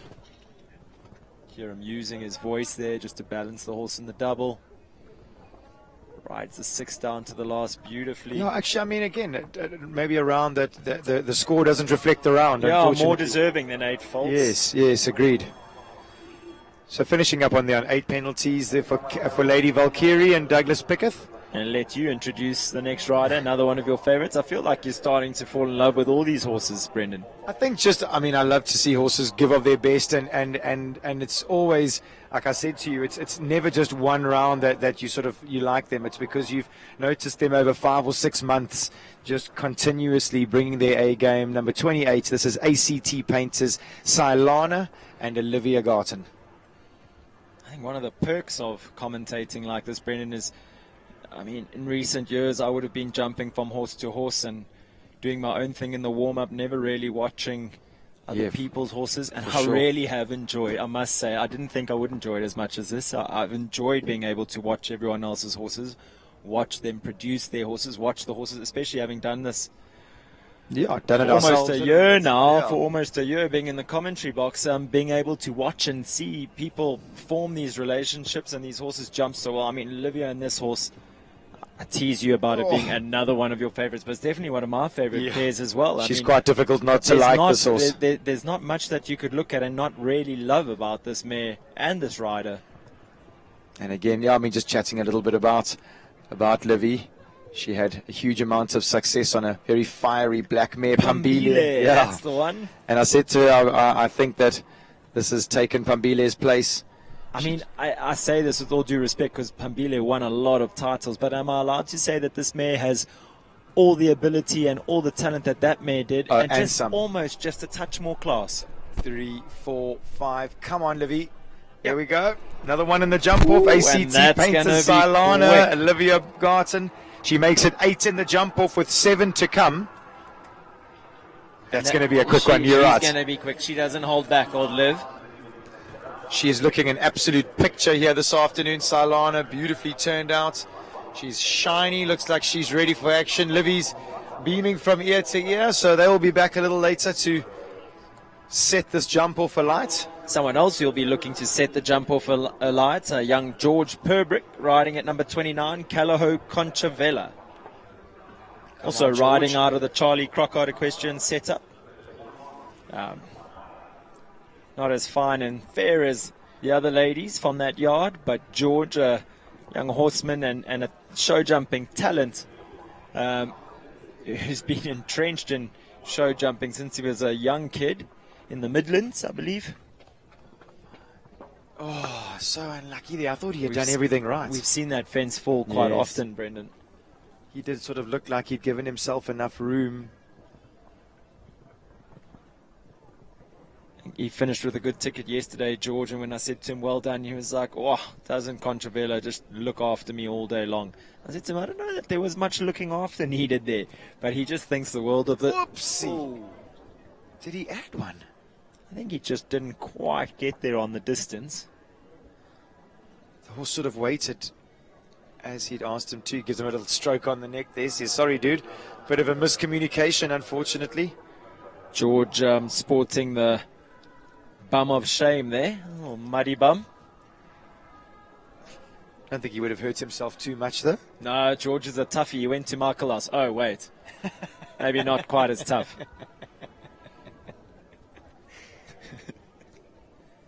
Another ex-Michaelas boy here this afternoon, Patrick Weston, watching his wife clean their clocks in the 130 championship prior to this class.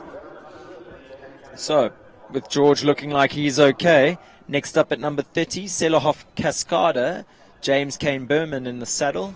So, very delicate plan with this horse, Brendan. Well thought out. James told me he's put this horse in this Bronze Tour Grand Prix and the other horse in the 130 champs, who he was placed, what was he, 4th? Yes, I think? Yes. And his reason for that with this horse is just because he didn't feel like having 2 in the same class. I mean, isn't that cool? He's such a relaxed guy, James. Yes. Oh man, save again. Another. That must be our bogey fence, I think, so far this class. Hey, Brendan. Definitely. This show. Yeah, I mean the show, but definitely this class. So that's fallen the most. I mean, I must say that James, maybe next time while you're sitting having a beer on a Friday afternoon, planning which horse to put in the 135s and which one to put in the 130s, I think maybe Chilton might be putting her hand up in that next one. I was going to say, you may as well put them both in the 135s. They look like they're good enough. And then I'll explain to him my thinking behind that would be then you only have to learn one course. I think he'd appreciate that. Rides at such natural tempo. We mentioned that he has a polo background, so he will be very used to going very quickly. I don't think the pace of show jumping is going to faze him much. Or quite sort of fulfill his need for speed either. They come from a very horsey family, both James' kids ride. And he's James' a super wife also competitive rides, guy as well, James. So 2 poles down there, unfortunately, for Selahoff Cascada and James K. Berman. Not their day today for the jump-off. The way he's stroking her, you'd swear he won the class. Big smile from James. James. He's building a real quality string of horses. These 2 good-looking grey horses. You mentioned natural ground speed, natural talent as well, natural feel. Real horseman. Just a horse-loving man. Yeah, absolutely. So with 1 clear in the bag already, one of our fastest clears. Our fastest clear that we've had so far by quite some time. Charlie Crockart returns on the Berg's Compagnon. And just again, another one who's cantered through on the left and done a little sweep around the last jump to come off the left lead as opposed to starting on the right. I think that, you've got that option, and it all just depends on which rein your horse is a bit better on, Brendan. Yeah, again, knowing But I mean, out of their stable, it looks like they've all come off the left, so Yeah, but maybe Charlie feels like it gives him a good rolling tempo to set yourself up. I mean, there's always a big plan with Charlie's show jumping. Is that our 4th horse in a row to hit the front rail of that oxer? I think so, and it's very uncharacteristic for Fred to have a front rail down like that. Funky Fred. Yeah. Jeepers really used his body over the middle element of that treble there.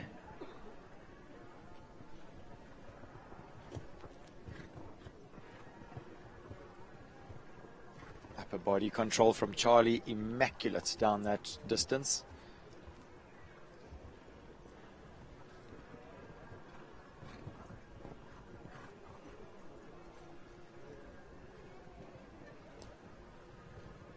Great to see that we're getting a whole lot of comments from around the world, people watching in Sweden, people watching in Croatia.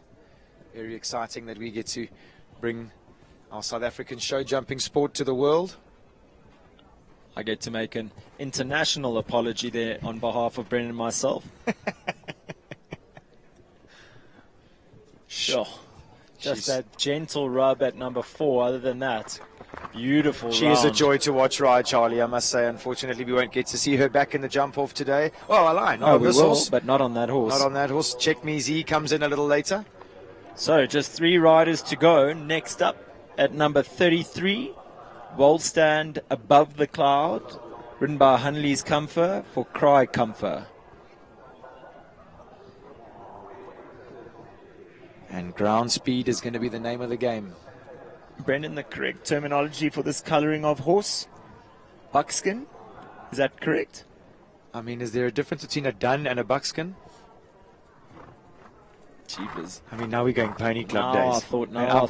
I've got a grey beard. I thought I was being clever, mentioning the right thing. Now you got me second guessing myself. I'm sure there's going to be somebody who'll be correcting us that knows colours better than us. If this is dun or buckskin, that's a good shot. Whatever colour it is, it's clear so far. And it's jumping, absolutely.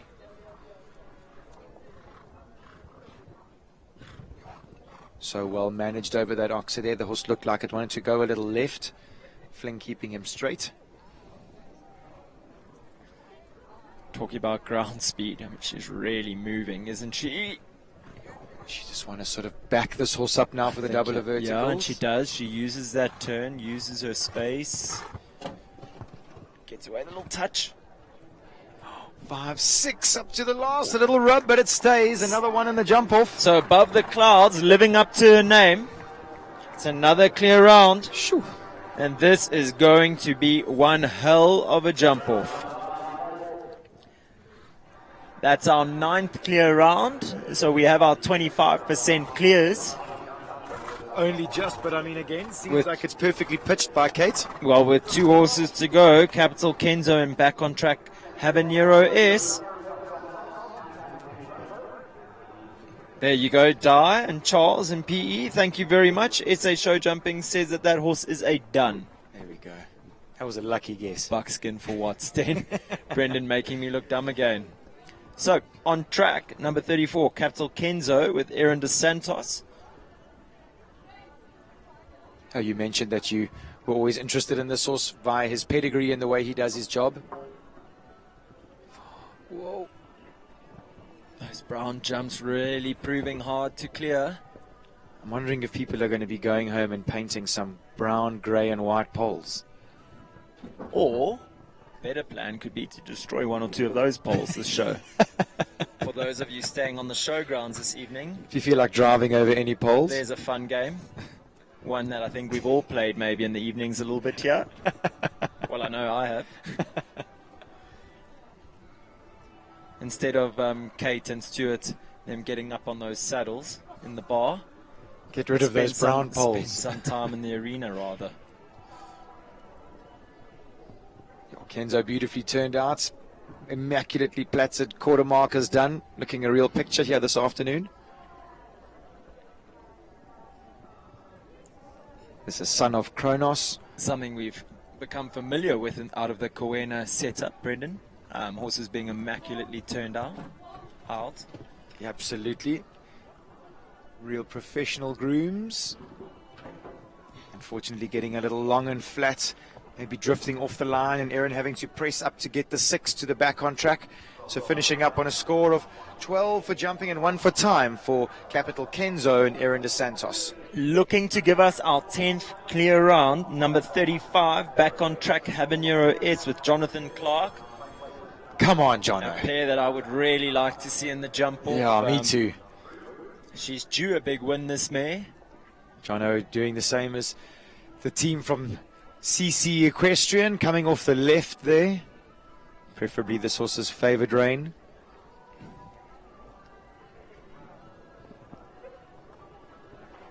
Textbook technique over that first plank at number 1.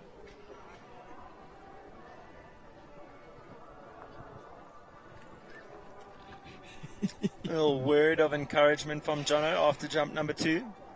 And this horse is so much like its mother. I mean, Spiced Up was so cheeky that when you reminded her about that, she almost reacted the same way. Ooh, gave that oxer a foot of room. So Jono clear down the tricky brown STOKKIESDRAAI line. Whoa, whoa. Good clean jumping through the KUDA treble. 2, 3, 4, 5. Habanero having a little look at that white keep triple bar. Jono was trying to show him the jump before the class started. A little deep. Just uses her technique to get out the way. No stress for her. Has a little look down at the water trays over that Equestrian Affair jump.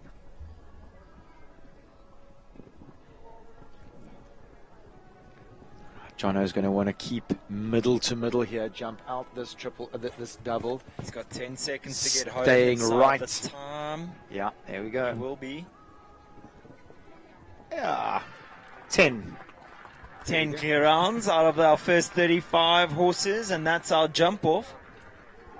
I think again another perfectly judged course built by Kate Launder here this afternoon. She really has nailed it. She really has nailed it. As always, she does.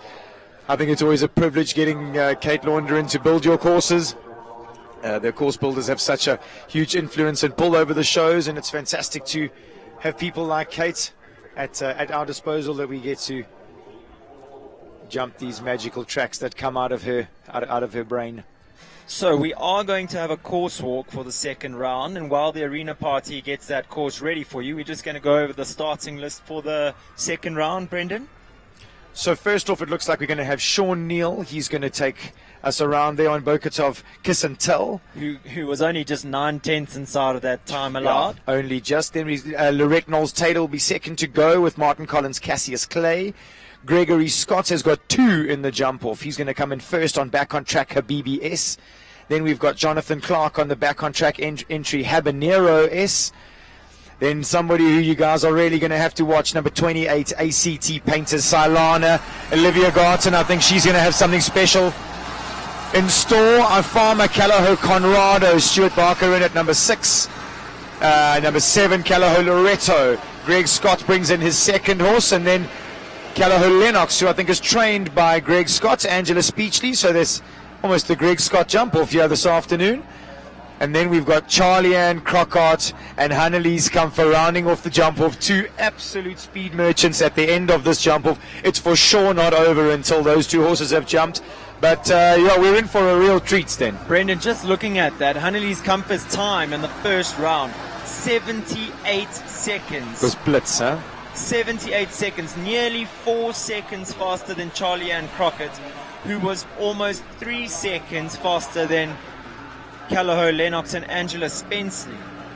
So some good 7 seconds faster than crazy. Than any so of the what other I mean, riders. what she has done is put herself in the driving seat. So now she gets to sit and watch all 9 riders before her go, and hopefully get a chance to sort of plan and prep her jump off to the best of her ability to suit her horse. So while we watch the arena party just ready the course for the second round, we're going to take a short break, maybe walk the course so we know exactly where we're going here for the second round, and we'll be back with you guys shortly. Don't go away. I think you might miss a very fast jump off.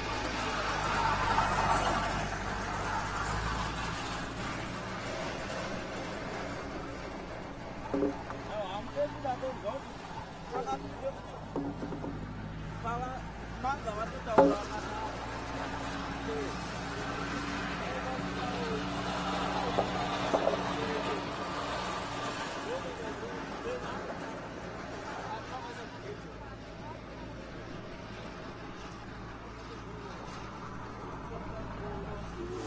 choose KUDA.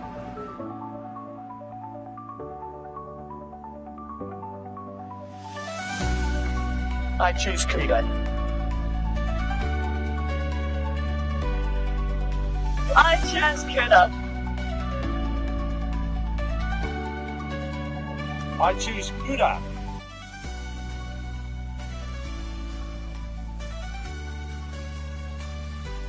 We choose KUDA.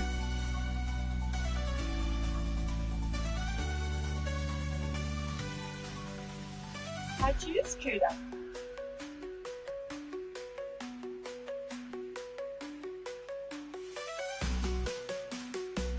I choose KUDA.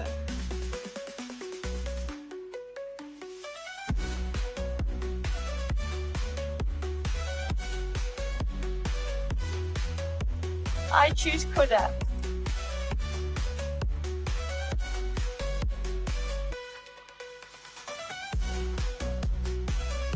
We choose KUDA.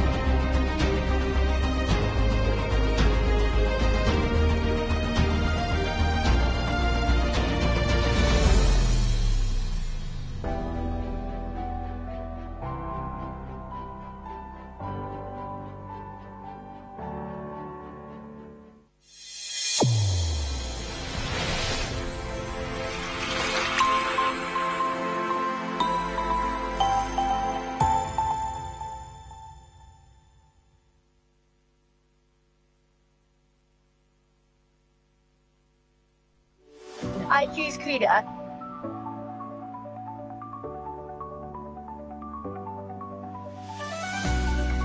I choose KUDA.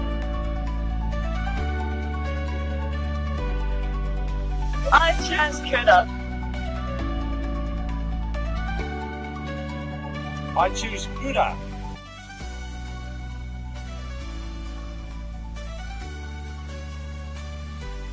We choose KUDA.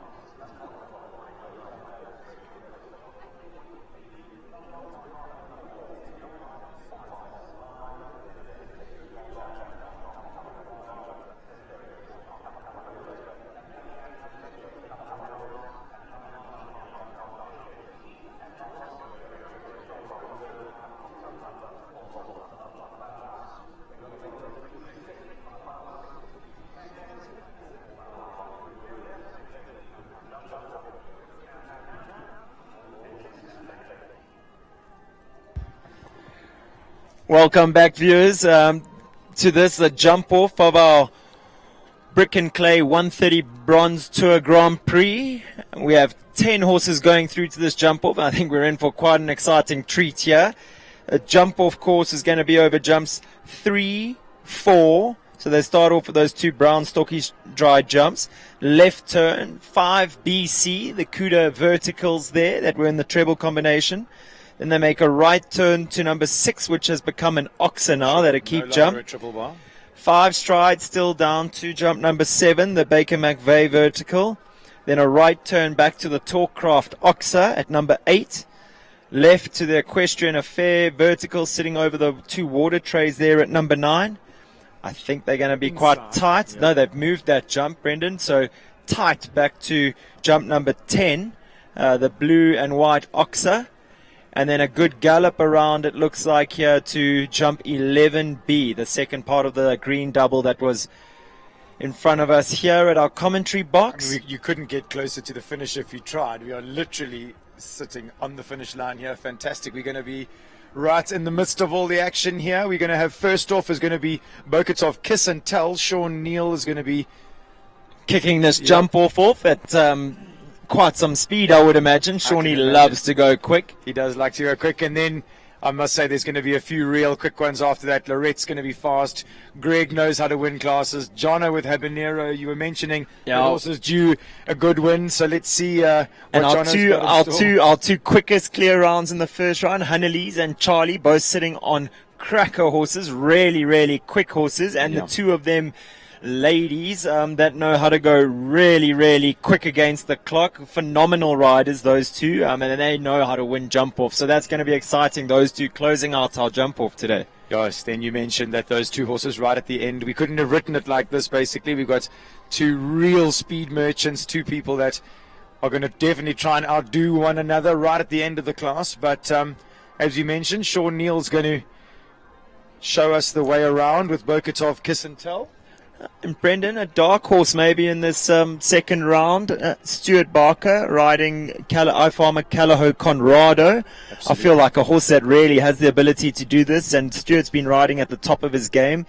Like we said, the I-Farmer team really enjoy the showground. They're always very successful, have enjoyed some great results here in this arena. So that's one I think you could put your money on as well. Absolutely. I mean, while we're putting our necks on the line for a maybe first, second, third, you'd have to be a brave man to leave Hannelise or Charlie out of that lineup on the podium. Absolutely, and then again, I think maybe my little slight outside, or maybe not so outside, ACT Painter Salana. Of course. I mean, it's actually hard to pick out of this lineup, isn't it? Sure, absolutely. So making his way into the arena on his Barbie pony, Sean Neal riding Bokatov Kiss and Tell for owners Delman Mining and Civil.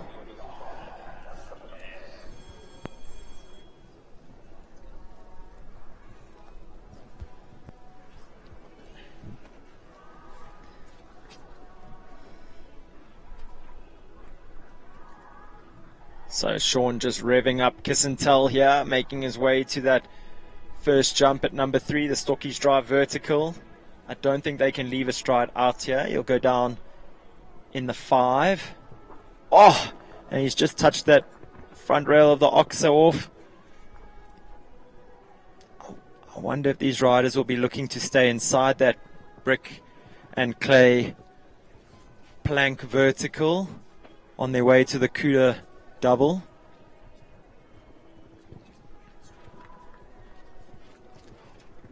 Rides the 5 perfectly from their keep oxer down to this Baker McVeigh vertical. Slips just around the back on track oxer to the Talkcraft oxer. Shawnee asking him to step up there. Yeah, big jump at the Equestrian Affair vertical. Do you think anybody's going to go inside number 3? Yes, for sure. Absolutely, I think so, Brendan. I think as the speed merchants come out to play this afternoon, I think we're going to see a little quicker than that, that's for sure. Good shots at the last. So Sean and Bokatov Kiss and Tell finish on 4 faults. in a time of 61.44.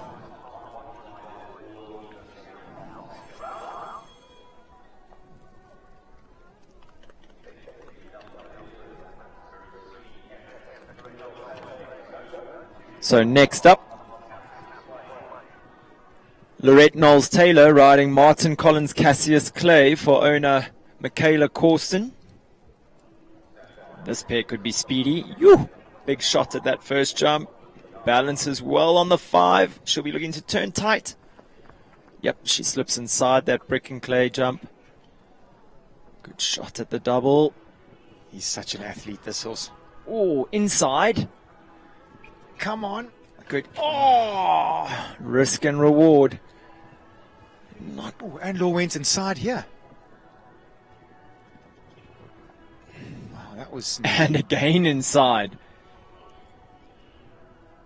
Jeep is showing us some really creative lines. Is she going to jump this Oxer and slip inside to the last? No, I thought she was going to. Looked like she was thinking about it. Sure, gutsy riding at 11B there, unfortunately collecting 4 penalties on the way. What is her time like? But some 15 or 14 seconds faster than Sean's time, 47.44, shows us that could be the sort of winning time that we might be looking at this afternoon, because that was quick. In and around with, let's call it 47, 46 seconds. Looks like it could be good enough today. Sure. You think they're going to take a second and a half off that time with those inside turns? I reckon. Well, let's see. Looking to do that, Gregory Scott on Linda Ellerine's Back on Track. Her BBS is up next. See Linda there under the larper. Oh, BB just having that first vertical down. Listen, with the first 2 riders on 4 faults, though, you can't take your foot off the gas, can you? For sure not. Gregory going just around the equestrian, a fair vertical.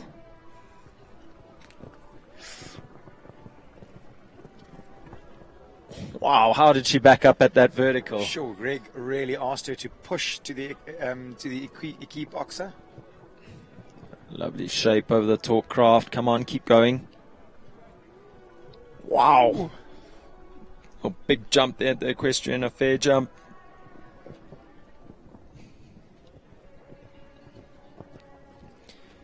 How's the time? 52.32 at the moment. That puts him into second place, just behind, well, some way behind Lorette Knowles-Taylor's time of 47.44, but still well ahead of Sean Neal in third place. So good time from Greg. Still nobody jumping a double clear. Let's see if Jonathan Clark can change that. Yes. Back on track entry, Habanero S. Jonathan Clark up next. First of our 7 horses left to go, Jonathan Clark and Habanero. This pair usually very speedy. Really uses her body, so doesn't often spend too much time in the air. She's economical in her jump. She can get back on the ground quite quickly, which allows you to get going again. Oh, she looks in good form today. He makes that inside turn. Jono puffed his cheeks out a bit there. The keep jump looked like a nervous moment. Come on. Come on. Oh, and inside he's following the same lines that Lorette did. Little time check. He was in about 34 seconds going around that turn. And move around. Come on, Jono. Come on, Jono. Trust her care. You called the 46, Brendan, and you nailed it. 46.78. Clear round. That's our first double clear. And in 46 seconds, sure, that is going to take some beating. I mean, I watched Lorette's round and I thought, wow. Jono puffs his cheeks out, puts his hand on his heart. He realized he gambled a little at the Equipe, but it worked out for him today. Definitely used one of his 9 lives there at the Equipe Oxer. You see him looking rather nervously, but pleased at us, yeah? Brendan? Okay, it's hotting up. Your pick maybe for the class? ACTs? So. ACT painters Silana and Olivia Garten up next. I mean, Jonathan has definitely put scoreboard pressure on the rest of the class. Absolutely. With that round. Sure. Wow, that was a quick round. I'm not sure he's left much out there, but let's see what Livy has in store. Oh, she's quick on the landing at the back of that Oxer. So we know at the back of the Come equestrian. on, Silana. Oh, we know at the back of that equestrian a fair jump. Oh, just bugger. towed it. Like So we say, unlucky. just the one clear round so far, though, so they can't slow down. They need to keep going. Good shot. If she can land at 35 seconds behind this equestrian affair, she'll be up on Lorette's time. Yeah, she is Which a she does. fraction, I think. And go. Leave it up and she's in second place. It's a marvellous shot. Oh, good ride. Beautiful riding, Liv. Unfortunate 4 penalties. Wow, and look at the time, 45.47. That was super quick. So would have been good enough for first place. Unfortunately, the time there. But 4 penalties along the way. Puts her into second place. It's a bit unlucky for Liv, but I'm sure she's going to be chuffed with that. Gosh, that's a real horse for the future. I think she's got some 140, 145 classes in her for sure. Maybe one day Liv can go and give her sister a little run for her money. So next up was a horse that maybe you called as a little dark horse in this class, a horse that's got huge amounts of experience, and Stuart's piecing together a fantastic relationship with him. Stuart likes to be competitive in the jump-offs as well. See him pushing up in the 5 there. Goes slightly wider to the double than Jono and Olivia, but leaves it up. Inside, good shot. Oh, that was a really good turn, Stuart. Oh, a big rub, but it stays. Come on, keep your leg, on his side. keep your leg. He's gone just around. Still a good round, time check. But he's tight here, back to the blue oxer. Yes, good shot. They're willing him home from the grandstands. Oh! Yeah, 47.64. That's good enough for second place. Stuart Barker and I Farmer Callahoo Conrado as it stands into second place. What a round. You called it. You said he was going to be one to watch. Beautiful round there. Fantastic horse. Jonathan Stuart, Clark and Stuart Barker definitely putting, as you said, some scoreboard pressure on the rest of these riders. Fantastic result, Stuart. Stuart gives Conrado a big pat as he goes out. You mentioned the iFarmer team likes this show. I mean, we've said it time and time again. I think they'd be hoping for more shows at this venue more often. Okay, so it's definitely not done yet. That is for sure. It looks like we've got just our 4 horses left. Next up, Angela Spenceley riding Callahoo Lennox. Just giving Gregory Scott some time to change over. I think he'll be absolutely changing horses. Greg does train Angela. So this combination, speedy pair, son of Lisbon, knows how to go quick and uses technique here. Like Stuart, Angela giving the double a little bit more respect, going a little wider. She's moved just around that equestrian, a fair jump to the keep oxer. Good shot. Wow, that horse. Beautiful expression as he comes past us here. True testament to the Lisbon pedigrees. She's gone around, but she is moving forward. So she lands about 2 seconds behind the leading time. And then again electing to go around, but staying at her good rhythm that she's had from the start. Yeah. And again getting nice and straight to the last. Good shots. Hey. Giving us our 3rd double clear of the class in a time of 53.06. Puts her on the podium for now with 3 to go. She can finish no worse than 6th place. Angela Spenceley, great result. Yeah, great result. I agree with you. This has been a really strong class, and to hold your own, jump a good double clear here, fantastic. One of our younger riders in the class as well. Really, really smooth riding. Fantastic effort. Okay. So it looks like maybe Greg's going to need a little bit more time. I'm not sure if I'm sure he's going to bring his horse in for the jump off, but it does look like next up we've got Charlie Ann Crockard and Check Me Z. Giving the judges the thumbs up. She's ready to go. She's ready to jump. I don't think she would want to hang around too long on this mare. Yeah, for sure. I think she'd want to make sure that she gets in and gets her job done as soon as possible. Brennan, I dare say if she picks up canter, which she has done from here by the judge's box, she's going to be at the gallop by the time she gets to that. Remembering 1 to 2 is a level 5, so she can't get too quick. I think she's going to have to get 1 to 2 done, and then she's going to let this mare go. That horse is burning the handbrake to get to the start. You. Oh. And now you go. Very reactive mare. You see when Charlie sometimes takes a steady, she almost listens too well. She bounces. Yeah. Wow, how did she jump that? She Kicked is off like the a ground. Springbok. This is where she can win it. She's going to be quick here. Yeah. Come on, Charlie. Maybe one more than she would have liked. One more than she would have liked. Agreed. Spoke about risk and reward, Brendan. It's so difficult. You know, you make those tight turns. Sometimes the distance is there and sometimes it's not. She is blisteringly quick, even with that rail.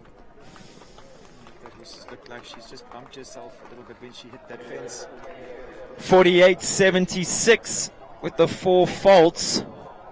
Puts her into 6th place at the moment. So our top 3, still Jonathan Clark sits in 1st, 46.78. Stuart Barker, Callaway Conrado sit in 2nd place, 47.64. And sitting in 3rd place at the moment, Callaway Lennox, Angela Spenceley in 53.06.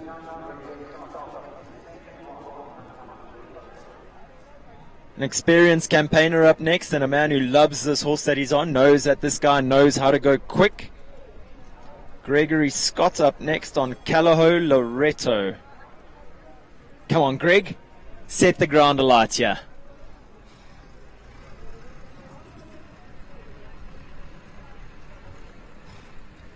Come on, Greg. Let's see what Clean he's got over planned. one. Clean over one. And go. Again, maybe fractionally wide there to the double.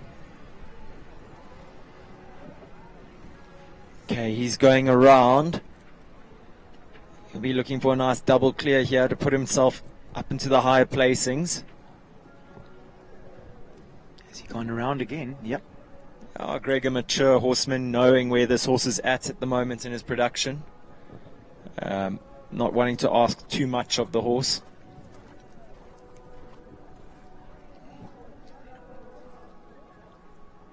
Stays inside there. Oh, great turn. Jump. Stuart's time's going to be, Angela's time's going to be under threat here, and it is. That puts Gregory Scott into 3rd place in a time of 52.88 onto the podium with 2 to go. Greg's going to sleep tonight. Jeepers, he's done some riding. He definitely has done some riding He today. has ridden multiple rounds today. He's really earned his keep. In the B Arena as well this morning, Brendan. Shoo! And revving up to go now. Next we have Hannelise Comfort on wall stand above the clouds. Last to go. Oh, and she's had number 1 down. Jonathan Clark, well-deserved win. You called it. I said they were due. For Hannelise, but unfortunately are not their day today. Brendan, if she goes quick, she could still be Yes, absolutely. in 5th place. She's going to be chasing that time of Olivia Garton's of 45.47. It's going to take some beating. She needs to land at the back of the equestrian a fair jump in a time of 33 or 34 seconds, which she's not going to do.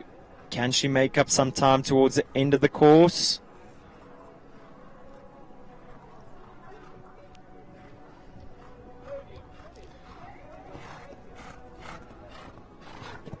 Good shot at the last. Comes home in 49.57. Puts her into 8th place. That was an unbelievable class, and I mean, just to sort of put myself out there, you called 1st and 2nd. Actually, almost 1st, 2nd, and 3rd. Thanks for stroking my ego, Brendan. You did say Jono was due a good one. You did call Conrado as a little bit of a black horse in this, or dark horse in this class. And Greg Scott and Loretto is always just one that's there and thereabouts. I must say, Greg's been on fine form today, and I This think entire well-deserved. show, yeah. He's been on. I think he deserves to stand on the podium today. And Jonathan Clark and Gregory Scott both ride for Linda Ellerine. I've been teasing Jono the whole show, and it is just a joke. I've been teasing him that he's the B team rider. He's been the runner-up rider on every day. That Greg's been cleaning his clocks for him, and well, he obviously took my joke to heart and thought, yeah, I'll show you. Winner, chicken dinner.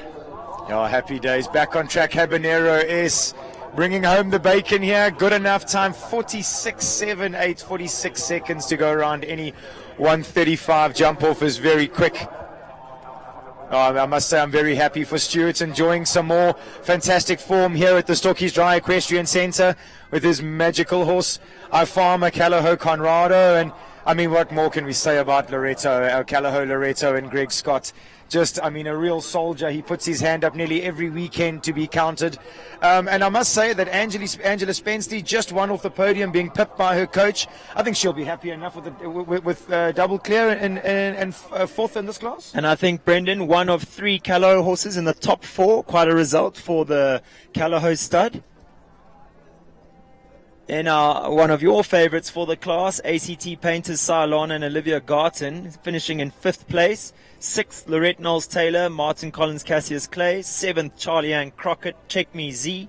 8th place, Hannelise Comfort, Wall Stand Above the Clouds. And rounding out our places in 9th place, Gregory Scott riding Linda Ellerine's Back on Track Habibi S. Just look at the time, Sten. Look at Livy's time. 45.47 was basically a second quicker than Jono. Jono, she had it. She had it, and that was such a soft toe on that rail. It really was. Her day is coming. Her day is coming. That mare is something special, and Liv really showing that she has what it takes to win these classes. Yes, absolutely.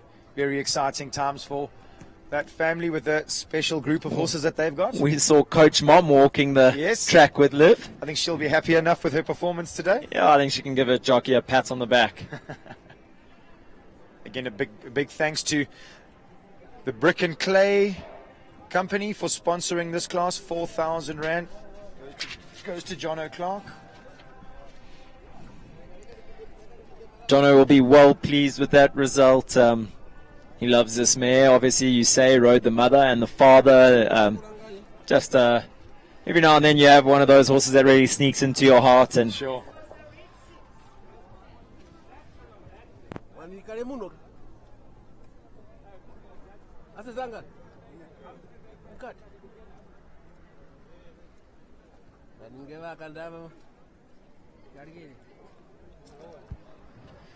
So while they finalize those results and our riders just get their day sheets and rosettes on, we're going to take a short break and we'll be bringing you the scenes from our prize giving shortly.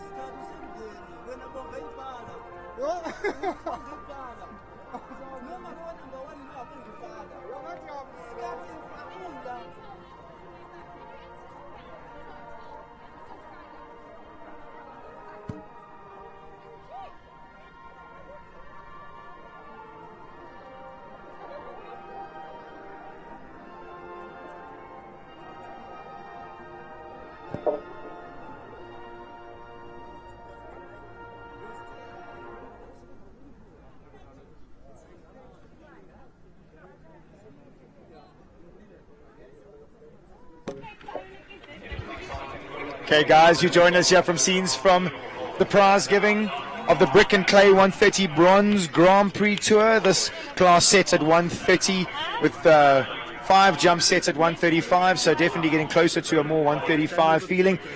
Top of the pops here this afternoon, back on track, Habanero S. Jonathan Clark. He was due a big win. You called it. That'll put a big smile on his face. Absolutely. Just remind him that he's no longer the B rider for the back on track team. Stuart Barker there collecting his very well-deserved second place. Farmer Callagho Conrado really turning out to be a fantastic team player for the Farmer team. I know that Ray Korber Stuart's coach was riding those rounds with him. He'll be over the moon with that. Yeah, magnificent result for Stuart. So pleased for him in Conrado.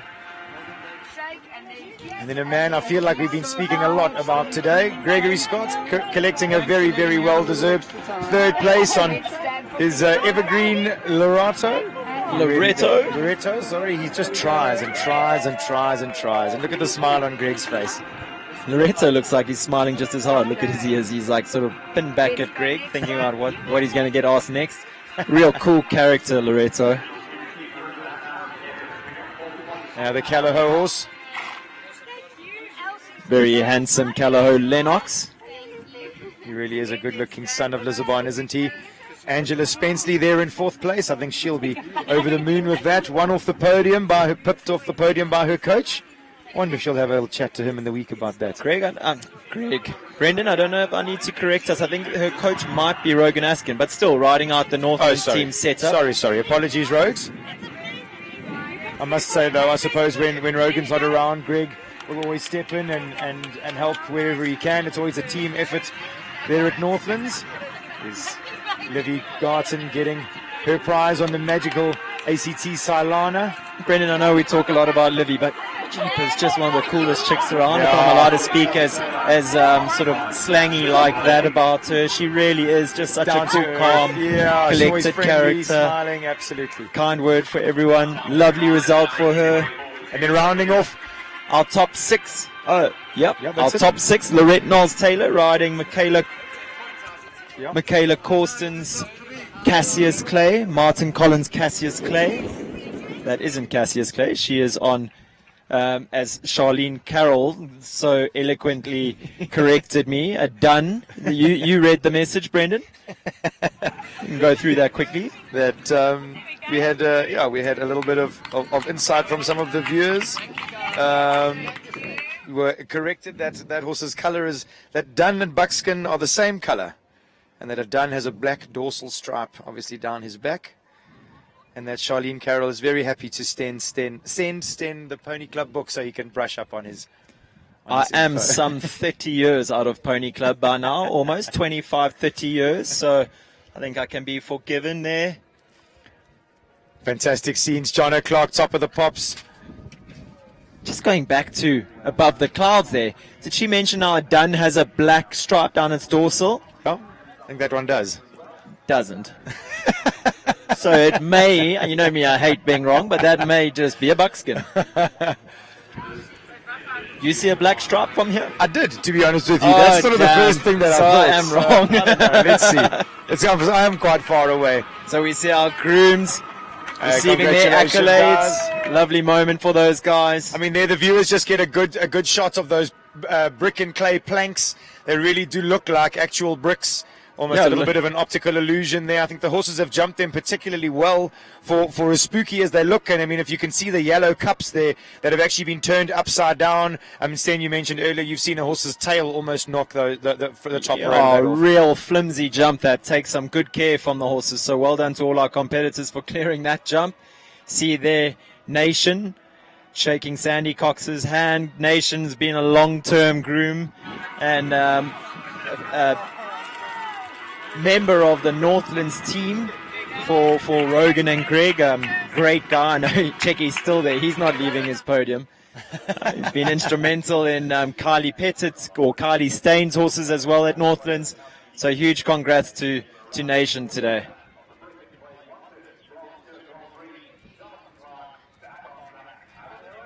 So leading them off on their lap of honor, Jonathan Clark, well-deserved win on Habanero S. Second place, well-deserved.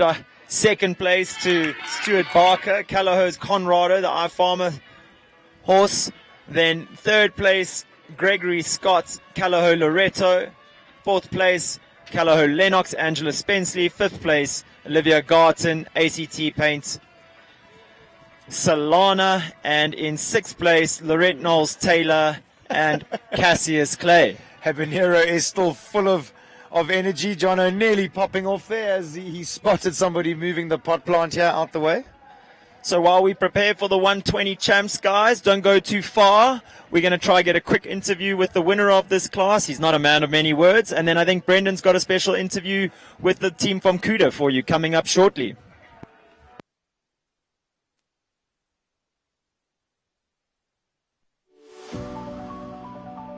I choose KUDA.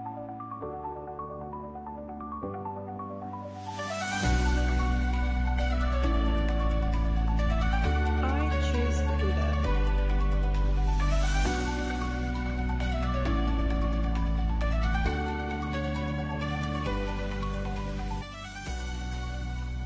I choose KUDA.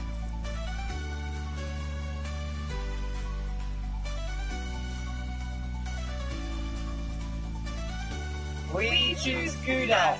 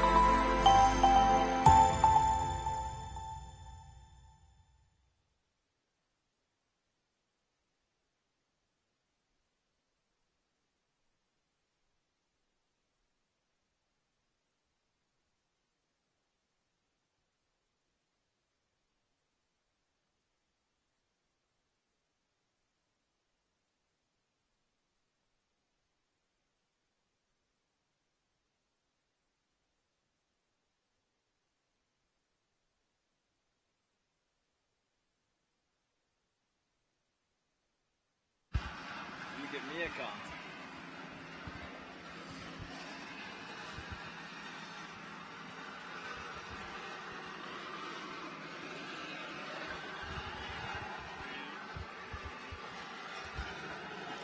Welcome back, viewers. I'm joined here by the winner of our 130 Bronze Tour Grand Prix, Jono. Huge congratulations.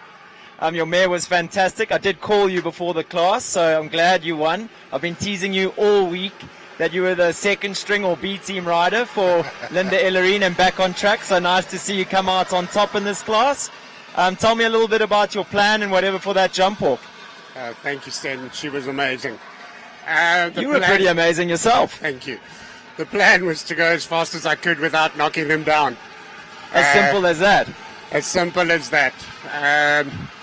Two of my things I find the hardest, a turn back turn ox on the right rein and another one on the left rein. You did make us hold our breath. I saw you puff your cheeks out at that keep oxer a little bit. Yeah. That was one of your 9 lives used up. And then again at the Talkcraft oxer. And again at the blue and white one, second last. But she really just showed, she's such a champ. She tries her hardest battles. And I think she likes winning. Yeah, am I right in saying she must really be one of your favorites? Maybe not one of the scopiest horses you've ever ridden, but one that's got ability and, like you said now, loves to win, and I think a special place in your heart. Yeah, absolutely. I rode her father and her mother. And both very successfully at that as well. Both good horses. And yeah, if she's not in the prizes, it's because I've made a mistake, not because she has. And she's had one soft rail this show. That sort of was my thinking in this class, to pick you as our winner when I said to Brendan, because she was due a big win, that mare. I mean, she has one down. You almost know you're guaranteed the next class for a good win. Yeah, she was 6th the first day. Yeah. Going quickly but gently, and then a silly rail down yesterday.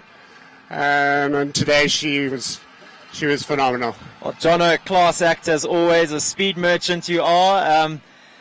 Thank you for the great entertainment and well done on another fantastic win. Thank you very much. Thanks for joining us. Viewers, we're going to be back shortly with Brendan McNiven, and he's got the team from KUDA for an interview just to see more about their involvement in our sport and what they have to offer. Thanks so much for joining us, and we'll be back shortly. I choose KUDA.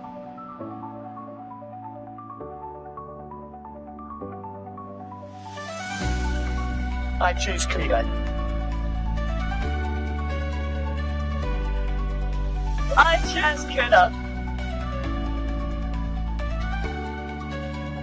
I choose KUDA.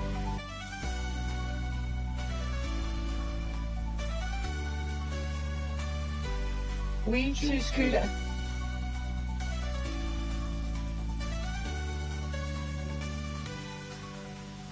I choose KUDA.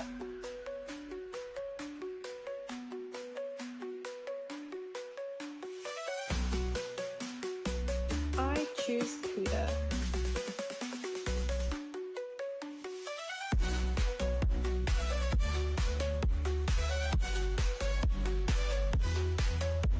I choose KUDA.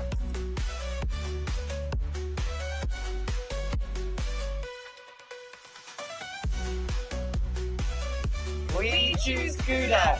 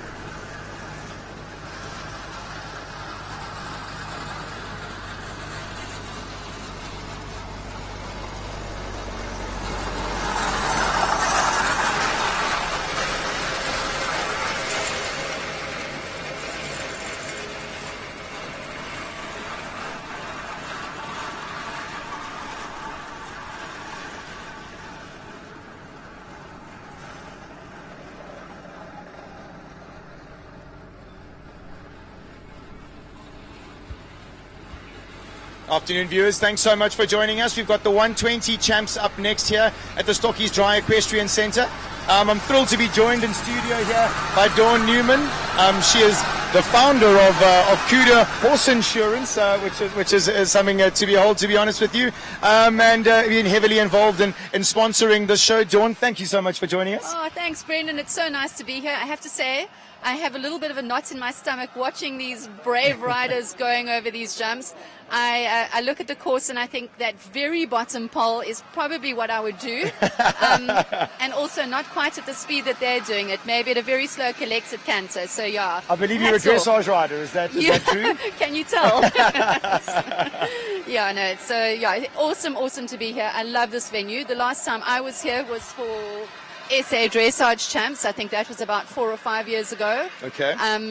In the heat of summer.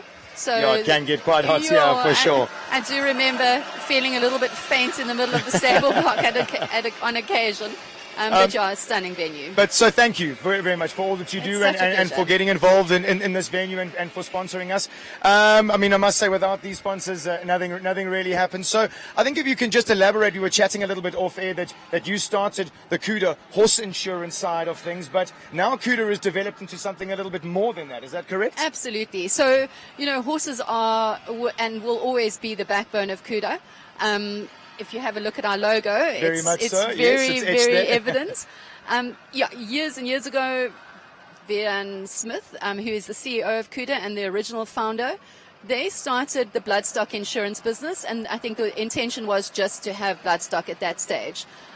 I was friends with the co-founder, Mark Bass, his sister, and because I had a financial background and I knew a bit about horses, they wanted to chat You about were the right person. about doing sort of running the office, because at that stage that was the plan. And Vian and I had a meeting, and I said, but what about sport horse insurance? And he said, sport horses, they were worth about 5,000 Rand. Like, why would we bother? And I said, well, a little bit more than that. So we sort of chatted a bit further, and we gave it a start. I knew less than nothing about insurance. I'm an accountant by trade, but my horses weren't insured at the time, so it was quite a scary start. Sure. But it was a very, very sharp learning curve, and I loved every single minute of it. In fact, I think this is my 15th year with KUDA, and literally living the dream. You know, here I am at Stokkies attending a show jumping event, and this is part of my job. I mean, like, how lucky can a person get? Well, I think you've sort of made your own luck, to be totally honest with you. You had a fantastic idea with the whole sort of beginning part of the sports horse insurance. And I mean, I know that, I mean, I don't think there's a horse on this property that's not insured by whoever it may be. So it is a fantastic concept for sure. Absolutely. And I'm probably stealing Laura's thunder here, and she's going to kill me. But I think she was doing the stats this morning, and there's about 56% of the horses that are competing at the show that are insured with us. So wow, isn't that amazing? Really, Nearly 60%, awesome. so that's Sorry, a fantastic Laura. feather in your cap. And then just to elaborate a little bit about that, you know, it looks like KUDA's always developing and growing and that type of stuff. And we mentioned off air that you've now gone slightly away from the sports horse side of things. We're obviously still incorporating that, but sort of becoming more entrenched in what we would need as equestrians as far Absolutely. as yard insurance and truck insurance. No, absolutely. And in fact, we haven't just gone into this line of business. It's something we've been doing for probably about 7 years. But, you know, recently we've had the good fortune of being able to hand over the sport horse business to the capable hands of Lara. So I was able to leave my baby behind and step into a new role. And that role is heading up the personal and commercial insurance division of KUDA, which, as I say, it's been going for 7 years. The reason that it was initially started was that, you know, there are people that just want to have all their eggs in one basket, so to speak. Yes. So, you know, there were people that we were insuring horses for, and they were saying, well, can you insure my house? Can you insure my car? And we'd say, okay, we can. Sure, it would make sense. Exactly. So that's how the business originated. And really, it's kind of been that for a good number of years. Okay. And now my new challenge is to really bring this business and educate people as to the fact that KUDA offers commercial insurance, business insurance, household insurance, and that we're not, and not to take anything away from the horses, but we're not just a horse insurance company. Of course, absolutely. Yeah, and I love it. So, you know, we have obviously a huge captive audience in terms of all the sport horse and bloodstock clients that we have. Sure. And we've used that as a way to start into the industry. Okay. Selling insurance for products that we really, really know about. So, sure. I mean, and again, something that we chatted about that I was kind of unaware of. I've recently purchased a truck and that type of thing. You guys say that you do truck insurance, which is very specific for the load that's being carried. Absolutely. So, you know, truck insurance is obviously, you'd think, a fairly easy and fairly common thing. There's so many trucks on the road carrying goods for Pick and Pay and Woolies. Yes. You know, you've now bought a truck with the similar specs to carry your horses, so easy peasy, let's just insure it the same as we would the Pick and Pay truck. Yes. You're going to land up paying 17 living fortunes to insure that every month. Yeah. And, you know, from a KUDA point of view, we go to insurers and we say, hang on a minute, this truck is certainly not the same type of risk as your Pick and Pay truck, for example. Absolutely. You know, people really, really care about the cargo in the back. It's their precious horses. Sure. The drivers that are driving the trucks are very specific to be able to drive that type of vehicle. Yeah, and the risk is a lot lower. So, you know, we take those facts to the insurers and we say, absolutely not the same type of risk as a normal commercial vehicle of the same size. Wow. And we've now got really good relationships in place. That means if you've got a horse truck to insure, we give you rates that are sort of applicable to the risk that it is, and not just a generalized rate that would be applied to a heavy commercial vehicle. Sure. Well, they say you learn something new every day. I'm telling you. And I definitely feel like I've been more educated after this conversation. I'm going to make you write an exam after this chat. Dawn, I just want to have a quick go and have a wander around the 120, so we're going to wrap this up quick. Thank you very much for all that you do. Thank you. It's so fantastic having you guys on board. It's great having some new logos around the place, and Awesome. and that you guys are so heavily involved. I hope to see you guys here back next year. Is there anything that you'd like to say to anybody out there for today or tomorrow? Yeah, well, first of all, to all the very brave riders, even those jumping 80 centimeters, you're all damn brave in my eyes. But, you know, watching the 150s tomorrow, I can't wait. So good luck to everybody. We'll be cheering from the KUDA Lounge. Thanks very much for the chat. I really appreciate it. And chat to me if you're looking for insurance, whether it be for your stud farm, your vehicle, your house, your business. You know, we can offer all of that cover. So come to KUDA. We are not just horse insurance. Fantastic, fantastic. So from the horse's mouth, so to speak, Dawn Newman giving us a real insight into an amazing product that she's developed almost basically by herself in the beginning, which was the horse sports side of things, which is so interesting. And now that's developed into something much bigger and a much bigger brand. So congratulations for all that you've done. Thanks, and thank you for sponsoring this event. And I think what I'm going to do is go and have a quick wander around the 120s, and when I'm finished, I think I'll be joined in co-commentary by Sten Muckner. Cheers. Thank you. I choose KUDA.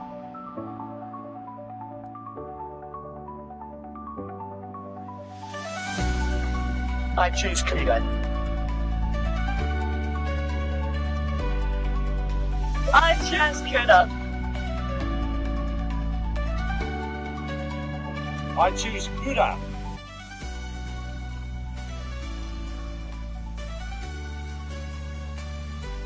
We choose KUDA.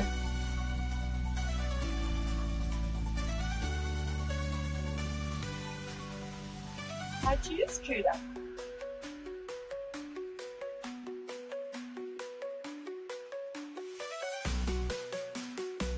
I choose KUDA.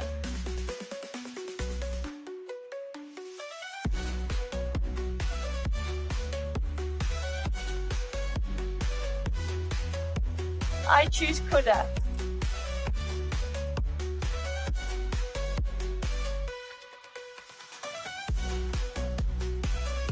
We choose KUDA.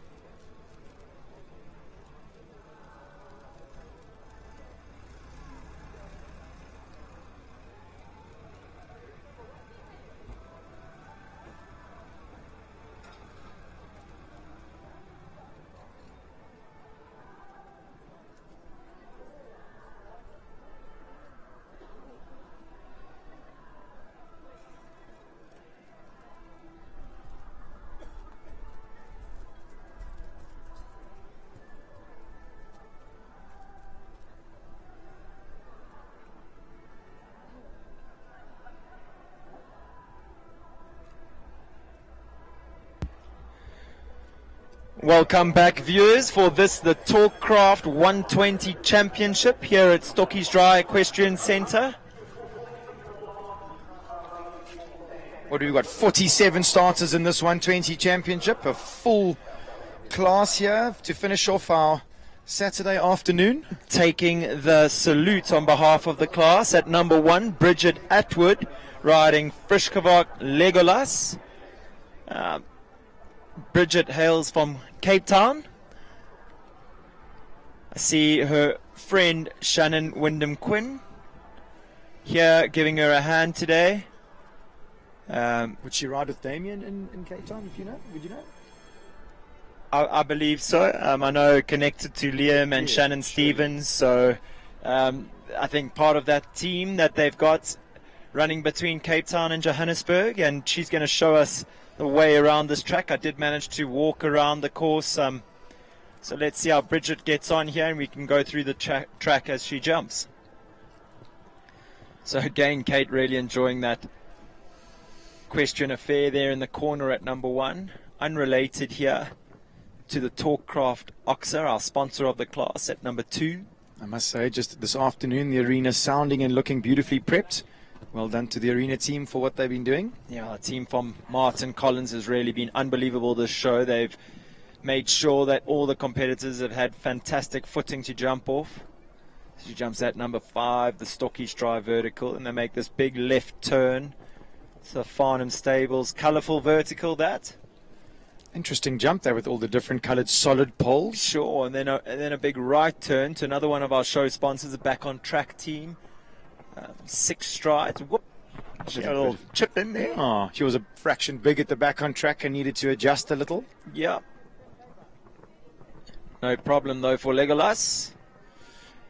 Then here's where they might run into time faults. So it's going to be interesting to see if the time is tight, if these riders can then just maybe nip inside that equestrian affair jump, Brendan. Yeah, I think it's definitely been the name of the game as of late. Gives him good support jumping into the treble there. She's clear till the last. Needs to leave this up. Looking to get home inside that time allowed of 84 seconds, and she does it. 81.01 is her time, our first clear round for the class. Really well ridden, Bridget. Lovely round. I'm sure she'll be very pleased with that. Nice way to start the class with a good clear round.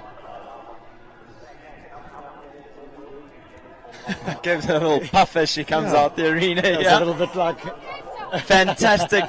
Bridget saying she's from Cape Town. She's lacking a little oxygen. It's the altitude up here, yeah. So next up at number 2, Emerald Isle, Aces and Eights, Jason Phillips riding for owner Tracy Khan. This would be an exciting new partnership or relationship for Jason, teaming up with the team from Emerald Isle Stud.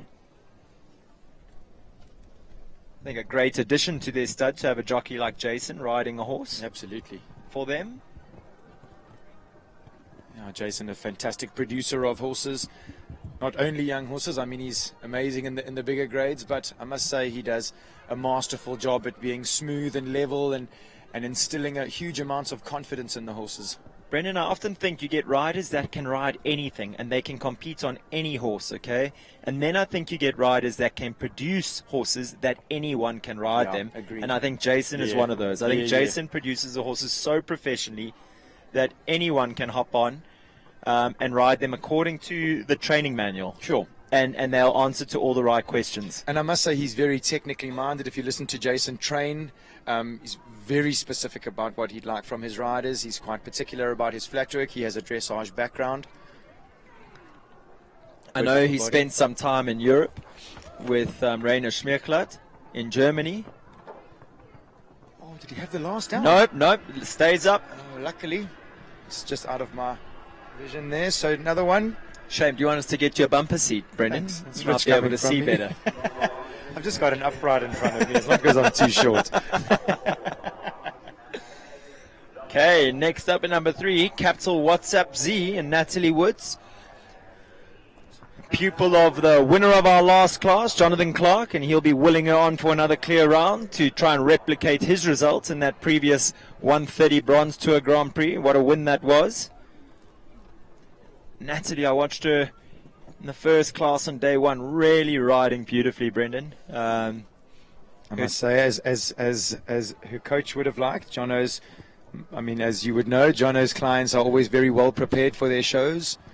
Jono's got such a meticulous, smooth way of training. I really like this horse. You were going on about Jason being really meticulous in his way of training, and then you look to someone like Jono, who I think says about 7,800 words less than Jason says in a day. You often get a very good... Whoopsie. Oh, that's the first horse that's had a little look at that, unfortunately. And I wonder, Brendan, if it's not the flags behind that jump in the corner. What's up? Just standing there dead still and looking a little bit bemused by what's just gone on. Yeah, almost like it took him a little bit by surprise, unfortunately. The distance looked good going down. I mean, I know we watched Bridget get down there a little bit quickly, but yes. Natalie looked like she was on it. It looked like a good ride down there. Yeah, I agree with you. Unfortunately, though, so just for the viewers at home, remembering these are 120 horses, they wouldn't have had a whole show in this arena. They would have been in the back arena for 2 classes. No, we were allowed in here on day 1. We had a class, but obviously, I mean, there were 2 classes. It was day 1, and there were barely any people around. There wasn't much activity around the arena. I actually jumped that class. It was a little bit calmer, quieter, and then they had the class yesterday in the B arena. Sure. And then back into the main ring for championship day. It's quite an ask of these young horses. It is. I must say, quite imposing. So number 4 up next. This is Megan Zofka. She brings in Endora Truck Sensor's Quamiri Mucho VDM. It's a very interesting horse. This I help Megan. Brendan, just asking, VDM, is that anything to do with VDM sport horses or not? No. This horse was imported as a year and a half old little furry llama. Came in from Europe. Megan's got a very interesting eye for horses, and she was quite particular about what she wanted with this guy. He was very interesting to start off. He had very green moments. For the viewers at home, just before you start thinking Brendan's a bit of a stalker, I know, Brendan, you've trained Megan. Very much so. And still trains? I still train. Still trains with you. So I was apologizing that I wasn't there for the warm-up, as I was just quickly doing an interview with Dawn Newman. But Megan is not really somebody who needs a huge amount of help. She's been very well produced in her junior career by Nicola Syme Riley. Tough act for you to follow, Brendan. Very much so. I also don't... It looks like you've done a good job at it. Well, I don't really say much. I sort of feel like Jono sometimes, because Megan doesn't need much help. But I think a hell of a lot of this horse. I think he's got some big jumps in him. He just the way that he's sort of developed over the last few months. He's come on in leaps and bounds. Sure, really good through the treble there. I mean, I would sort of say 6 months ago he would have struggled to just canter around this arena and keep his head.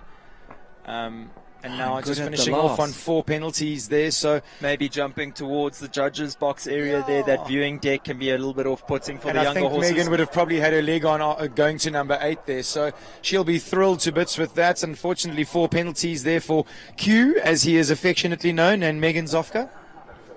And next up at number 5, a very exciting young horse, Callagho Chinnigan, with Gareth Neal riding for the Callagho Warm Blood stud. He's a beautiful stamp of a horse, isn't he?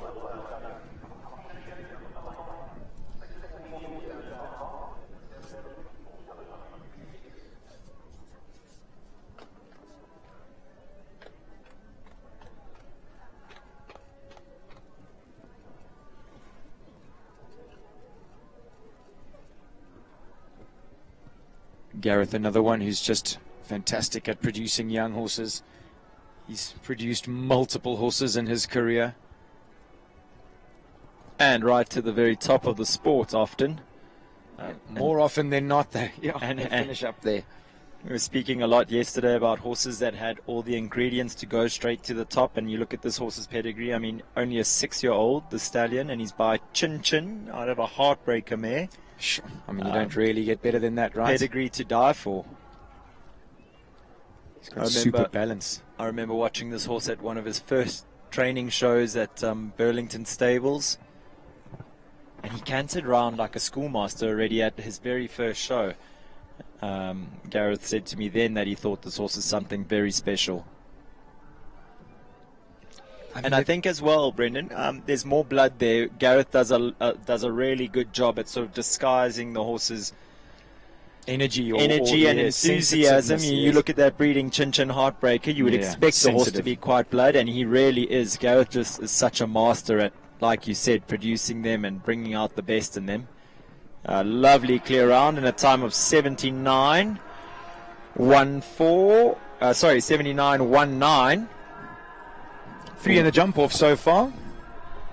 And I think, Brennan, with the quality of horses we have in this class, we're going to be expecting that number to increase significantly before the end of the class.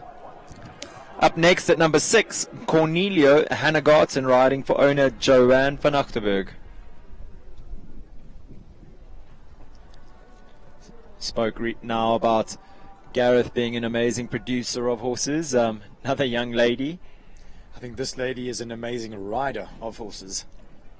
She can just get on and make it happen. So obviously this is not her horse. I think she's only recently got on Cornelio.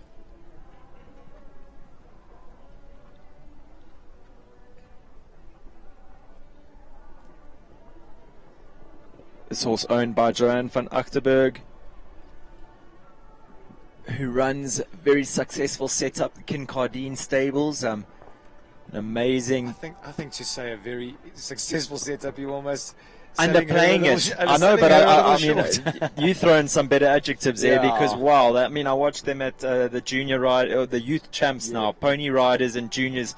I mean, it's just class after class that they win. Yeah, Kincardine is everywhere, and I must say that's testament to the amount of time and effort that Joe has put into Joe and her team. I think we need to say the team behind her. I mean, at Kincardine, they are fantastic. We see a lot of the pony riders and juniors starting their careers there at Kincardine. Lovely round there caught by Cornelio. Clear round. Hannegarten, would we have expected anything less? No, and I think Joanne van Achterberg, owner, will be very pleased with that round. I think she'll be happy enough. That was a little equitation round around the 120 champs here this afternoon. I dare her to tell Hannah that maybe her heels weren't down enough in the double.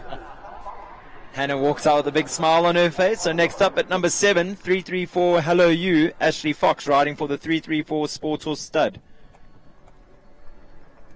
Hello You, a 9-year-old mare by Cassell out of a Laurentine 1 mare. Woo. Springs in her feet. Yeah, Leona, team rider, telling her from the sidelines here, just keep your leg, that's fine. As she does put her leg on at number 2, and the horse balloons that Talkcraft Oxer. Wow, Brendan. She's an amazing jump, this mare. What a treat of a horse. So nice for the 120s to be in the main ring. It also affords us the opportunity to watch these younger horses. I'm not sure if viewers would remember, but Ashley was riding a horse yesterday named Franzi You, who is a full sister to this horse, Hello You. Franzi obviously just 1 or 2 years older. Sure. Quite a few years, I think.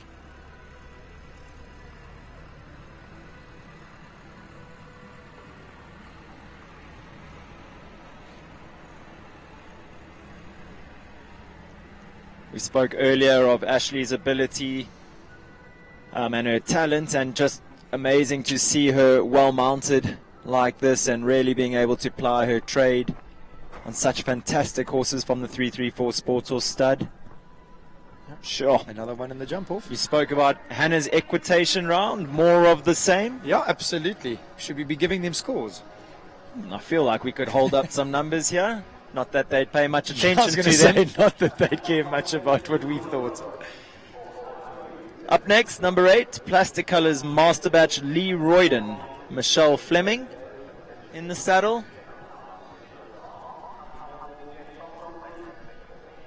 I think I said to you when we were on our way home yesterday from the show, Brendan, this horse really impressed me on day one. I said how he's really learning to use his body, as we would expect, coming out of the Farnham stables setup, really just starting to learn what to do with his front end. He's a powerhouse jumper.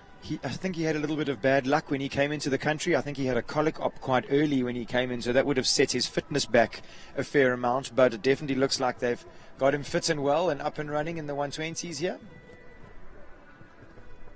And a more precise or professional jockey than Michelle, you'd have to look far and wide to find. Yeah, she's just really come into her own in the last few years. I mean, she's been getting results for years, but just of recent time, she's just looked in a whole new level. I think she's mounted herself well. I think Barry John's been instrumental in that part. I think she's mounted herself, absolutely she's mounted herself well, but I do think that first and foremost, I think she runs a very big, successful business, which I think she's obviously then now kind of balancing between her riding and running her big business. Yeah, and I think riding is a priority for her. She's there every day at the stable. She's heavily involved in the management and production of her horses, and it's just really starting to show. Sten, I must say, you called it yesterday. You said this horse is definitely working it out and using his body so much better. There you go. Is she in the time? Fantastic round. I think she's just outside that time, some 4 seconds outside the time allowed, but that won't bug her. He's just had a little tinkle around his first proper championship class, that horse, and shown that he's got lots more to give. Yeah, he did look like he was very comfortable going around there, and as you say, I think just for a horse getting back up and running, I'm sure that Michelle wouldn't have been wanting to run the legs off him, so good result for her. Next up, we've got number 9. This is Locarno Matador. And also, this horse is owned and ridden by Kirsten Winsmith. Young lady who's recently moved to train with Jonathan Clark. I think a trainer that's going to really suit Kirsten. Kirsten also enjoying being a mom these days. Cheap as her little girl. I mean, their little girl, Huntley and Kirsten, that little girl is something special. Flip, she is very, very cute. And there's enough personality in there for a whole family full of children. She's going to need a big personality to feature in the Win family, because there's a lot of greats that are sitting around the table there. And I think Granny and Gramps to start with. Yeah, oh, absolutely, definitely. Kirsten, a real hard worker, another disciple of the sport. She gives a heck of a lot back. She trains a lot of people out at Winstead Stables, which is their family-run business. Brendan, you'll remember her horse that she jumped in the big classes? Oh, Have I put you on the spot? Sorry, it's because I couldn't remember the name. But Kirsten had a really good horse. It'll come to us now. But she jumped in the 150s. Wasn't it? And then, unfortunately, battled with his soundness a little bit and she retired him, and Uber Royale. There we go. Is it Gondor Uber Royale? Gondor Uber Royale. That's it. There you go. And sort of has started this journey of producing young horses now back to the top, and she's definitely on her way back up again and looking smooth and organized. So number 10 up next, another Locarno horse. This is Locarno Ricardo, and this horse is owned and ridden by Jacques Els.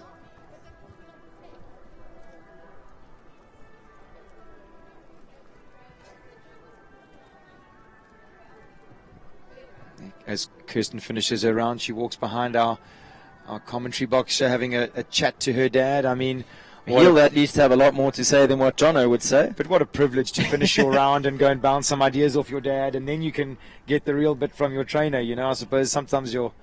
And I mean, her dad, one of the top equestrians ever to live in South African sport. Straight up. Yeah. And Locarno Ricardo having a good round here. Sure. Big expressive jump over a jump that hasn't particularly jumped well this show. Ricardo, a 9-year-old gelding by Locarno's Shogun out of a Conti mare. Which really flicks his tail over that. He looks like he's in it to win it here this afternoon. I've seen Jacques in a jump off before, and he really does know how to go quick. He knows how to turn up the heat. Giving himself good space here to get organized. Just needs to be a little mindful of the time. No, I think he's going to be good. Such a balancing act and trying to keep your horse calm but still be inside that time allowed of 84 seconds. A little deep at the last, gets away with it, comes home, clear round, and 80.41. That's another one to add to our jump-off list. Well judged round, finishing off inside the time there.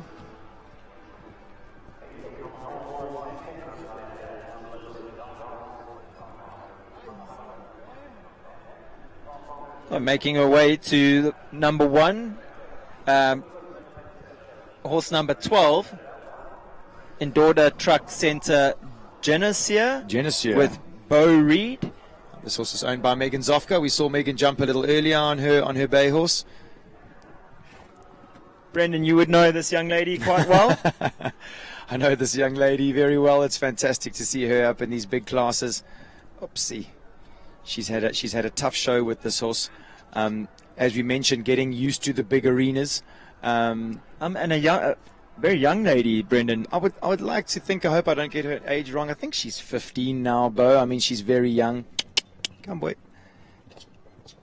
So quite a big deal to be competing up against the adults at a show like this at the level that these riders ride at. She's always wanted it from when she was very little. She's spent loads of time at the stables with her horses, creating relationships with them. She did that with all her ponies, and she's got a great relationship with this horse. He's an older horse, so fantastic for her to get a bit of mileage around these big testing 120 courses.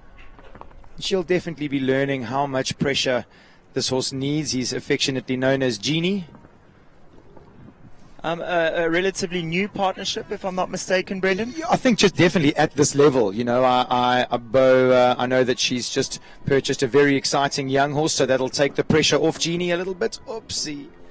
Genie just getting a little onward bound and keen in that treble combination. Unlucky. One jump from home, unfortunately not going their way today. But there'll be lessons learned and positives to take out of that round. Yeah, for sure. These are big jumps for Bo and a big occasion, to be honest with you. I think that it's so important to be learning how to handle yourselves in I think in so different important occasions. that you mentioned that, like a big occasion. It's not just about the track, it's everything around this is the an course. adult World Cup show. There's a lot going on here. Yeah, I must say, something that I realized just when I was helping the South African team when Ireland and Portugal came out, that just the amount of exposure that the young kids get. I mean, I was just chatting to the Irish girls in passing one evening, and one of the young girls mentioned to me that she lost her first European gold medal at 12 years old. You want to learn to lose a European gold medal at 12 years old. Imagine how structured you'd be by 16 or 17, you know. So really their system is ahead of the game, and hopefully our South African system can get up there. We're definitely on our way, that's for sure.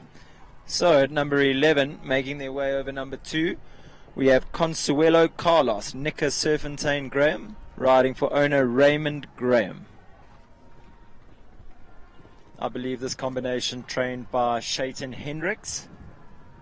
I'm sure Shayton will be looking on there under the Lapa. If I'm not mistaken, that looks like George Cutlass. George has got the video camera. Got the video camera out. The whole team behind this young lady. Parents there. Yeah, she's jumping right towards just jumping past her folks now. Really good round so far. I haven't seen a lot of her on this horse. It's looking like a fantastic round. Oh, she has gone a little wide. She's gone around number 4. Hopefully that doesn't make her pay the price with time.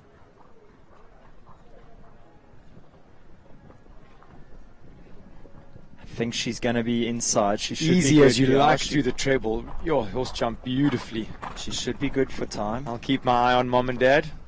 There you go. Lovely round. 79.44. Well inside the time. Perfectly judged. And a beautiful clear round for Nicker there. Everyone looking very chuffed under the Lapa. Another one goes into the jump off. 7 into the jump off so far. 33 horses left to come. Up next we've got number 13. This is Lavina VSZ. What V? Is that VS at DHS or is it FZ at Hillcrest High? FZZ. Laura Neal riding for Delman Mining and Civils. I see this FZ around. What does it stand for? Have you any idea? Is it a stud prefix? Not sure. My mic's broken. We'll have to ask Laura after the class because it's a couple of her horses have that FZ behind their name. I even see Martin's horse had that FZ. So maybe they've all been, and then we see another one that Jason Phillips, Maxstar Emira End FZ.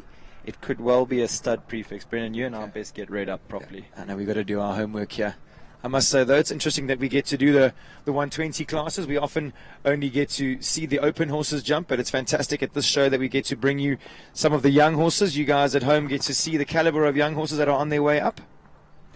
And just another round of watching Laura Neal do her thing and looking super stylish and elegant, as always. In her KUDA equipment here, sporting her sponsor's colours. Gee, she just does so many good things with all the horses, young and old. She knows how to ride them all. Her balance is always perfect. She's always in the right place. The horses always get to the jumps in the right way. Sounds like you've got a favourite there, Sten. Yeah, I must say, she really is one of my favourites. Yeah, there's no doubting that. There you go. It's unfortunate 4 penalties there for La. Young horse mistake touching off the back rail of number 4 at that a keep Oxer, but really jumped well, did that young horse. This is going to be one for our next bra. Chris van der Merwe riding for 334 Sports Horse Stud, riding the 334 entry 334 Nunu. How cute, Chris. Not a word that Chris would use often in his vocabulary unless he'd be talking about this specific horse, I'm quite sure. It's not a word I've ever heard him use before. Brennan, just some information in from Karen Papalato. Thank you so much. FZ is Franco Zanetti in Italy. Not from me, the info though. Oh, cool. Okay, so say that again, please, just for the viewers at home. FZ is Franco Zanetti in Italy. Okay. Wow. Wow. As we looked up, we just saw Chris rocketing over number 4.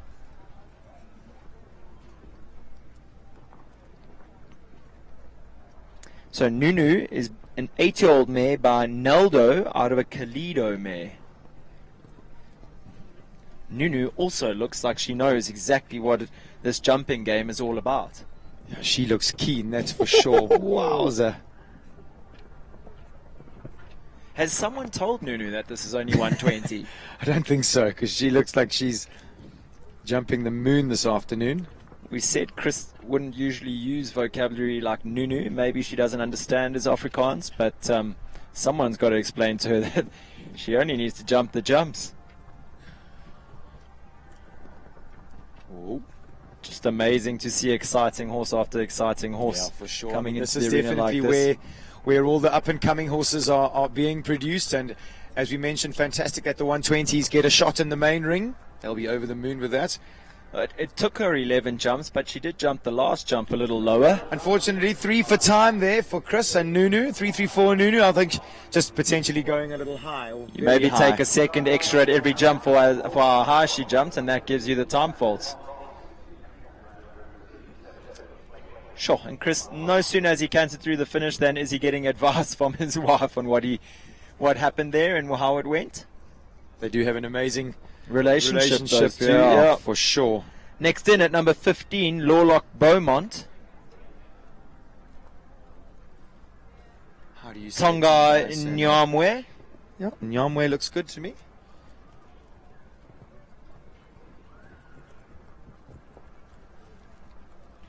Another combination that we haven't seen a lot of in the past, Brendan.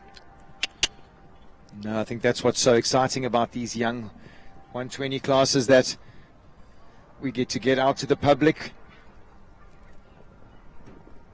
Easy.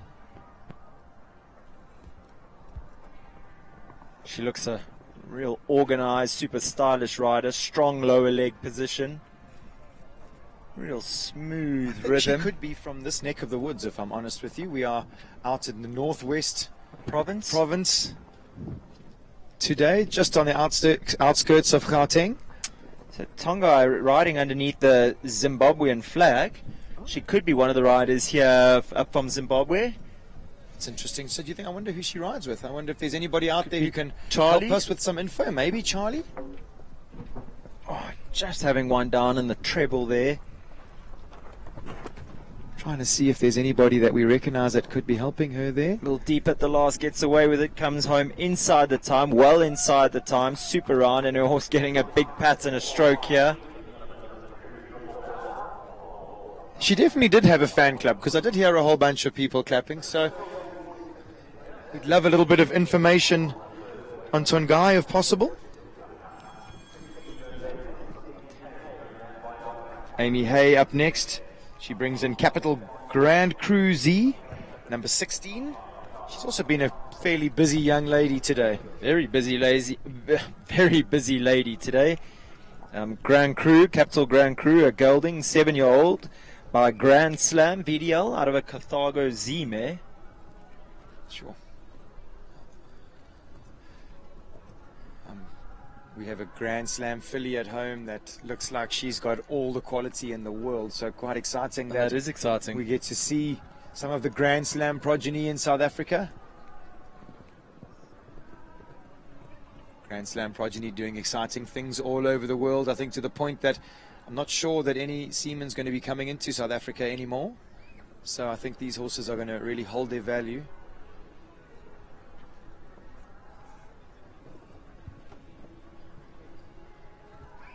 This horse looks really rideable, and yeah, I was about to say super organized. Amy's other horses.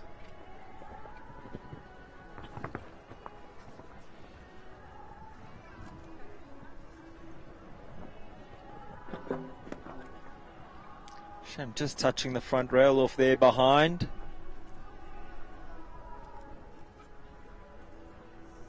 Very tall body position. We've grown accustomed to from Amy. Yeah, making sure that the horse backs up in the middle there.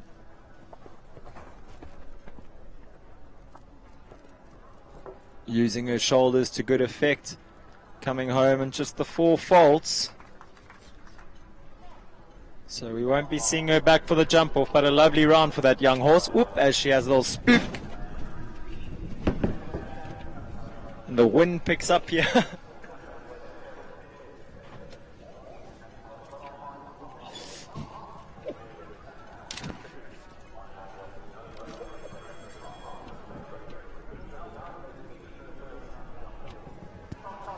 So as the action heats up here, so does the wind. Unfortunately, our information screen has just taken a bit of a dive.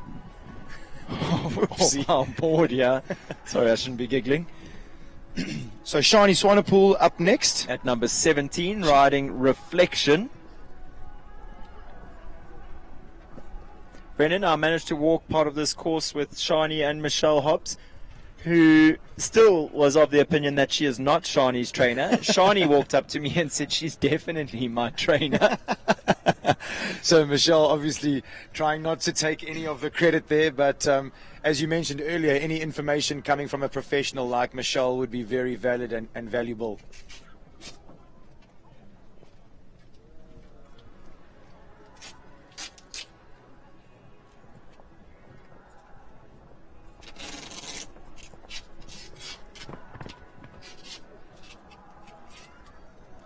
She's a very interesting lady to watch ride.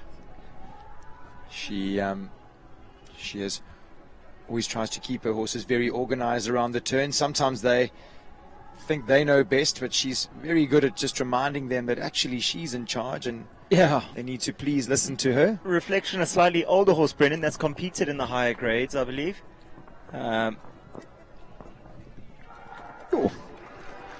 There you go, some information in from Dai. Jeepers Dai really making us look much smarter than we are most days. According to Facebook, Tongai rides with Kayla Gertenbach. Oh, cool. So sorry for the misinformation earlier. Get some cool information. It's always nice to learn about these new young riders that are coming up the grades here. And I mentioned when she was riding how super stylish she was. That makes absolute sense that that's who trains her, Kayla Gertenbach, riding out of the Rebus stables. So next up, Charlie Ann Crockhart brings in a new ride for her. This is Com El Vidi Dusselhoever Z, or what would you call Divilshoever Z. Wow, I mean, that's quite a name. Quite a mouthful. A horse that I haven't seen before, Brendan. Charlie seems to be churning them out at the moment. She is very well mounted. Yeah, very well mounted. She's, I must say, got some people that are backing her and sort of allowing her the opportunity to ride some fantastic horses. And really just to live out her dream. Yeah, absolutely. I think it even could be their dream too. I think it's some owners love having horses in these big classes and watching them go around and definitely being on the podium, which is often where Charlie's horses are. And yeah, I was going to say, to watch them being piloted as magnificently as Charlie does, what a treat. I mean, I'm going to go out on a limb here saying that this mare is by Comilfo.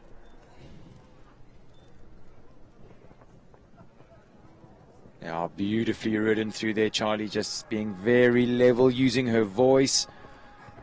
Wants to put together a good clear round here. Clear and inside the time.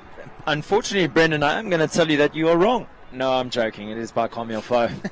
How could you be wrong? So definitely our time checks aren't going to be as good as they were just before our TV took a dive in the wind here. So we're going to be winging it a little bit as we go along here. The TV's looking more like a 20-year-old Brendan after a big Saturday night out. Oh, gosh. Next up at number 19, Selahoff Drummer Boy, Harry Butcher, riding for Simon Murray. Drummer Boy. See, having a little look at number 1 there.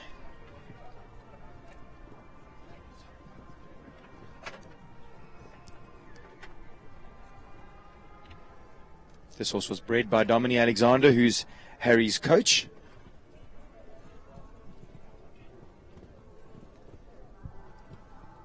Mark, a man with a plan here, always setting us up, giving us the best information. We are back with our screen, so we can at least half sound like we know what we're talking about. Yeah, I mean, at least if I can read the numbers right, it would help. But I mean, we'll have them here for you.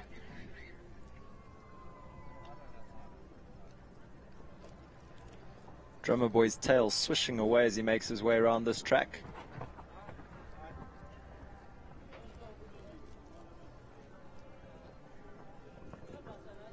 Simon Murray, another owner who's heavily involved in our sport. He was fortunate enough to own a Derby winner a few years ago. Athena winning the Derby with Dominic Alexander, and Simon a race car enthusiast as well. Enjoys speed.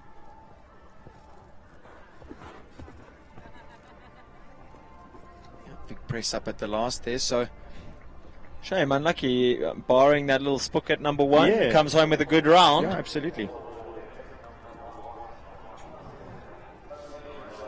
Cheapers, Brendan, it seems like we go from 1, 3, 3, 4 horse to the next. I mean, we keep... Oh, sorry, okay, that horse is scratched. Sure, as the wind howls. Next up at 21, Quinine with Stacy Lee Weston. Stacy, the winner of our 130 championship class earlier this morning, and jeepers did she kick. Yep. I asked her what her plan was, what her thinking was about going around the jumps as opposed to being inside and tight. And she said, nope, she just thought go faster and kick. Well, it worked, and she was our winner. She'll be looking for more of the same in this 120 champs on the lovely Quinine.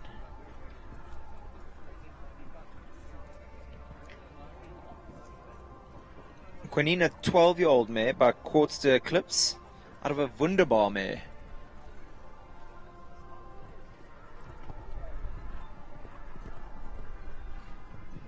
My mare that Kirsty rode in the Grand Prix yesterday, her sire Preamble was by Permont out of a Wunderbar mare. Interesting breeding there. I think the Wunderbars have all been amazing jumpers. Sure.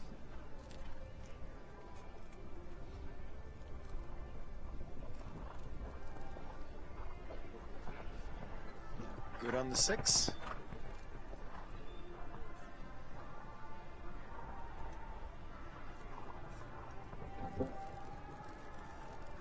This horse is putting together a really smooth round.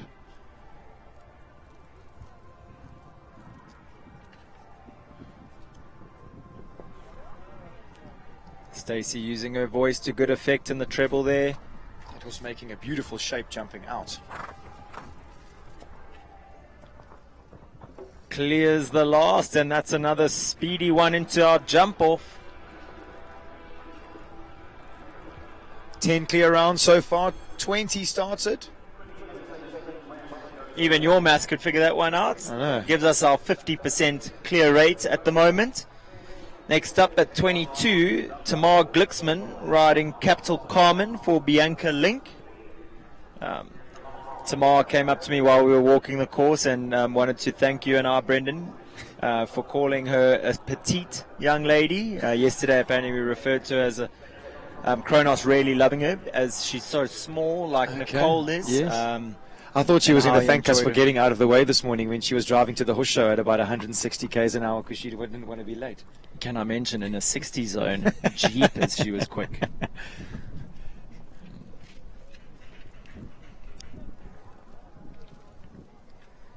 Capital Carmen, a 10-year-old mare by Capital Conlank, out of a Don Camarco mare. Sure. No one will ever be able to forget Don Camarco and the success that he enjoyed on South African soil. Wow, really, hey, what a legend of South African sport, and good to see some of his bloodlines still cruising around these arenas.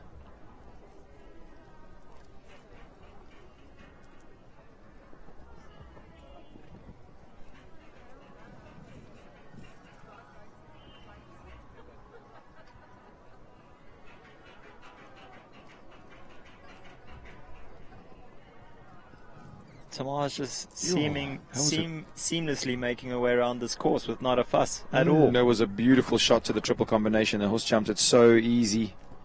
Wow, lovely shape at the last. Little rub, leaves it up. That's another one that'll be quick in our jump off. Next up at 23, Maxstar Amira End FZ. Jason Phillips riding for the Maxstar stud.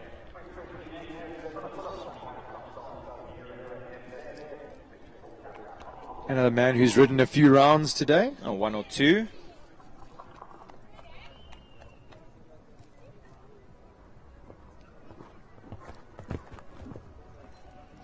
Amira, an 11-year-old mare by Inshallah de Muse, out of a Latot de Simile mare. Very interesting pedigree. Very interesting.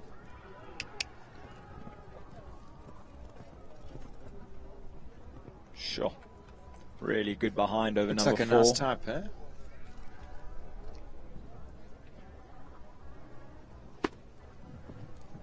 I mean, all we need is like Jason's ponytail to be blowing in the wind and they'll look like a matching pair. Yeah, I'm telling you.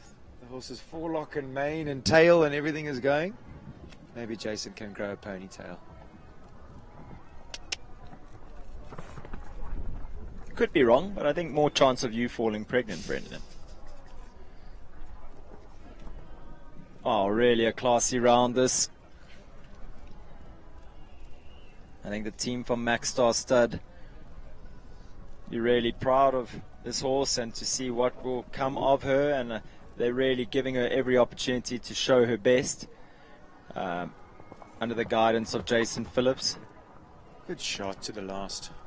Oh, easy as you like. That was fancy. Yeah, that was a fancy round. 12 in the jump off, 22 horses left to jump.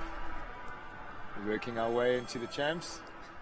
As Lawrence Mode comes cruising in, looking really relaxed here this afternoon. What was the word you used earlier? Suave, when you referred to Johan Sunnies Lotta? on, and he's looking like he's ready for action. But next up is Annelies Breard. She brings in Capital Commodore.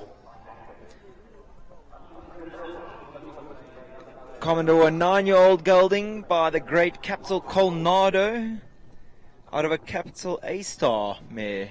A-Star on the dam side has really worked well for Capital Stud. They've really produced great horses with that dam line. I agree with you. No sooner has Jason cantered through the finish than is he back to his job of training. Annelies obviously a pupil of his, and we mentioned earlier Jason's always full of a word or two, maybe 2,000 or 3,000 more than Jonathan Clark in a day. He's chatting away like a racehorse commentator here behind us. But he is very specific about what he would like his riders to do, Oh, and you can hear how reactive he wants them to be as they've landed. He's given them another command: sit up, put your leg on, get going, whatever it would be. And Brendan, they're obviously all very in tune to what he has to say because they react. Yes, and they've all heard him, immediately. absolutely. Yeah. And he's putting together a really good round here.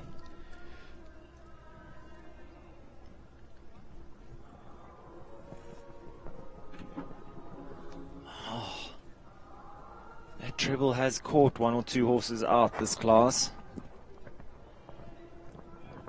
Fraction deep to the last there, but keeps it on the 4 penalties there for Capital Commodore. In a time of 77.28. Well, not a bad round, I don't think. Not at all. Little soft fence. One soft rail in the middle of the treble. So Mr. Suave up next. This is Lawrence Mowat's number 25. He brings in La Paris. I think this is a homebred horse. Homebred horse by Luxius, who I had the privilege of riding out of a Voltaire mare, only 7 years old. I really, really like this mare, Brendan. I saw her. She's maybe almost a got year very ago. much your type. She's your type. I mean, I could see you on her, definitely. Yeah, I mean, no disrespect to Lawrence, of course. I mean, he probably does a much better job, but I saw this horse jumping here in the B ring a year ago, and I said to him then, Cheapers, would that ever be for sale? Because I think she's top class. Having ridden Luxius himself, I've never felt a horse do things like that in his body. I mean, Luxius was an item right towards the end of his career. Yeah. His body was probably a little bit tired, but Cheapers, he was like a Russian gymnast at the fences. Lawrence has got this horse. It looks like a long shank hackamore this afternoon. I'm not sure I've ever seen her in this setup, but no bit. Lawrence wanting to get the best out of this mare, and obviously this is how she feels happy. He is a rider that likes to ride with quite a lot of connection, I think, Brendan. He uses his strong body position to good effect with the horses. She does look like she's just tinkling around here this afternoon. And he's done well to give her a bit of, touching off the back rail there. And you saw him put his leg on quite tight because her ears went back over that fence. I was going to say he's done really well to give this mare the time I think that she deserves. She's a top-class horse, and I saw her a year ago here, probably in the 110s or 120s, but clearing every fence by 2 or 3 feet. Literally, I'm not even exaggerating. Literally just over-jumping everything. It looked fantastic, but obviously the feeling was that the mare needed more time, and he's really taken his time with this mare, and I think she's an exciting one for the future. I must agree with you. I think that she's got all the attributes. I think she does it really easy. And I think under Lawrence, I think the best is definitely yet to come, for sure. 26 up next. This is Capital Raylin. Thomas van Reykovorsel in the saddle. Another young man who's been doing some riding today. I think he's had a horse in every class. Capital Raylin, a son of Rondemar. I know my wife and I have a young Rondemar baby. Is he jumping in the 110s? And I think the world of him. I think the Rondemar temperament that he gives to his progeny are just unbelievable. For those of you that don't know, Rondemar, he was a horse that Johan Lotte rode. He took over to the World Equestrian Game, had a stint in World Equestrian Games, and had a stint in Europe on that horse. Was phenomenally successful, big jumping horse. Jumped a clear round at the World Equestrian Games with the time fault. There you go. So he was a magical stallion. I'll be honest with you, though. I mean, as good as he was, I feel like the horses he's produced are amazing. Like, I agree. They do have a lot to prove before we can say that. Of course. But I do agree. I think he's been a fantastic breeding stallion. Sure, as we see Raylin just really showing his class over number 4 there. I've had a little bit to do with a few of the younger Rondemars, where I used to be based, and I was hugely impressed with how they did their job, the attitude, the kindness and the way that they did it. I think Rondemar had such an easy way, and I suppose when you get piloted around as sympathetically as Thomas is taking this horse around, I think this is... You see how well she jumped that Farnham fence, Brendan. Just to touch on that, the temperament that you were alluding to now, I would go as far as saying that the Rondemars have amateur riders' temperaments, so they have the ability to be ridden by amateurs, Yes. and they have the talent and the scope and the care for top professionals. I think, totally agree with you. And that's like a package that you don't often get in the same They sort of horse. tick every box. Yeah. Oh, big extravagant jump at the last there. Another one in the jump off. Capital Raylan, Thomas van Reykevorsel makes it 13 in the jump off with 18 horses left to come.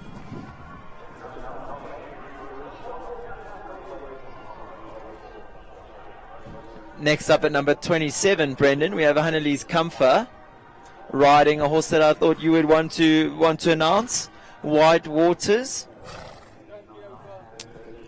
Sorry, what did you... There you go.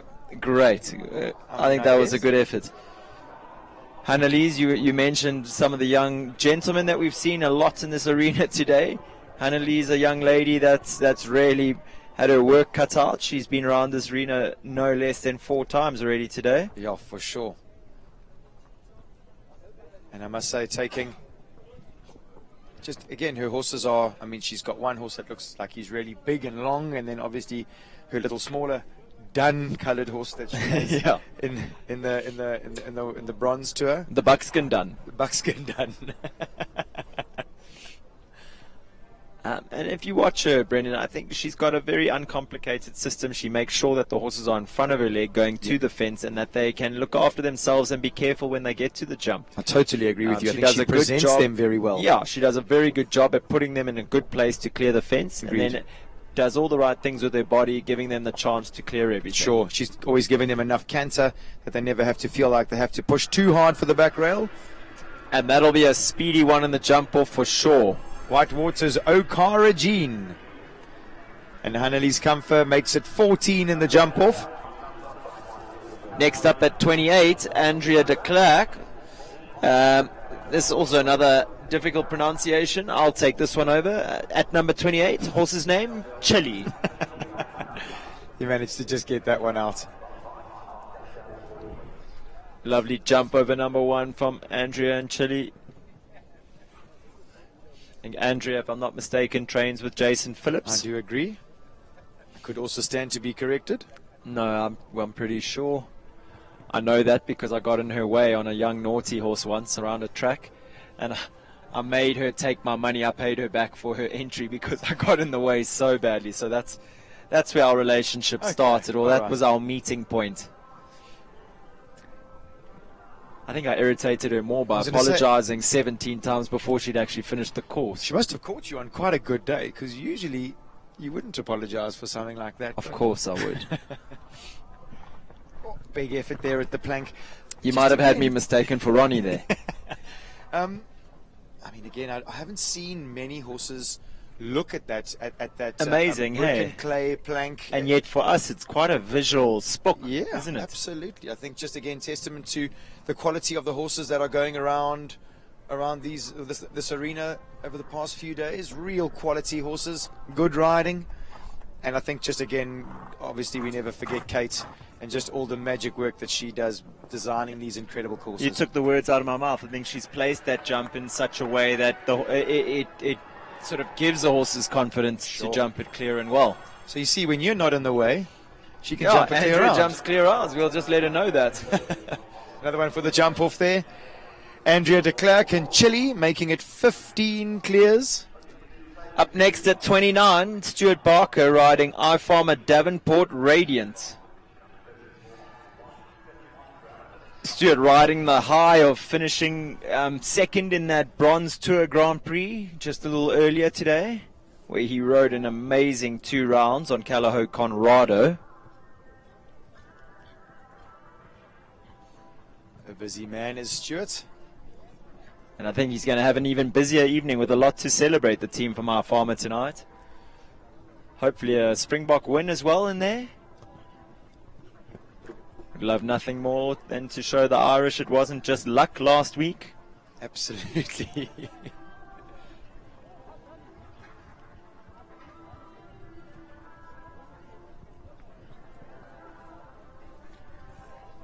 Stuart staying organized around this turn.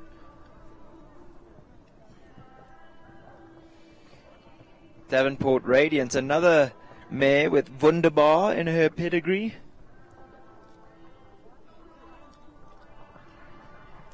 Who is she by? By Rex Grannis. Okay.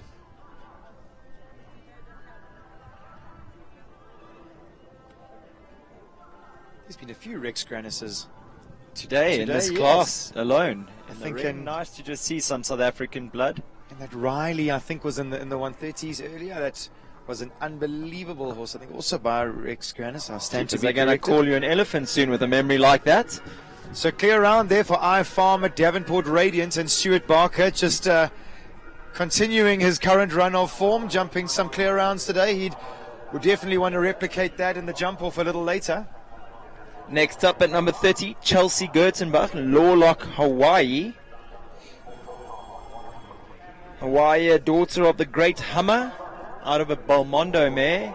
Cool. Hummer we saw canter around many a South African arena in fine style. Jonathan Clark winning many a class. And even longer ago than that, I rode Belmondo. So, and then Jonathan, the winner of our Grand Prix, our Bronze Grand Prix now on a daughter of Hummer. Yeah, absolutely. So fantastic to see that Hummer's foals are really sure. Jeepers. Keen. Hawaii looks keen to do her job. She'll need Kayla's cool head just to keep her level and not get her too fired up. We mentioned Habanero having a fantastic result earlier with Jono. This mare, Hawaii, will have an even better chance with a jockey a little bit more experienced than Jonathan. You are quite cheeky this afternoon, I must say.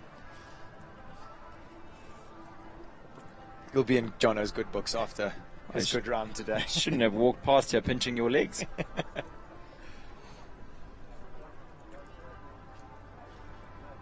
She really is just a treat to watch, though. Just how did Chelsea. she settle this horse down? How it looked fiery in the beginning, 3 to 4. It was a little reefing in between the distances. With many a jockey that would have sort of elevated or escalated unraveled almost. As the course went on, but not with Chelsea. She just brings the best out of them. Another clear round going into the jump off. Lawlock, Hawaii, and Chelsea Gertenbach. Clear round rate sitting at 58% so far in this class. 27 clears. I think that's impressive for a young horse class in the main arena, huh? Absolutely, and a track like this, I mean, not an easy track at all. Next up at 31, we have Bruce Deur riding for Shirley Deur, Dramatist.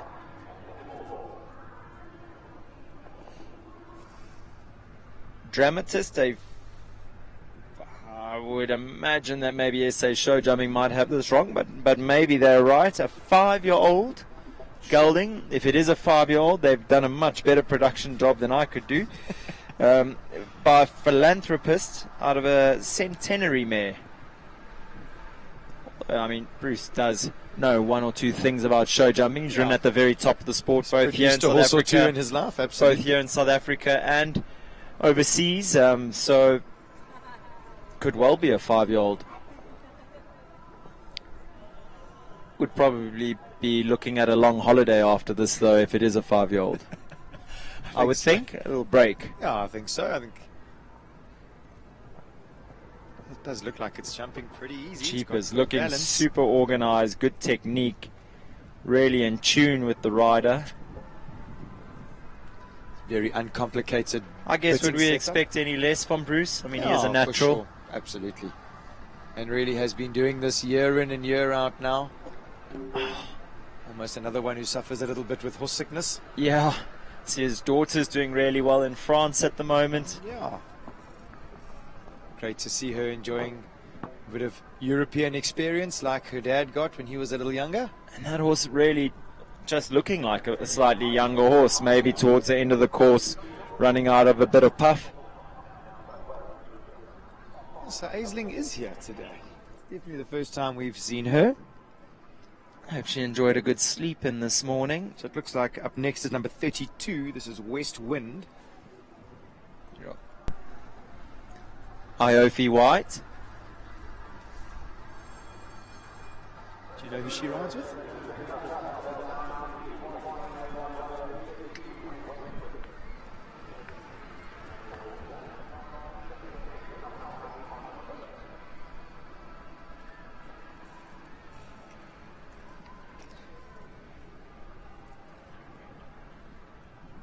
This horse looks like he's a thoroughbred. Very high up on my list, as I'm sure the viewers have heard us go on and on about how we love thoroughbreds and their positiveness in the way that they do things. Brendan, you also often mention the horse's tack. I mean, this horse, no martingale, small little snaffle in the horse's mouth. Very uncomplicated. Sort of, for me, it's proof that you're not having to wagon this horse too much around. I think that when horses are in classical tack, it's just proof that they enjoy what they do. And often a good sign of good flat work and training. Is that why yours are always in big bits? Sorry, I'm not sure I own a big bit. I had to say it. Your horses are all in snaffles. We all know that. No. I do have the odd rope gag. 95% of mine are on rope gags. I wonder if that's the horses or me. I always think that rope gags help horses get off their noses when they've jumped very high behind, and often yours are very high behind, so you do need the help. Thanks for the compliments, and I don't have a lot of body to pick them up off the ground with either. So shame, that KUDA treble really proving to be the bogey fence of this course. And it's obviously right at the end of the track there, so it's potentially horses that are getting a little tired maybe, and for just sure, and flattening. Just remembering that a lot of these horses are younger horses. Definitely. Next up at 33, we have the 334 Sports Horse Stud entry, 334 Ingeborg, ridden by Aisling Triggle, the queen of 334, may I say? Definitely. That'll earn me a brownie point or two. Queen Bee. The apple of Govett's eye.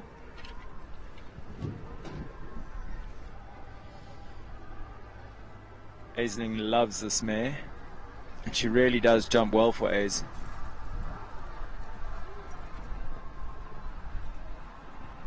Sure, what a beautiful technique over that Tallcraft Oxer at number 2.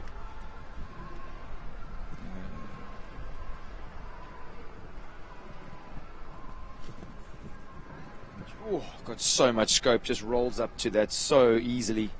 Ingeborg is a 7-year-old mare by Special Demuse out of a Coriano mare.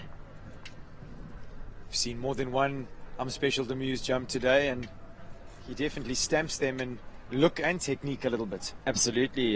They all sort of look like different versions of the same stamp. Ooh.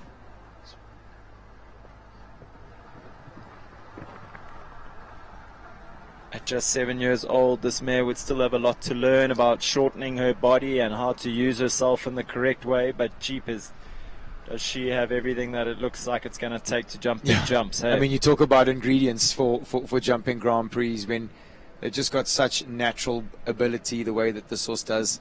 I was chatting a bit to Barry Taylor in the warm-up earlier, and he was just saying, you know, that good horse of his, Special Deluxe, that belongs to Brett Latimer. He said these good ones like that, you can't train the other ones to be like that. They're purpose-bred. Those horses that are that good are born that good. Yeah, absolutely. He mentioned, he just canters into the treble and lets the horse do its job.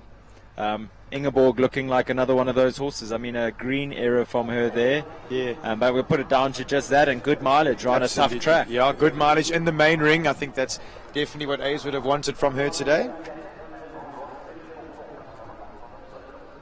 Next up, at number 34, Zalia and Stacy riding Calaho Concalypso. Concalypso, a 14-year-old gelding by Concoriano. I wonder if I'd be right in saying that she's trained by Adrian Brink. Hit the nail on the head there. Out of Pine Dean Stables? Out of the very busy and successful yard, Pine Dean Stables in Pretoria.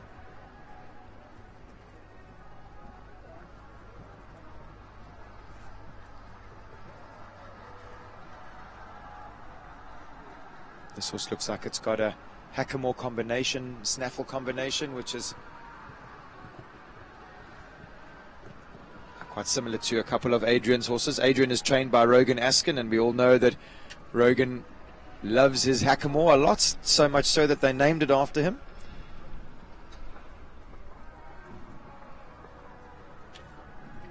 It's an interesting feel, the Rogan Hackamore with the snaffle. It's sort of very varied pressure around the horse's face, on the horse's bars of its mouth, and then a little bit sort of spread across the horse's nose and back of its jaw. So trying to keep the horses as comfortable as they can and rideable all at the same time.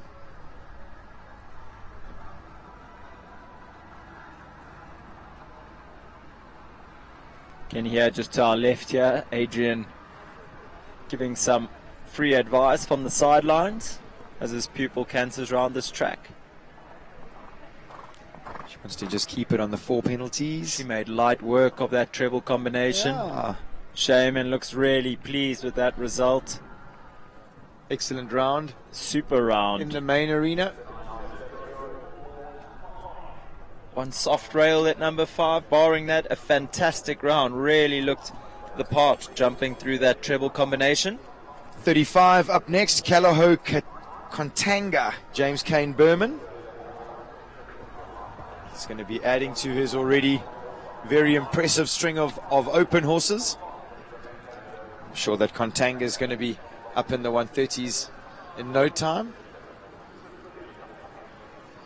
Brendan, just for my sake, I hope Kontanga goes from 7 to 8 in 6 strides, because James didn't bother to walk the distance. He just asked me what I thought.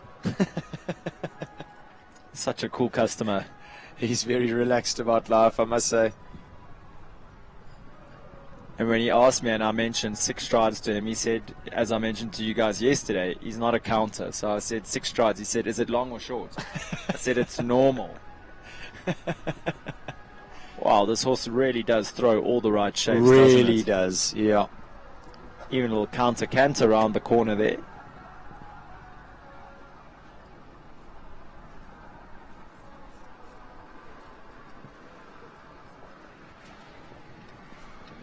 Yay. Sure. James really settling into his show jumping career. Unfortunately, it doesn't look like polo's a priority in his life anymore with this string of show jumping horses that he's putting together.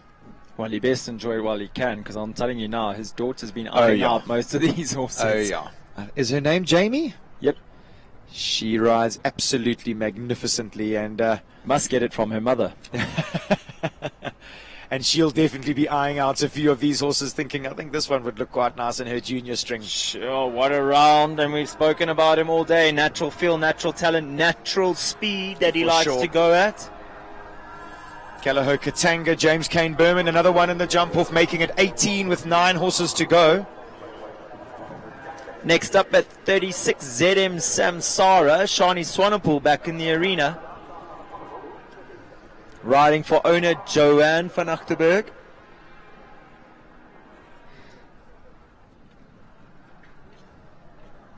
Jo really enjoying being an owner at the moment, isn't she? Yeah, I must say that I hope she's all right. I know she's probably exceptionally busy being a mom and running a very successful stable yard. A mother of a young child and then running a yard as big and successful as that, I think no small feat, Brendan. I saw Mitchell the other day. He's looking very Whoa! cute. Whoa! Samsara just hitting a right U-turn there. I don't know. Oh shame, poor Shani. I mean, he barely had put his front feet on the ground before he shot off. Probably he's looked at something at the restaurant there, Brendan. That is unbelievable. What a cheeky horse. That was quicker than you could. Oh. Shame. She looks like she might have hurt her wrist a little bit.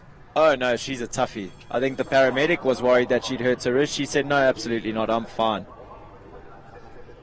Yikes, that was quicker than grease lightning. I must say that I've ridden horses like that before, and it's a pretty scary feeling when they hit the ground and they're not really there underneath you, but disappear. Yeah, shame. I hope Shani's going to be all right there. She's got a big day tomorrow with the World Cup qualifier, so I'm sure she's going to go home and ice her body and get ready for that. Kirsten Winsmith returns next at 37, Gondor Exquisite Gem.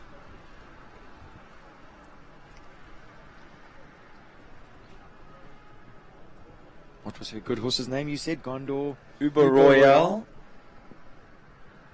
She's going to want to be recreating another one of those, that's for sure. Gondor Stud really has bred some magnificent horses. This one by an 8-year-old mare by Eldorado van der Zeshoek out of a Parco mare. Wow. Very modern type. There's a few Eldorados that are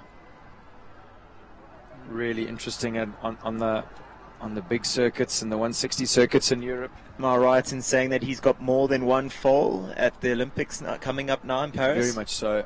It's funny because I said to Emil, who is our statistician, that I thought there were a few Eldorados, and he said not as many as he was expecting. So I'm not sure how many there are. I thought there were 4 or 5 in the Olympics that were by him, but we're going to stick around and find out. We did get a question on the streaming about, are there any South Africans that are going to Paris to compete in the Olympics? And at this stage, as far as I know, there's no show jumpers going.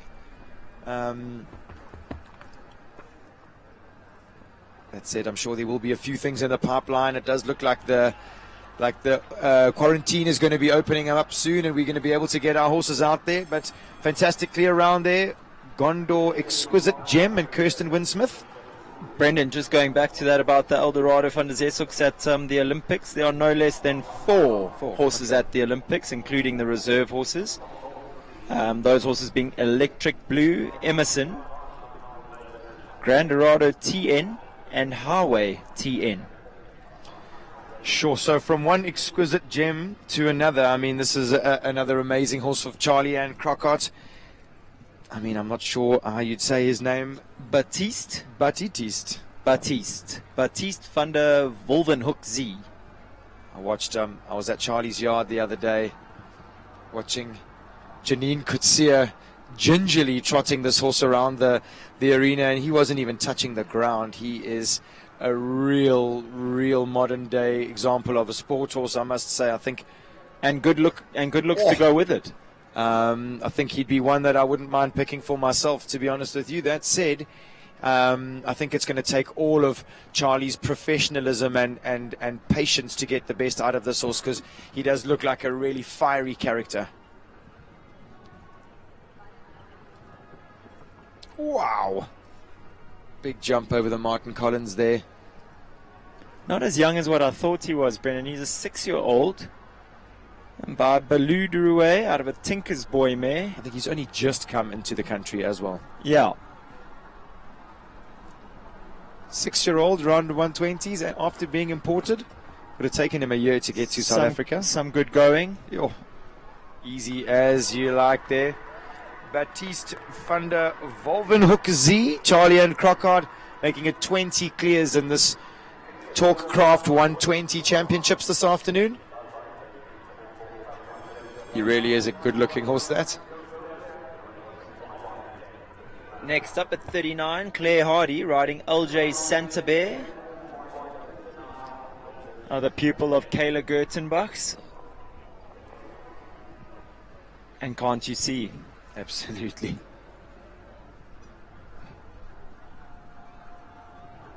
Picture perfect lower leg position, smooth as you like. Lovely hands, lovely elbows, good contact with the horse's mouth.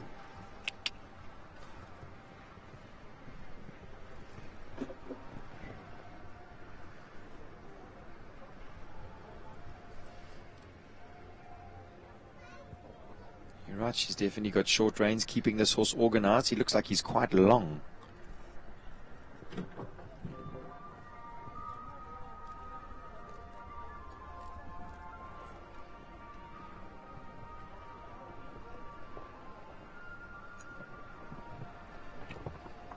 No problem down that line. Good over the... Oh, I was about to say good over the Peter Morrison Oxer there. Really good ride. She turns back to this KUDA treble combination.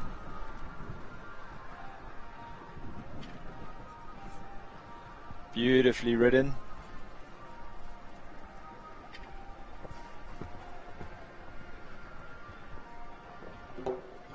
Just finding another fence at the last there, unfortunately. So finishing up on 12 penalties there. Brendan, am I allowed to say another round that looked better than 12 faults? Yeah, to be absolutely, fair. Absolutely. LJ Santabé and Claire Hardy, 12 penalties. As you mentioned, though, maybe a score that is quite harsh for a really good round. I think up next is young Thomas van Reykevorsel, is it? No, I don't think so.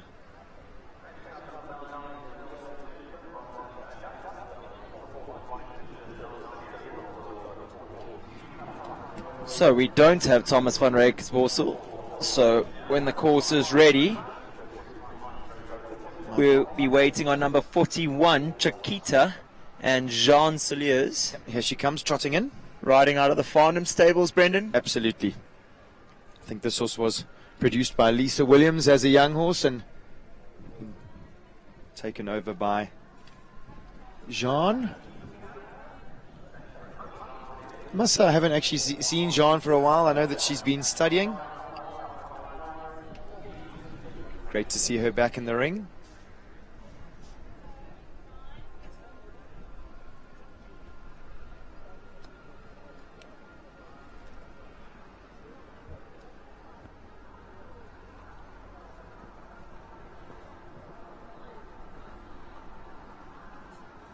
Chiquita, a horse that you would know more about than me, Brendan. Quite a lively character. She is quite, I must say. I think she's very, very sensitive in the way she goes. Jean is a very subtle rider, so they would suit each other. But being a chestnut mare, she's definitely full of spice and attitude.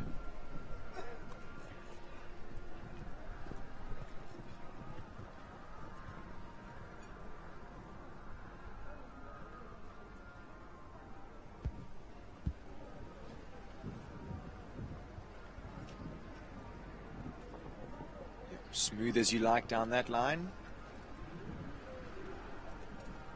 Jean giving herself a good amount of space here to get straight for number 7.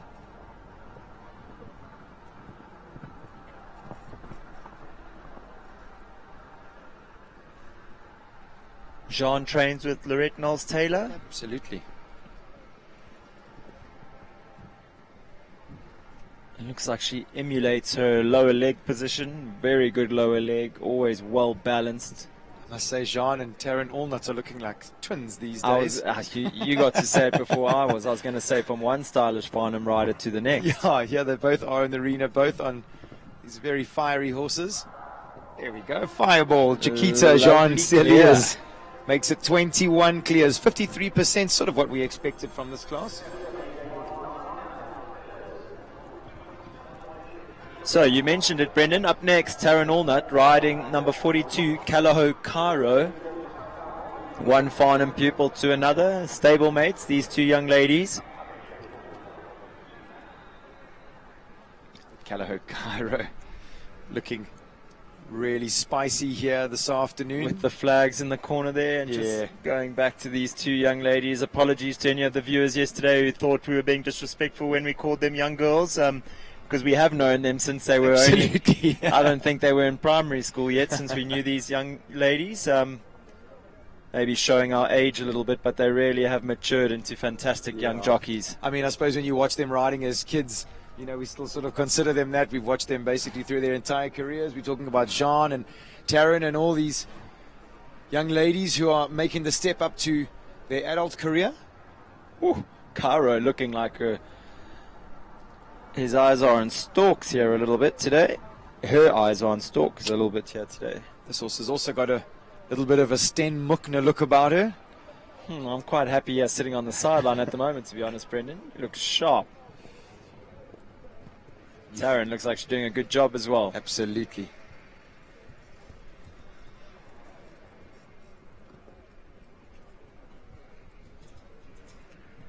She really does have good ground speed, doesn't she, Brendan?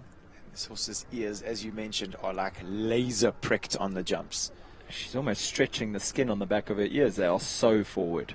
She'd want to keep her underneath her. This is the part of the course that the horse was worried about. Oh, easy. Like, Oh, I took the words out of my mouth. Easy peasy, lemon squeezy. Come on. You mentioned good ground speed. Yeah, Sten. I mean, she's going to have absolutely no problem with the time allowed here. As the master, Jonathan Clark, says that the rules of show jumping are leg to find a rhythm, rhythm to find a stride, and it looks like Taryn's rhythm has been foot perfect from start to finish. There you go. And a nice quick time of 68.59. She goes clear. Jeepers, that really is one of the quicker times we've seen, Brendan. Oh, it really is one of the quickest. Just naturally fast is Calaho Cairo. I'm sure Taryn's going to use that speed to her advantage in the jump off.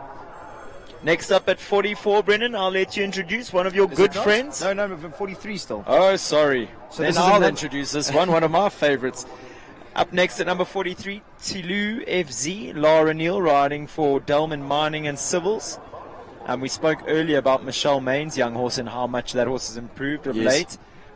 This is another young horse that just really looks like he's coming into his own.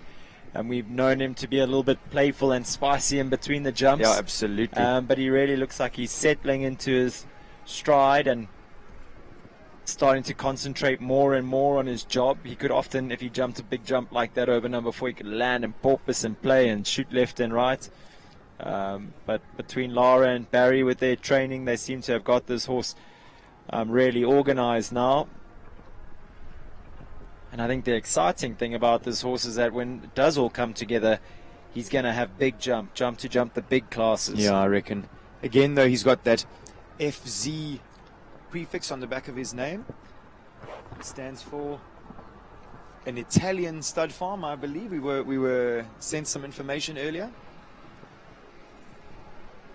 Talking earlier about breeding with Eldorado van der Zeshoek having however many foals at the Olympics. Tilu is he's by Toulon out of a Clarimo mare. We all know Clarissimo. Yep. A fantastic young horse that belongs to Holly Smith, who is by Clarimo, and this horse looking like he's showing that he's got all the jump to match. Sure, big effort at the last there. Finishing just outside the time though, so much like Michelle's horse. Yes. Probably production rounds for these young ladies and their young steeds. Gosh, that horse has really grown. He's huge. Hey? Yeah, look at him. He has. In stature and in mind, he's grown. He's really come on. All right, Brendan, next up at 44. Alchemy's He-Man. This horse is owned by the Alchemy stud. Owned, bred and ridden by George Philippides. George Acrobates, another nickname for him. No one will forget at Kimberley's show, his good horse, Radamus. George did a complete roly-poly off Radamus the one day. And landed on his feet. Yep, and then picked up the nickname Acrobates instead of Philippides. This is a horse that he's bred out of his stud, Alchemy stud. This horse is by Alchemy's Hercules, who George jumped around some Grand Prix. Yes, absolutely. Out of a contact mare. George has got a really exciting breeding program going on in Kyalami.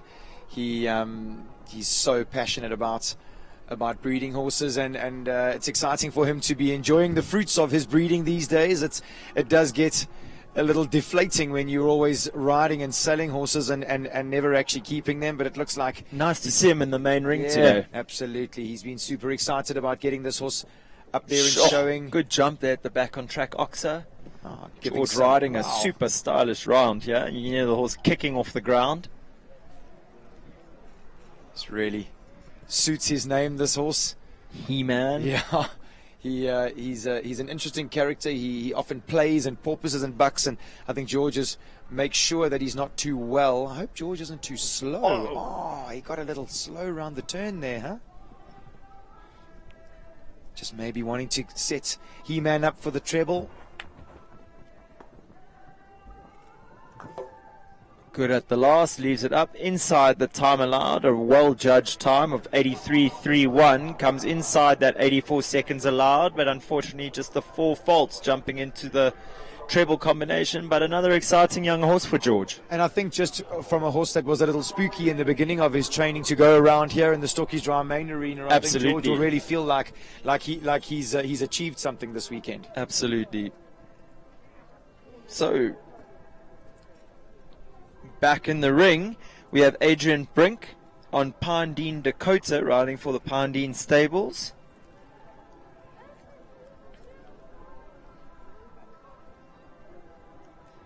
Dakota is a 6-year-old mare by VDL Dakar out of a Wachmann mare. We all know that Adrian really loves his breeding. You were mentioning he will be able to give you 4th or 5th generation breedings on his horses. Every horse that he rides, and if you go back to Brendan, just going back to that Wachmann line on the dam side. Adrian looks like he's giving his horse a little circle here. The very good horse of Renee Ferry, the grey mare. Putting you on the spot again. Alaska. I think there was some relationship between this horse and that horse's breeding on the dam side. So just these young horses still in their production phase of their career. If Adrian sort of deciding that he wasn't going to be getting down you could the see committed the horse, distance. Yeah, short jump number 3 a little yes. bit, and Adrian just making the mature decision. He sort of asked the horse to move, and then it was a little slow to move, and he'd realized by that stage potentially that he would have been on a half distance, and he would rather be building this horse than making it do silly things. Adrian as good at training these young horses as he is at training his pupils, always filling them with confidence, as I've just received a message from one of my pupils when I asked them how were my horses this morning while she helped my wife ride, and her reply was, she is so sweet, much nicer than you. I don't think any of Adrian's pupils would reply like that because he's the nicest guy. No, but I think your pupils are right. Probably. He fills horses and clients with confidence and really helps him to go in a really nice way, doesn't he? Absolutely, yeah. So just for me, another you think one circle, no harm done. He finishes on the 4 faults, maybe a couple for time. He wouldn't be bothered about that. But very much what Ray did earlier with his young horse. And the mare's come out, had a fantastic experience. It's been a good afternoon, and she's really enjoyed herself. I think constructive riding from Adrian there when he realized it wasn't going to work for him. It's always another day. Brendan, now you're in for a treat because you wouldn't have seen this horse jump on day 1. Los Valentinos, ridden by Jason Phillips for owner Carolyn van Skalkwyk, who's recently moved to the Cape. Treat yourself. Watch this. Oh, I mean, last I saw this horse was a young horse and sort of a little spooky and not really showing much jump and a little immature, and it came out here on day 1 and gave an absolute exhibition. I think it's times like this that we don't really need to say too much and we can just let this horse do the talking. I mean, he does look like he has all the ingredients of a real top Grand Prix show jumper. Really exciting times for Caroline. And I'm sure just she'll be chuffed that she's picked somebody as talented as Jason to pilot this young horse around. I mean, a better experience in its young years you couldn't find. Oh, this really is a fantastic horse, Den. You did call it. I'm glad you're enjoying it because I was worried I was going to put the mockers on him. He's just such a champ. He's come on in leaps and bounds in the year that I've been watching him. Just lovely for Jason to have a horse like this to work with as well, I think. Come on. Look at his attitude through there, pricks his ears, wants to get to the him. other side. I mean, he maybe got a little deeper than what he would have liked jumping in, and the horse just does all the right things when his body gets it right. Oh, well done, Jay. That's good enough. Carolyn, I hope you're watching on the live stream from Cape Town, your beautiful new yard that you're busy building. Wow. You must hurry back and get on that horse if I can give you any advice. Sure. I'm sure there's a float heading to the Cape next week. I would have it, and yeah, back in your string as soon as you can, because wow, that's a treat of a horse. I don't think Jason will be agreeing with us at all. I'm sure he's going to tell me he needs to do another 3 years of production there. So that brings us to the close of this 120 championship class, sponsored by Tourcraft this afternoon. How many do we have in the jump off here? I only got taught to count to 20, and I'm pretty sure we've got more than that, Brendan. Just waiting for the official clear rounds to come through. 23 going through to the jump off. Ooh, it's going to be a strong one.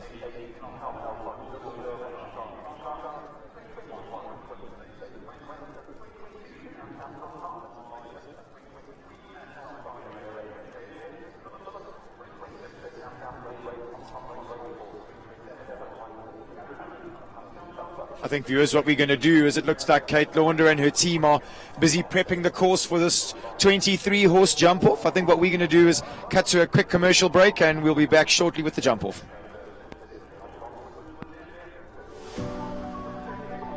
I choose KUDA.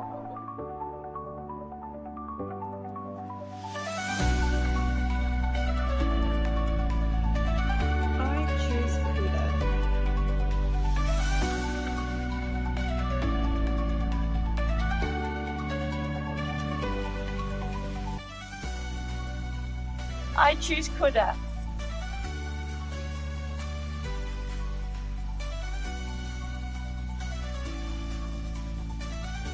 We choose KUDA.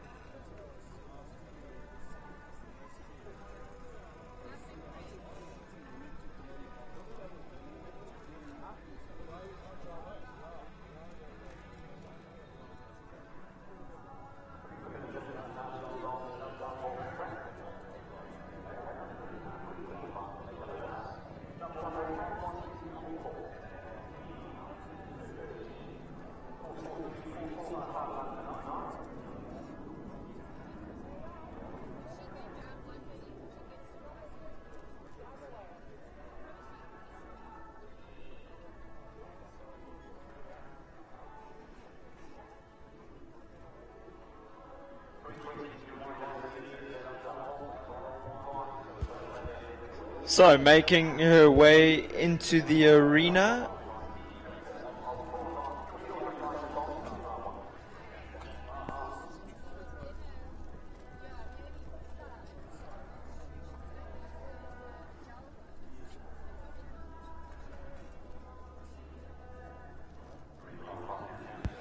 So, sorry, just making their way into the arena. We have number 1, Frischkevart Legolas with Bridget Atwood. She'll be showing us around this jump off. The jump off track is jumps 1, 2, 3, 4, 10A, 10B, 9, and 13. So they'll start on the right rein over number 1, the water tray underneath the, the Equestrian Affair vertical. Make a big right turn to the Talkcraft Oxer at number 2. Left the Baker McVeigh jump at number 3. 5 strides to 4, that Equipe Oxer. Then they go to the KUDA double now at 10 AM, 10B. Make a right turn to the Peter Morrison Oxer at number 9. And then finish over number 13. Wow. She nips inside. Yeah, she's keen on getting a quick time here. It's a good shot to number 2. Oh, she added. But gets a nice short ride. She can turn up nice and tight to this Baker McVeigh. Come on, get your leg on. Oops.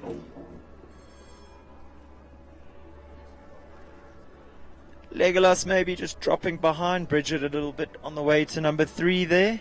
Oh, it's a little bit slow to react off her leg. She was maybe didn't get the distance she was after going to number 3. Her reactions were quick though. She did ask him to move on.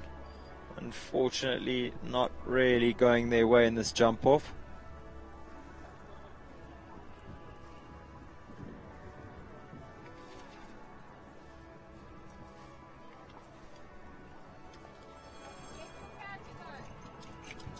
Here, trainer Shannon Wyndham Quinn from the side here, telling her to get her canter going.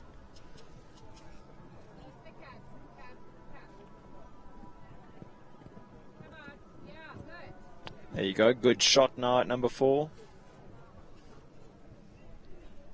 Then they make their way around to that KUDA double. 2 strides, vertical to vertical. They've got the option of going inside there, back to this Peter Morrison Oxer.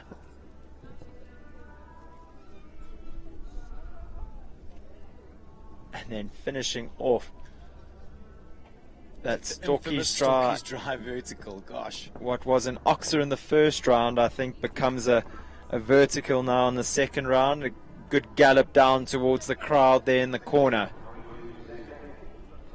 Looks like quite an exciting jump off that Kate has pitched here. I think a very exciting jump off, a crowd pleaser as we call them.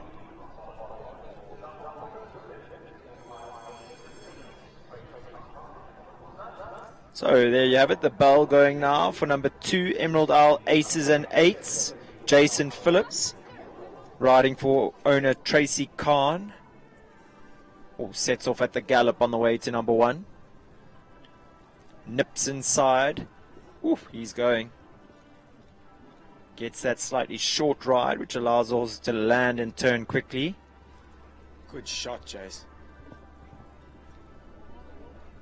Hear him you heard him using his voice a little there, saying just whoa whoa. Gosh, that was a good turn to the double of verticals.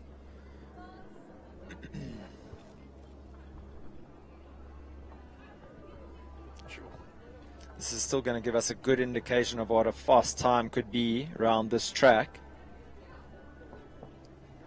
Gee, that was a good 38.99 has the 4 faults, but quick time it was, so could still be good enough for a prize in this class today. But I think just, I mean, if you're looking at time there, 38.99, anything under 37 is going to be really quick.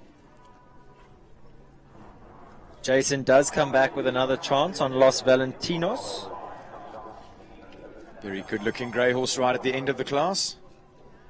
Next up, number 5, this is Callagho Chinigan. Gareth Neal brings in this afternoon. It's an impressive young stallion for the Callagho stud. As we mentioned, Gareth does such a good job at just keeping this horse level and and not revving him too much. I'm sure that he will have that in mind. Yeah, Brendan, I mean, I could be wrong, but I don't see him breaking that 40-second time barrier. I think he'll be smart and economical in his turns, but I don't think he'll be galloping this horse off his feet. See him, good shot over number 1, takes that inside line to 2. A great turn back to this jump at number 3. Gets up the 5 strides so well. Well, maybe I'll take that back. Good shot, Gareth. This horse has got such good balance. As I said to you, the rideability for a young horse in this horse is just outstanding. Oh, big effort. Come on, Gareth. Gallop the last. Go. Go. It's a good shot. Oh. Gets home in a time of 41.49, but it is double clear, and that will be good enough for the prizes, I'm sure, here today. Absolutely. Good enough for first at this stage. I wonder if he's going to stay there for long. It was a valiant effort from a fairly inexperienced horse around a pretty staunch... A pretty stiff 120 championship class. In a very professional arena. I think that Gareth's going to take bucket loads of confidence out of that round. On track now, number 6, Cornelio Hannegarten, riding for owner Johan van Achterberg. So it looks like that is going to be the done thing, that inside line from 1 to 2. Cornelio running out of a bit of space there.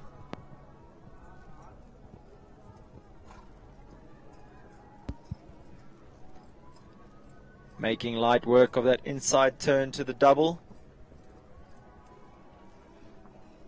Turns really quickly on landing. I think with that second rail down now, she will slow up to the last, as she does.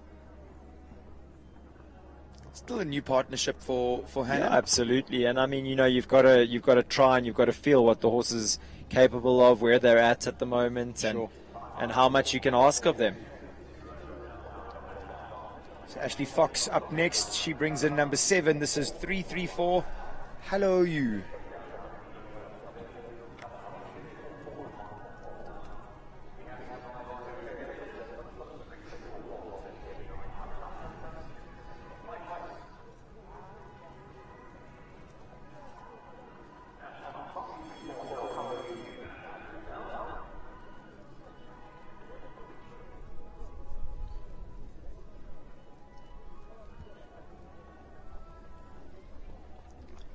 You see her upping her rhythm as she makes her way to number 1. Reminding the horse that this is a jump off. It's going to require a different tempo, so she sets a different tempo before she even starts.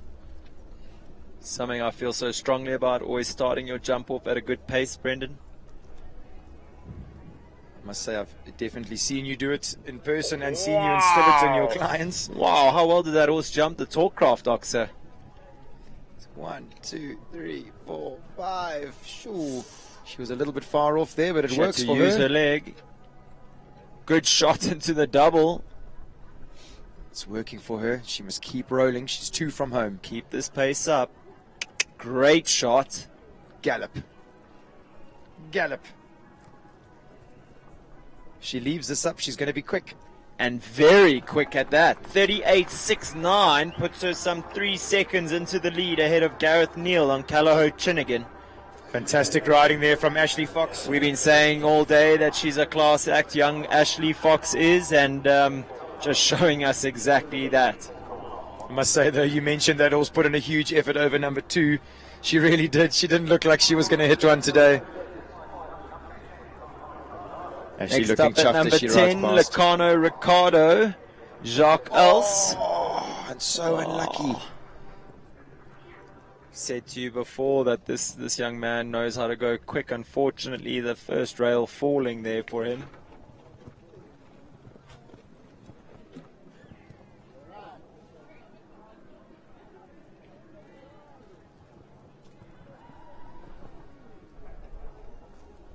It's very deflating when you can hit number 1, but I suppose it's still, you have to put a good round together. There's still minor placings in this class. Hasn't taken his foot off the gas completely. Let's get a time check there. Yeah, on a really nice mature round, a time of 39.36. Puts them into 4th place as it stands. Would have been good enough for 2nd, actually, if he'd left that up, unfortunately. Yep. So next up at number 11, Consuelo Carlos, very stylish Nika Serpentine Graham, riding for owner Raymond Graham. See her just rehearsing that turn there, back to the Peter Morrison Oxa.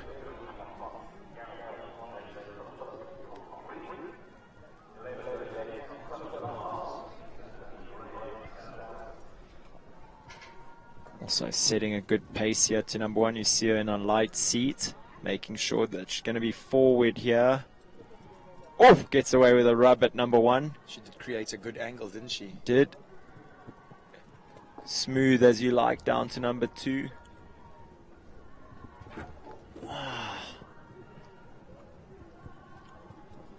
We've been talking about it all day, risk and reward. You know, you turn up tight to a jump like that. Sometimes there's a great distance, other times not so much.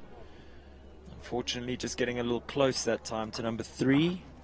And after that, just electing to go around, take the pressure off the horse. They did finish the round with confidence. You did mention about those minor placings. And I think there's still good reason to keep going after you've had one down. Absolutely. This is a big class, a big jump off. Anything can happen. So 4 penalties there for Consuelo Carlos. Nika Serpentine Graham. Reflection, and Shani Swanepoel looks like she's going to be up next. At number 17, and they'll be quick for sure. Let's see just how serious she is about this jump off. She starts to set sail here to number 1. I suppose they can't go too big at number 1 because it puts them wide for that inside turn. So she's ridden that really well.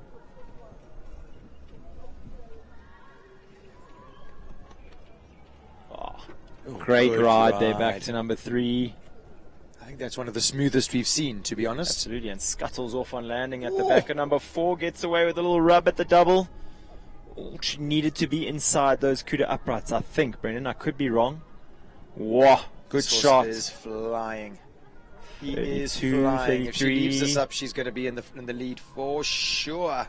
Oh, no! Late rail there. Heartbreak at the last. It would have been good enough to go into the Fantastic lead. time. 37.43, but it does go into 3rd place as we stand at the moment. Our fastest 4 falter. Oh, Reflection just getting a little flat. I mean, it was, again, risk and reward. It was there to be risked. I think, I don't think there was another distance there. I think if she'd waited, she would have been too deep. So, unfortunately, not her day today. After a nasty spill on her other horse, so nice to see her up and back in the saddle in the arena. She'll be eyeing out the World Cup qualifier tomorrow, that's for sure. Next up on number 18, Charlie Ann Crockett brings in Kamel van der Duvelshoven, Z.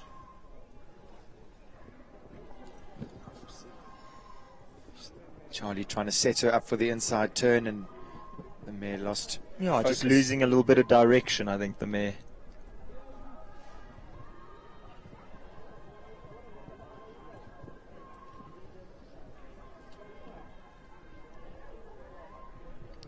She really is a super talent, though, isn't she, Brendan? That was so economical there.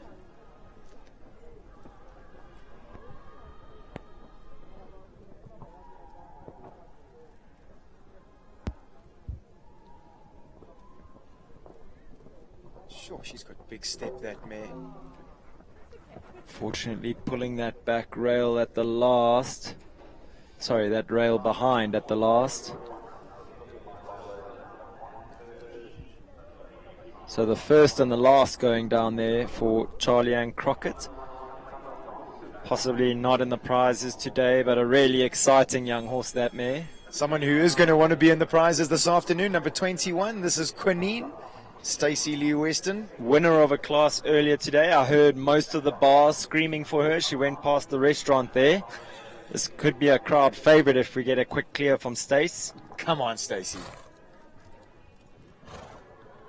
That's a good distance. And turn. This horse wouldn't be the quickest type of horse, Brendan. but with Stacy in the saddle, nothing is impossible. This is looking very smooth. She'll want a good shot here, which she doesn't Oh, get. yeah, she gets it. Keep going, Stace. Come on. Oh, she wanted to turn inside there, Yeah, I unfortunately. think they need to try and nip inside those KUDA uprights. Oh, but what a good jump there. Come on, Stace. To try and catch that time of Hello You of Ashley Fox. Wow, good shot at the last. 39.71. Good enough for second. Good enough for second place at the moment. I mean, you sort of mentioned that maybe not the speediest of combinations and So still real, good enough to be second at this real stage. good riding from Stace. I think if she'd managed to nip inside those KUDA uprights, she would have been inside that time. Gives I a think she big might have thumbs had. up. I think she might have had Ashley there. Ashley hangs on for another horse. Sure, Tamar looks like she means business, yeah. Woo! Good shot there. Tamar does really look like she's throwing the hammer down. Throwing caution to the wind here. She is quick, and this horse looks naturally quick as it is. Careful as well. Beautiful shot at the double. Get inside the KUDA now. Yeah, There you go. she's done it. That's what they need to do. They need to be inside those KUDA uprights. And what a shot. Come on, Tam. Keep going. I can hear Barry shouting her home. She's on a good ride. Keep going. Is she going to be quick enough? Yes, absolutely. 36.67 into the lead. Tamar Glicksman. Big thumbs up for Tam as she goes along. Some 2 seconds into the lead. Woo, we even get a little fist bump as she trots out past us here. She looked like she meant business today. You could see it though. That canter to number 1, you knew. I mentioned another person. Around 36 seconds in this jump off is going to be blitz. Another person looking like they mean business on the way to number 1. Jason Phillips really setting a good pace as he goes through that start. He's got the same ride as Tamar. Maybe fractionally wider there, turning back to number 3. He's going to have to make up time somewhere. Tamar's had such a good shot to the Did she not have a good shot at every single fence, Brendan? Jason needs to be quick here. Yeah, he gets inside the... Careful, Thomas. He gets inside those uprights. And go. Time to beat 36.67. He's not going to get it. Tamar is going to live to fight another day there. Time of 40.01. Big pats there from Jason as he goes through the finish. He looks over the moon with that horse. Puts him into 4th place as we stand at the moment for Max Star Mirror End FZ. A horse that we were raving about in the first round. Up next, Capital Raylan with Thomas van Rijkersworsel. Let's see what he's got in store. Interesting son of Rondemar. Daughter of Rondemar. This would be her first real big test, this mare. Sure, good shot at 2. Whoa.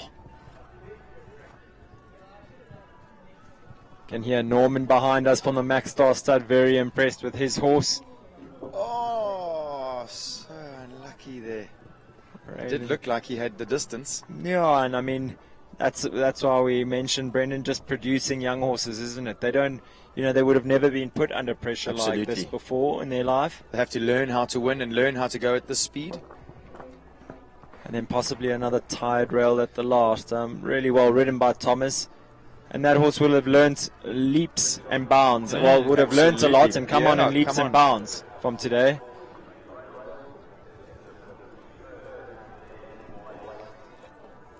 So it looks like up next we've got Hannelise Comfort. She brings in Whitewater's Okaragene. She's we mentioned in her first round she'll be quick. She's always a good competitor. She's not scared of speed, that's for sure.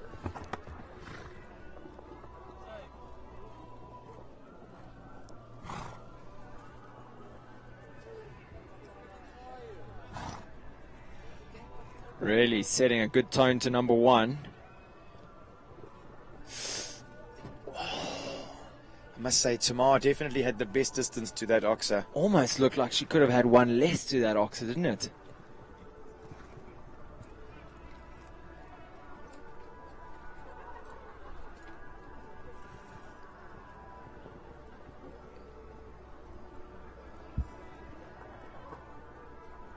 So just keeping it on the 8 faults. Oh, unfortunately there.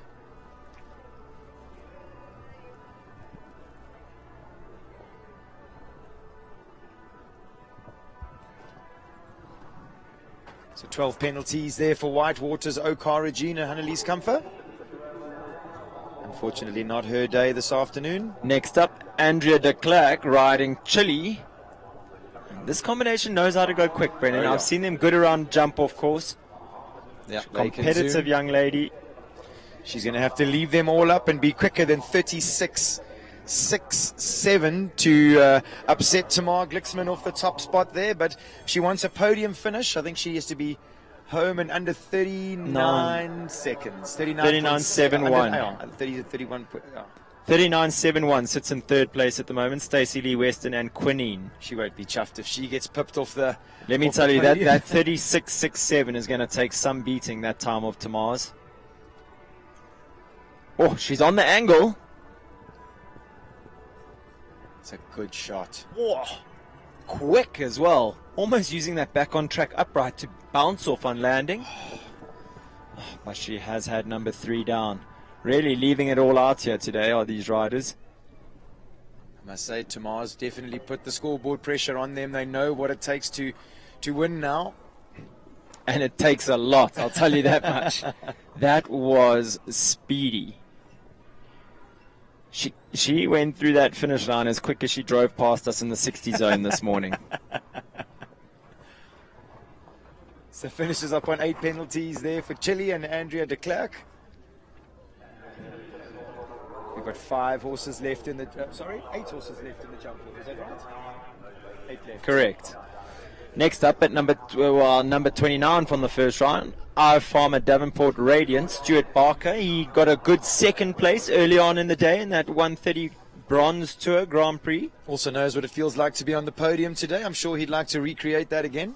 Let me tell you, they'll blow the roof off that restaurant tonight if he gets on the podium again today. Come on, let's will him home. I've often used STOKKIESDRAAI Equestrian Centre as my accommodation for this show, and they are a good bunch to be around in the evenings, are the iFarmer team. Oh, gets away with a little rub at number 1. He's on the angle at 2. Nails that ride. Great turn back to 3. Come on, move up, Stuart. It was just jumping a fraction right over number 4. Shame that unfortunately messed his turn up for the double of verticals. Radiant's almost looking like he was heading off to the TVs in the bar to watch the rugby. I think that's where the rest of us are going to be going in a few moments' time. You don't have 2 children under the age of 3, obviously. Leaves them all up. Time of 43.37, clear round, puts him into 6th place as we stand.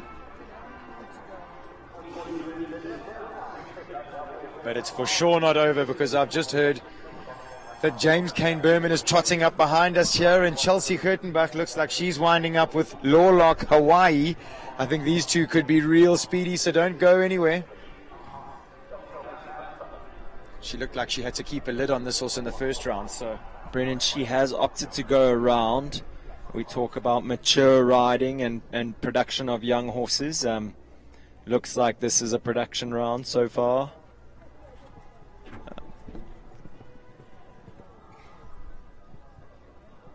Unfortunately, that number 3 goes down, but it does look like Chelsea's using this round as mileage for this horse.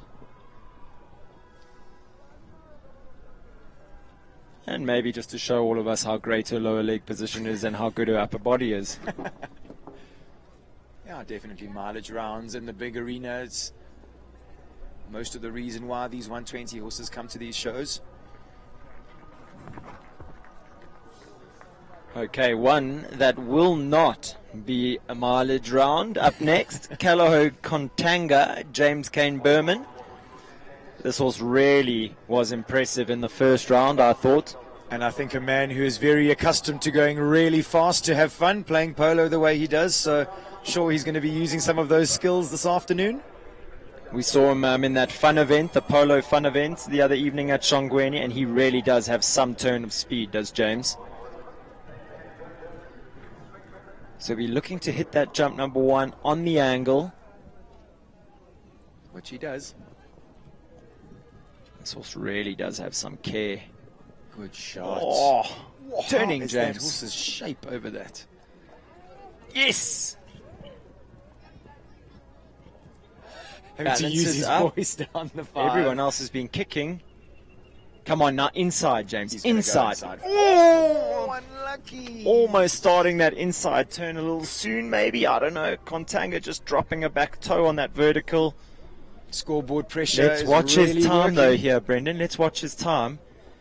Would he have had it?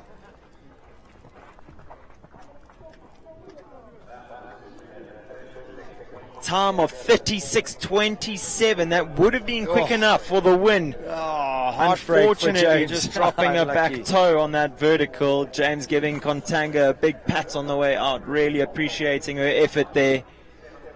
She really did put in an effort. Gosh, Wow. her shape that she made over number 2 was incredible. Next up, Gondor Exquisite Gem. Kirsten Wynn riding. Kirsten Wynn Smith in the saddle.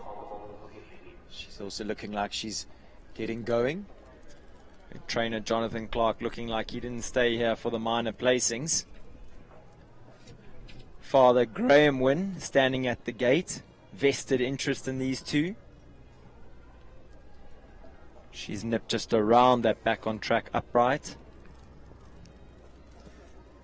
I'm sure Tamar's heart must have been in her throat when she was watching James's round. But Yeah, because that really was looking like it could be a win for James. But you have to leave them all up.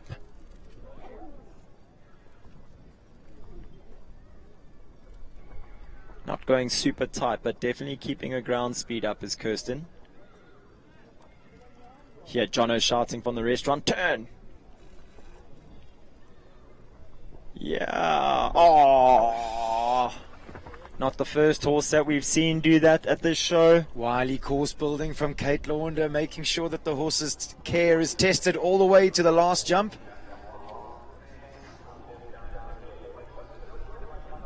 Four horses left to go. So yeah, Kirsten just apologizing to Gems. Yeah, she goes out. A really good round. Next up, we have Baptiste and Charlie Ann Crockart. I must say that's interesting to see how quickly she goes on this young guy. Yeah, this horse has really caught my attention. Obviously, just with those flashy white legs, he does look the part, but I must say he does seem to. Sort of as we thought, Brendan, this is going to be a more of a schooling round for Charlie, getting some mileage into this horse, getting them show fit. I always think ring fit to be able to jump 2 rounds in a day. Often you need to jump them at the show 2 rounds in a day. I think just again they're part of the production as Charlie just also showing good horsemanship and not panicking when he sort of didn't lock onto that double. Jumped that beautifully on the angle. And jumps that white oxer for fun like that.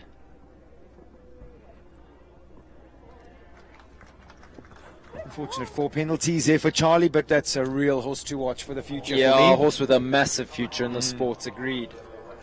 So 3 to go. Next up, Jean Celiers. She brings in her fireball, Chiquita.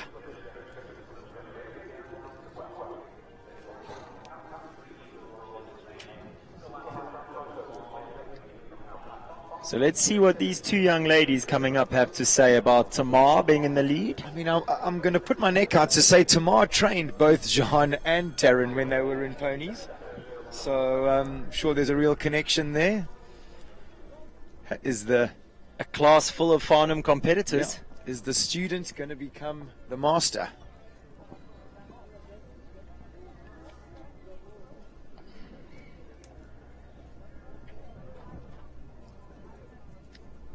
Not bustling the horse to number 1. Gets a nice neat ride, which allows her to take that easy inside line to 2.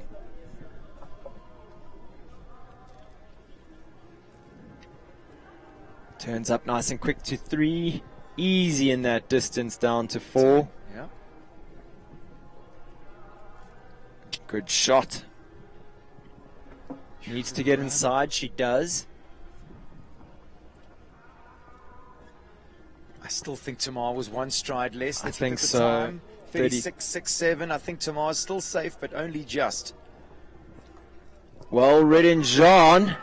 That puts her into second place, just behind Tamar. Fantastic riding, Jean Cilliers and Chiquita making light work of a pretty testing, tricky jump off here this afternoon. Yeah, really, really good riding there by that young lady. Great to see Jean back in the saddle. I'm sure she's been keeping her parents happy doing her studies. 2 left to go. Next up we've got Taryn Allnut. She brings in Callao Cairo.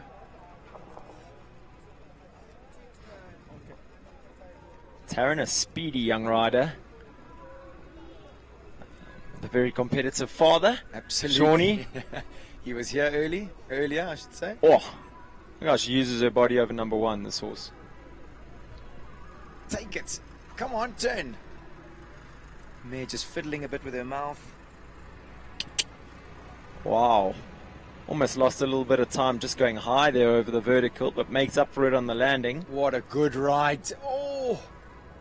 Mare just chipped in. I thought she was going to be one less than Some that. fancy footwork, yeah, just in front of the KUDA Fancy double. Footwork. Come on, leave it up and gallop. Turn and go. Tamar's time could be under pressure if Taryn leaves a good stride to the last. And I think she's just pipped John, if I'm honest with you. Yep, puts her into second place, a time of 37.27. Sweating it out gap, at the top podium there. Splitting that 2 seconds that was between Tamar and John. So Farnham holding strong this afternoon in this 120 class with 1 to go. Jason Phillips on track now on Carolyn van Schalkwyk's Los Valientos. Anyone who could beat these other riders is Jason, that's for sure. I think the only thing that would work against this horse is his enormous jump. And I think we did mention, I think there's a production job going Sure. on here. I mean, Jason will be competitive, but he wouldn't be silly running this horse flat out. You see it already. He ends up doing 6. Sten, interesting, you mentioned lovely rideability to be able to do 6. You mentioned his pedigree. He's by Consuelos, this horse. Yes, a horse that belonged to Aisling Triggle. Interesting. I don't think he bred many horses, Consuelos, but the few that I have seen have been really interesting. So if you ever do find 1 or 2 of those around, they're definitely worth a look. Brendan, just a little side note here from Carolyn van Schalkwyk. She messaged me saying, of course she's watching. Thank you for the lovely comments on my boy. She's so proud of him. She's pregnant and due. She's due next month. Oh, wow. So she says with a dancing emoji, almost time to get back on. I'm sure she cannot wait. So Jason's obviously got this fantastic horse for a little while longer while she goes and folds down and gets her mom duties out the way. But I'm sure Jason will have to bend his rubber arm and to get on that fantastic horse and give him a school around. So it looks like Tamar Glicksman takes the win in this 120 Talkcraft Championship. Second place, Callao Cairo and Taryn Allnut. Third place, Jean Cilliers, Chiquita, all Farnham lineup on the podium. And then actually all the ladies in the top 5. Hello you, 334, hello you, Ashley Fox, another Farnham trained rider, 21 Quinine, Stacy Lee Weston in 5th place. Farnham rider. Another Farnham, so go Team Farnham, 5 ladies in the top 5 from 5 in your 120 championship. Well done, guys. Nothing wrong with that. I think, again, just that I think that John and Taryn were both trained by Tamar in their pony career. I'm sure they're going to have a few things to chat about when they're standing on the podium together. Rounding out our top 6, Jason Phillips on Max Star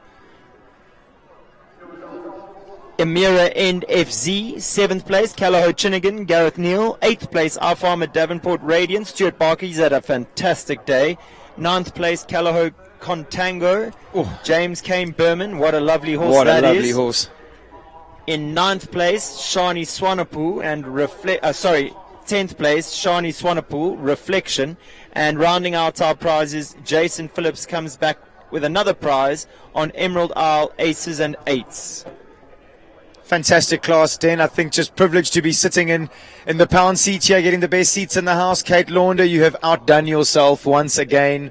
I mean, it's a privilege to watch these courses and they're amazing ideas that you conjure up in your brain. I'm going to be glued to watching that FER class tomorrow, and obviously we've got the 140s and the 135s tomorrow. I'm sure Kate's got some exciting plans for those classes, but today a fantastic competition. All the young ladies, congratulations, Taryn.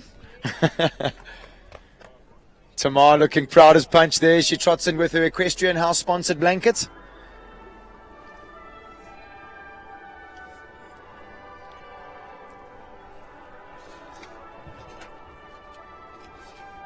Massive shout out to Mindy Hunt from Talkcraft for sponsoring this 120 championship class. Really exciting class on a Saturday afternoon. Thank you so much, Mindy. Your continued support of our sport is amazing. Talkcraft are always involved, I must say. Their jumps are always so impressive today with all the drills all over them. Actually jumped quite well today, being as spooky as it is. Yeah, it has jumped very well all show. I think also just goes to Mindy's, Mindy's horsemanship. She's a true horsewoman herself and knows what the horses do like and don't like. So I think they've gone for a very well-designed jump. Absolutely. Jason Phillips shrugs his shoulders as he walks in here, sort of saying, I don't really know what more I need to do to get on the podium, but these young guns? I mean, I don't know if Tamar is so much of a young gun these days, but jeepers, that's rude coming from you. I mean, when you're standing with two 20-year-olds. Middle-aged man, you. I am a middle-aged man with a grey beard. I'm going to own it. You are past your sell-by date. Definitely. You know you're closer to 80.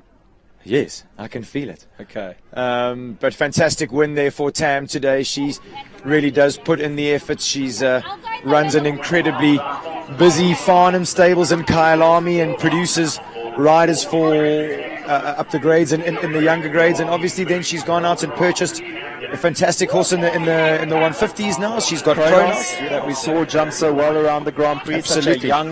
Such a young partnership. Those two really exciting pair for the future. So it looks like Tamar's got a bit of fire in her belly now. She sees that she's got another shot at getting back up there. I mean, you talk about fire in her belly. We could see it when she went through the start. We could see it when she drove here this week. She looked mad. The way she canted to number one, you knew she was having a dip. Absolutely, I agree with you, and I think it's something that you've always been an advocate for. Yeah, I mean, when you went to America, I know that you watched all those riders, Ken Farrington and all those guys, go through the gates as fast as they finish, and that was something that you came back and you told me that you really felt like you'd learned something, and Tamar put that to practice today, and it really works. We see Mindy Hunt awarding her first place rosette. Thank you for all that you do, Mindy. And Capital Carmen really enjoying her moment there. Second place, Taryn Allnut, Calaho Cairo. I'm sure that Taryn's dad, Sean's going to be beaming from ear to ear. He's a really competitive dad. He did mention to me he's been Barry Taylor's farrier for the last 30 years. I mean, isn't that amazing? I'm surprised he can still smile. He sort of tried to crack a smile as he said that, but I know Sean and Barry have an unbelievable relationship. Sean will be thrilled that Taryn's on the podium this afternoon, and I know a very close friend of Taryn's, Jean Celier's there in third place. Stablemate. She's a real fireball, that mare. She's got ants in her pants this afternoon. Really speaks to the amazing system that Farnham has in place. We see, Tamar taking the win, Brendan, and then the three young ladies, Ashley Fox also, a young rider. You're not going to put Stacy Weston in there? Not in young, no. So I was going to say that Tamar Glicksman taking the win, Stacy Weston in 5th place, and then the three young guns in the middle there, just showing their ability to produce young riders, and that once they are produced, they can perform at the top level like Tamar and Stacy Weston. They're knocking at the door, for sure. Only 1 or 2 seconds in between first, second, and third there, so we're really tight class. Only difference between Tamar and Stacy today being 3 much faster riders than Stacy. Yeah. That'll put a bit of fire in her belly for tomorrow. Under 25 riders. Actually, probably under 21. I wonder how old Ashley is. She can't be 21. No. And then the real old goat there in at 6th, Jason Phillips riding Maxstar, Amira and FZ. I must say, Jason's just a rider that I really enjoy watching. I think he's got such a diligent and disciplined plan with his horses, and he's always so mature about what he asks them to do. And a silky smooth rider, isn't he? Absolutely. A gentleman through and through, taking his helmet off as he receives his 6th place. I'm sure he's just airing his hair off a little bit there. He's ridden a multiple rounds today. I'm sure he's going to sleep very well tonight. Something that I think he's just used to, though. Yeah. I mean, he does it week in Oh, and he week really out. does do it week in and week out. Absolutely. They mentioned to me, his daughters mentioned to me a couple of weeks ago at Burlington that Jason had 67 horses at different shows that weekend. Between Kep, Kamusha and Burlington stables. Wow. So Jason, not obviously all ones that he was riding, but horses that he's involved with. Yeah, of course. His shots of Stacy and Mindy having a little chat. Mindy, obviously the talk craft connection. Stacy should really listen to Mindy, take heed of what she says. She could learn a thing or two, how to go faster in a jump off. And there we go. 3 ladies on the podium this afternoon. Well done, Team Farnham. Tamar Glixman taking top honours. 2nd place, Taryn Allnut. And 3rd, Jean Cilliers and Chiquita. Oh, fantastic scenes there. Well done, ladies. Top riding all round. Looks like Taryn's calling her dad. There's Shawnee. Congratulations, Shawnee. You put in a huge amount of effort, buddy. You ride all the rounds with Taryn. Nice guy you're going to struggle to find. Absolutely. I wonder if he's going to stick it out and watch the rugby here and enjoy the festivities now that his daughter was on the podium. Do you want me to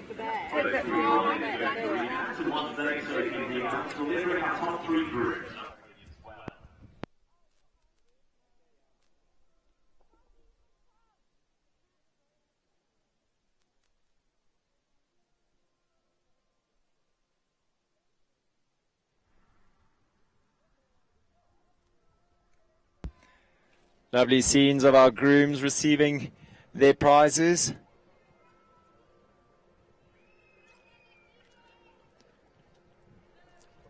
Fantastic that we get to acknowledge for a short time the amounts of effort that these gentlemen put into our horses and into our teams and into our sport. They travel all over the country together, these 3 gentlemen, and it'll be nice for them to share that moment on the podium. They've been at every big show this year, these guys. I did. Just lovely for them to get acknowledged and really enjoy their horses winning moments with them.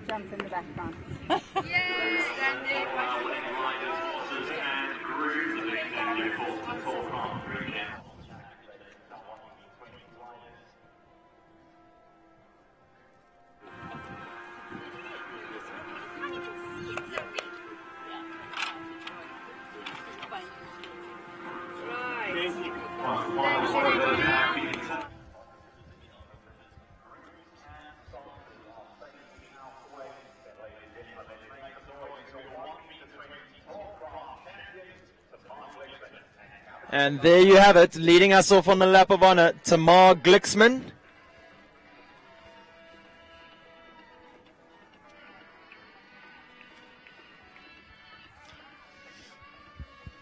Fantastic, really speedy class. We called it. We knew it was going to be fast. Whoopsie. Tamar and the lovely Capital Carmen taking the victory there today. 2nd place, Taryn Allnut.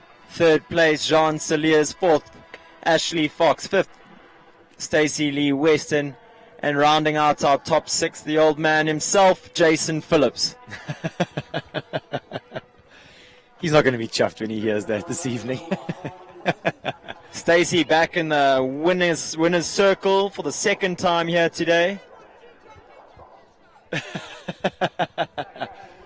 There you go. Stacy just pointing out to us that Tamar Glixman has won 2 championships this show.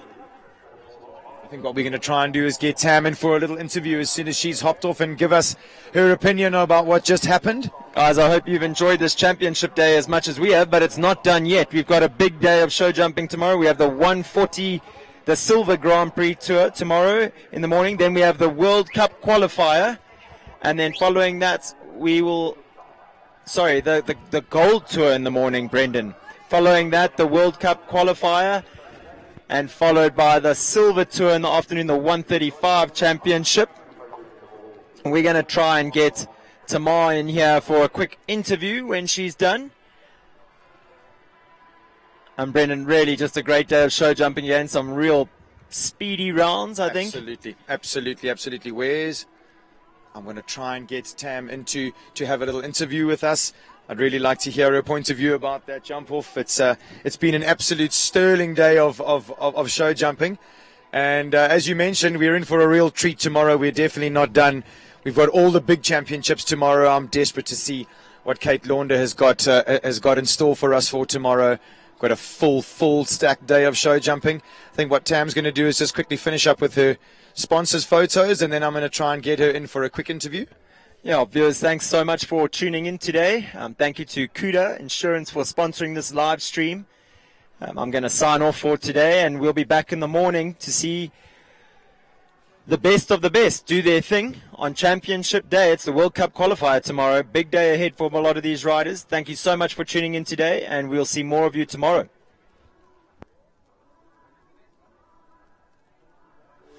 I choose KUDA.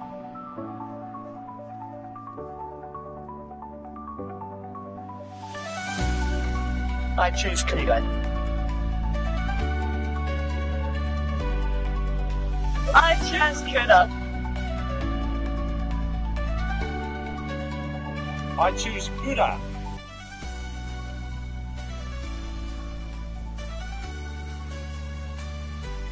We choose KUDA.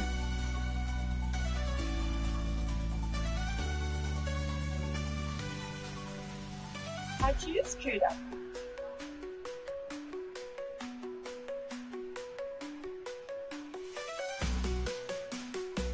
I choose KUDA.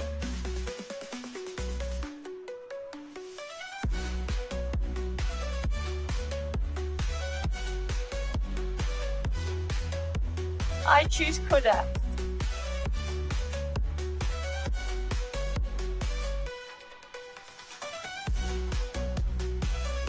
We choose KUDA.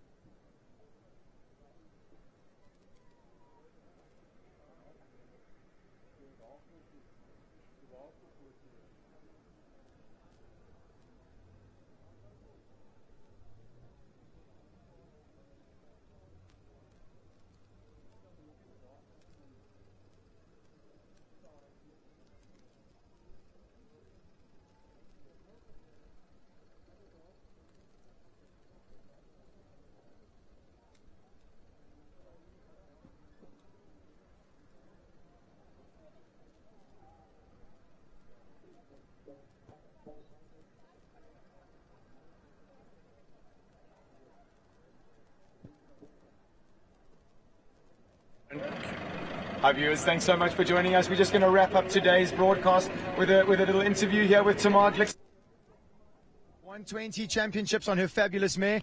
Tam, tell me a little bit about this mare before we get on to the jump off. Her name's Capital Carmen, and she's owned by Hantha and Bianca Link, and she's the most beautiful horse to work with, and I just love her.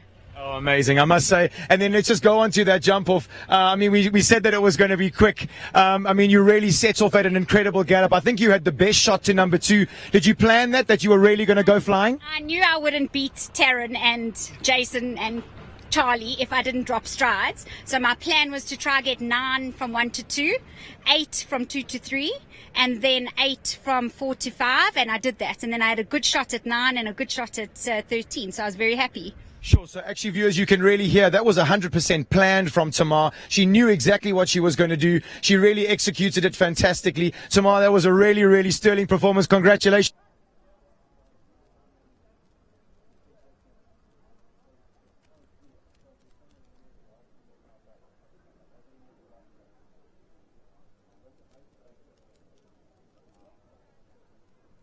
It's been a great show, and obviously thanks to my sponsors, Western Shop, Equifeeds, and of course to Barry Taylor, my coach. Long-suffering Coach Farnham had an absolutely fantastic afternoon here. Tam, I'm going to let you go and enjoy the festivities. Congratulations again. Guys, join us again tomorrow. Massive, massive day of show jumping ahead.